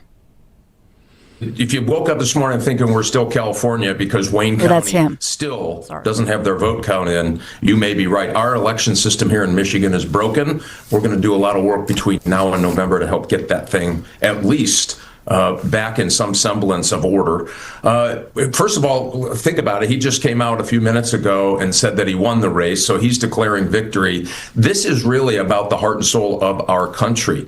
I have never seen someone so radical, so extreme, get nominated by a political party. And the DSA candidates in the state in two different congressional races look like they're pulling it off as well. The Democrat Party is lost to this hardcore socialist attitude. And I fought terrorism my whole life. I was an FBI special agent, U.S. Army officer, chairman of the House Intelligence Committee. I find it shocking that I'm going to go up against a guy who believes America deserved 9/11. That's why this race is so important, Lawrence. Yeah, he was with. Boom. So that's who it would appear that's who he's going to be up against, which is who he wanted. Let's move local. This is an important story because we've talked a lot about justice, and obviously, we think about the families, the family members of those who've been killed in the line of duty or law enforcement killed. This is Philadelphia DA Larry Krasner making a big announcement after everybody had reported, of course, that the conviction was overturned of a convicted cop killer. Very upsetting. And specifically because the Officer Moses Walker, it would have been his birthday. And so they're speaking out literally on what would have been his 55th birthday. He was killed, not in the line of duty, I should point out, but during a robbery and then the killers, one of them at least, confessed. So this is NBC 10's Brian Sheehan, locally here, reported on this. Continues. I am saying something I don't usually say. We are confident that the outcome here will be just, and we are confident that Raphael Jones will, in fact, do his time in this case. Krasner says he plans to appeal Judge Jennifer Schultz's decision yesterday overturning Raphael Jones's first and third degree murder convictions. Jones is currently serving life in prison for shooting and killing the 40-year-old off-duty officer in August 2012 as he walked to a bus stop in North Philadelphia. His mother, Wanaya, says this latest twist is forcing her and her loved ones to relive the trauma and pain all over again. He shall be remembered for his faith, his integrity, his compassion, his smile, his infectious laugh, and the honor for which he lived and served. I can't believe I'm saying this. For the first time ever, I'm rooting for Larry Krasner. Yeah, I mean, good for him. He did the right thing. Yeah, I think he had to. Well, he doesn't have to do anything. Sometimes, Tone, we think that, but he did the right thing.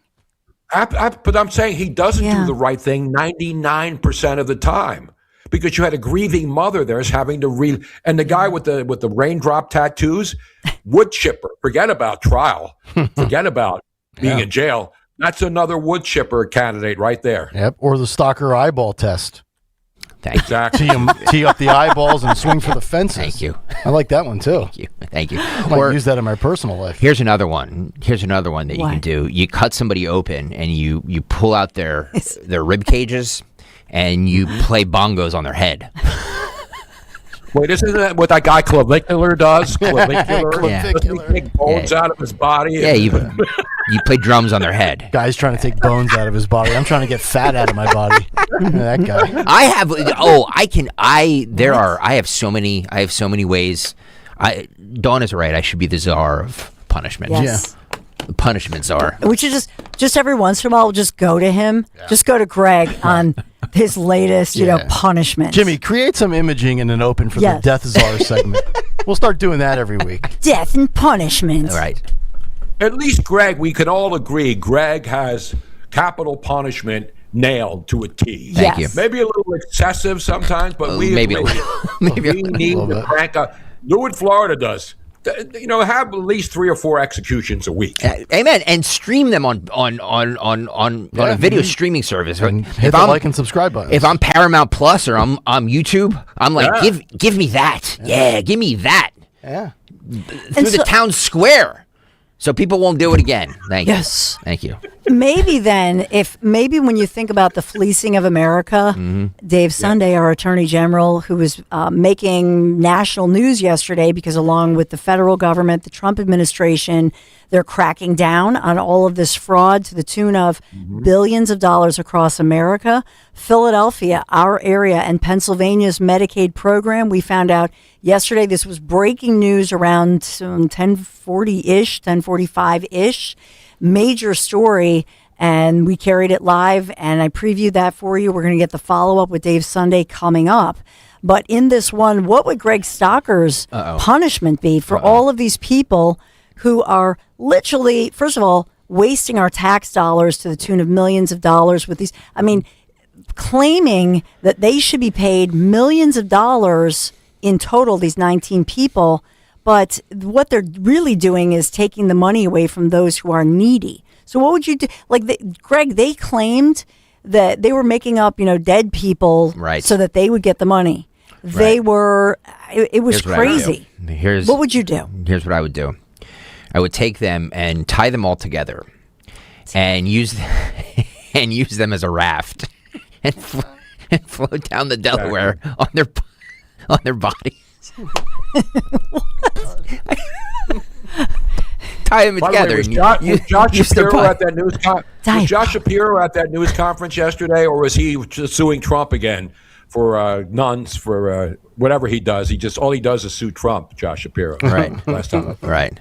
Yeah. Funny thing, we have not seen a comment from Governor Shapiro about the fact that Pennsylvania rates fifth in the nation for these phony Medicaid, Medicare claims. Yeah. Huh. He was down with the Clintons trying to get LeBron James signed by the 76ers. I mean, come on, priority. At the Bob. What's Polizzi matter with Club or whatever that's called. You're a crumb creep. I want to fight you.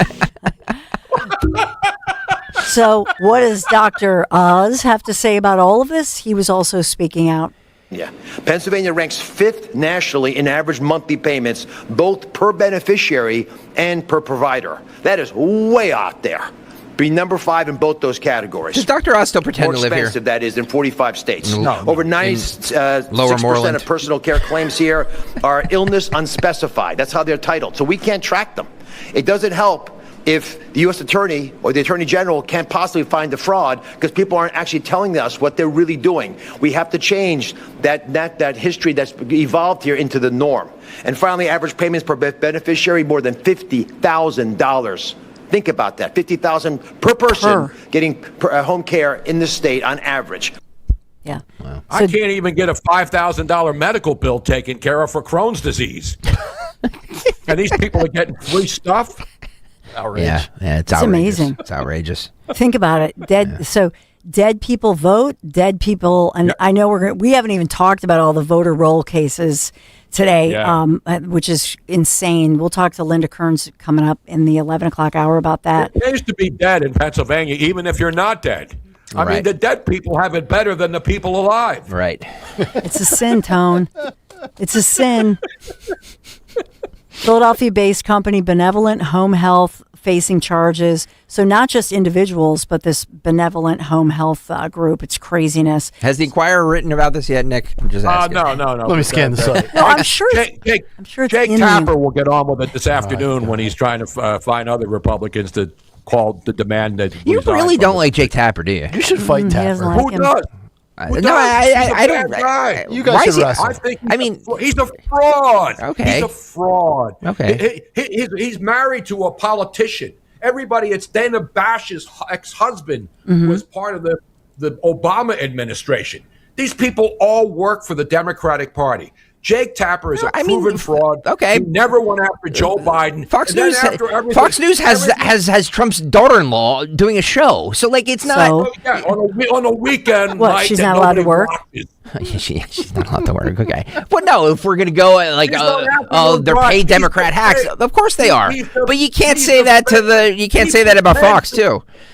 I'm not talking about... I'm talking about Jake Tapper is the face of CNN. He's the face of CNN. I don't have any love I don't care about Jake Tapper. I just like your hatred for him is really because he's a fraud and he's a criminal. He's a creep, lush coward. Sorry, I didn't mean to. Just wanted to know where your hatred for him came. That's all I'm asking. The hatred is natural. He pretends to be a Philly fan. He's like Ro Khanna, who grew up in the Philly suburbs, and now all of a sudden is this mouthpiece for all the Democratic Socialists. He's a bum. And he should never be allowed to have a job at any network. You're a crumb creep. Yeah, you should be the daughter-in-law of the president. Then you should be able to have a show. Wow. Oh yeah, there's nothing says a big show like being on at 8 o'clock on a Saturday night when nobody's watching. I don't know. As opposed to being on afternoon drive. Rooney gets ratings at 8 o'clock on a Saturday. Yeah, but Rooney's the talented. Jake Tapper's a They loser. can go to hell. Exactly. All right, let's stop contaminating Dawn's news. Sorry, I just wanted to know. Formal segment. I wanted to know what the hatred was for Jake Tapper. That's all. All you have to do is look at his history. Look at the lies about he was going out. He and Fauci were having thruples with their wife. Thruples? He was having I'm sure that's not. What? Wait, this is breaking news. I'm sure that's not He true. was going out to dinner with Fauci. Did you read the diary? Did you read in his own words? Yeah, he's Fauci and Jake Tapper were Like what do they call them? Swingers? All I'm saying is crumb creep coward. I don't spend a second thinking about Jake Tapper. Not a second. I don't either. We spent an hour talking about Jake Tapper interviewing this strapper kid of son-in-law of what's his name? We did a whole half hour on Jake Tapper interviewing the dumb kid of what's his name? The son-in-law of who's not stepping down, by the way. So by the way. Now, where did it go, Miss Robin? Should he step down or should he get? No, we don't need to read anything. Sorry. Should he get? should he get a jury of his peers to determine whether he's guilty or not? Well, I don't know. I mean, sure. Hey, since you brought up Dr. Mehmet Oz and his wife Lisa, Dr. Oz's wife, born and raised right here in Lower Moreland, exactly, and on the main line. Okay, born and raised. They met in college here. Okay, they own a home and pay taxes here. So exactly, Greg. I'm just pointing out. How many times? How much time does he spend here? You think they spend same amount of time LeBron will? I mean, not for nothing, but I'm just saying they pay taxes here. Abdul, they went to college here. They met here. Huh? He's a real doctor too. Yeah, he's a real doctor, cardiologist, leading cardiologist. All right, let's move on, shall we? I don't know. I'm kind of cringing for this next story, so I'll be honest. I saw that Dan showed me this video. I didn't. So, just warning, we blurred it out. Yeah. Did you see this, Nick? What's the deal with this guy? I know. This is Perez Hilton. Yeah, but there's a lot of people that. How do you say his name? Perez. I forgot about him. What does this guy do? Perez. It's a fake name. He was an influencer back in the day. He would call out Britney. He was like before TMZ, he was the guy exposing all these celebrities. Yeah. And he's a guy who's a gay man, which is there's nothing wrong. He's got 3 kids. And then apparently he moved back to Miami from California, where he made all of his. He's the one who went after Britney Spears and all these other people. Listen, I don't wish people to go crazy anywhere, but apparently he found religion, moved back to Miami. Well, then he lost it. Let's go to let's just show this. Can we just show this? Yeah. I don't want to see this. I don't want to see it. Well, it's blurred out. TikTok lets this stay. Oh my God. You TikTok. Why is he? He's on TikTok. So we cutting himself. We blurred it out. He has blood all over him. He's self-harming him. He's naked. Horrible. He has a knife. I would have led with this. And he is. No. This is. But we're sure it's real blood, or is he putting on a performance? No, it's Nick sad. is like, let me see you. Let me see you really. Obviously, here, let Greg. I am all in favor of blurring out the lower anatomy, but except Hunter Biden videos. Well, I want to see all. I want to see Hunter letting it all hang out. God, this video is just it's so creepy, man. It's horrible. But did he blur the full body? Or No. We blurred it. Greg and Dan and Greg blurred it. So you've seen the unedited I've version. seen the unedited version. It looks like, this was on TikTok. Yeah, I don't want to. This is a real story. I don't want to put this on. No, Dan. No. Okay, no more. But so no. This is fine. I don't want to put the. Right, but my question is, after you have seen the unedited, he really is harming himself? Look at fake. Well, I can't tell right now. It looks like he's just got red body paint on already. Roll it just for Nick. Roll it just for Nick. Okay. The blurred. Do you see it? Look at this. Okay, this is. Oh, that's kind of a butter knife. So this is the guy who's lost it, obviously. Yeah. And it's sad. This is horrible. People are like celebrating this. I mean, so he's hospitalized this morning. Let me just just update you. He's hospitalized this morning. Police confirm that after he was live streaming this, and there are a lot of issues here. TikTok continued to air it. There were people who were reporting it, saying, "Take this off." This is a whole issue that you could say they should not have aired it. In my opinion, they should have censored it, taken it off. He's in the hospital. This was a self-harm. He wanted death by cop, etc. Oh, he wanted the cops to kill him. Yep.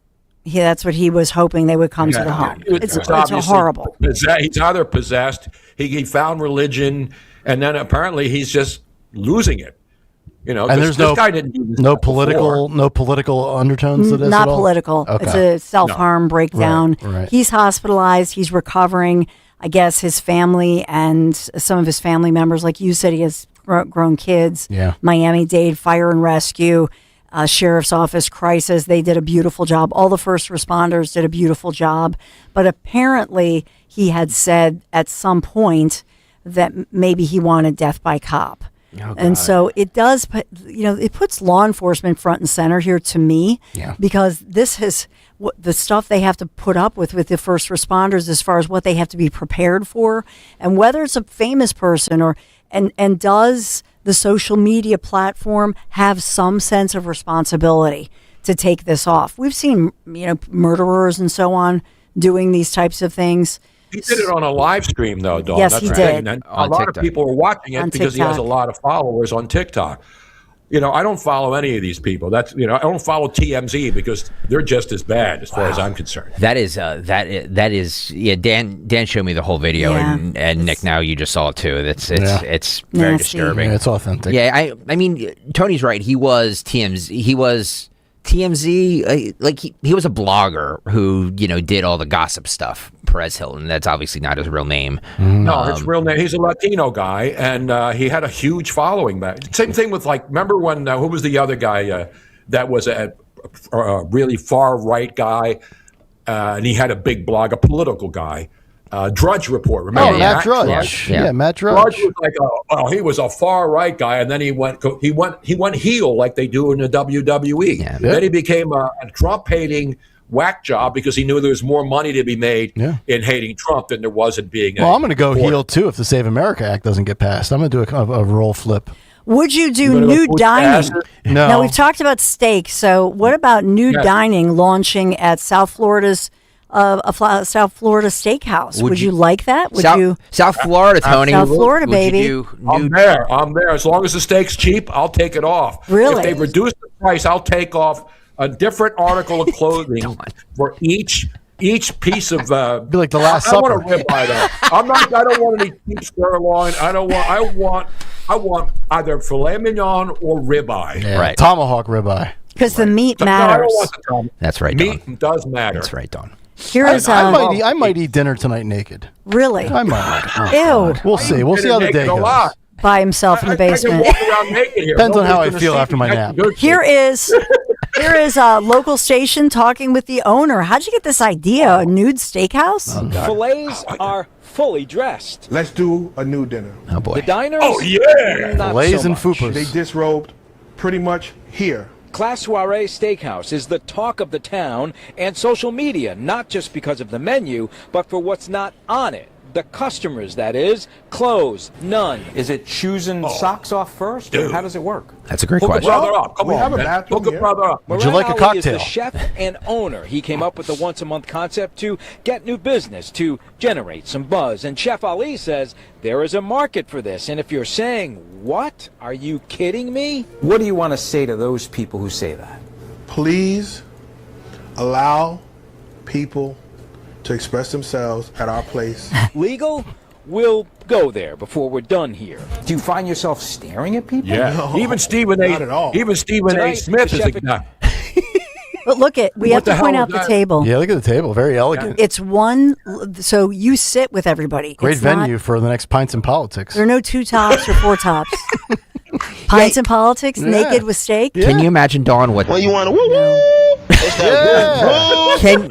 Can you imagine what that smells like in there? Who's sitting? Wait, hang on. Dawn, would you sit on that seat after No. some guy's man ass was on that I'm seat? sure they wipe it down. No, they're ew. They're sitting right next to each other at a long table. So the idea here is it's communal. So his point is this would draw freaky people who get into this kind of thing. Yeah. Right? That's what this is. Tony, How are their prices? Tony, I told you. Tony, would you Would and I Robin go there? Hell yeah. Hell yeah. God. I want to hear from Miss Robin. Robin's in Miami. Robin's booking a table on the app right now. Is this like a do you have to look at the women then oh, $250 for men, $150 for women. Oh, of course. The $300 for couples. The women get a discount, of course. It sounds like what? Well, you want to woo woo? It's that woo woo. And then all of a sudden you get this. Women walking around with their boobies dangling. Oh my God! Yeah, it's basically a carnival of the sea steakhouse. Right. Yeah, right. I'm out. Yeah, no. I'll go to Ruth's Chris. Oh, those and the chairs, Dawn. It's not like they're like cloth. No. This is one night a month, guys. This isn't like every night. Tony. That's a nice piece of meat you got there, pal. Wow. What a find, Dawn. No, this was Dan. This was all right. Dan Borowski. Okay, Dan. Great find for good you, luck. buddy. Good luck for Dave Sunday following up these last 2 stories. Naked beef and guys slicing themselves. Wow. Exactly. We'll ask the attorney. We're not asking the HE. Yeah. That's not the buffet we'll be talking about. God, my but I'm Lord. bump. It's that woo woo. Hey, $300. Right. There you go, baby. I think we're done. Are we done? I'm done in more than one way. How do you like your I'm shot. steak? I like Well medium done. rare. I do too, actually. But we're done. I like it bloody. I like it pink inside, just a little pink, Yeah. so to speak. Yeah, a little pink. You know what I'm saying? This is getting nasty. If you cook a steak well done, you're a communist. Absolutely. Right. Absolutely. That's what El Said does. I love you guys. I love This you. was fun. Love you, Don. Love you, baby. Love you, Miss Robin. I still love you, Craig. Greg's all Robin's booking a table right now. We're heading to Miami. Stockade Stalker. Hey, listen, thank you, Philly Hired, for sponsoring our very big three today. Still scrolling through those big national job boards, doing it wrong. If you want a job, do it right. In Philly, use the site from the city. Philly Hired connects you with the local companies that actually know what a hoagie is. Find your next gig, phillyhired.com. Local jobs for local people. Don't be a jabroni. Go to Philly Hired. We've got the Attorney General, Dave Sunday. Big day for him, exposing the fleecing of Philadelphia of your tax dollars. You got to hear from him because we're going to break news coming up next right here on the Dawn Central. Forget on the station. Oop, you're in my shot. Forget on the company. You're in my shot. Yeah, actually, who was in there? Maryland Global Campus. Think before you post a picture of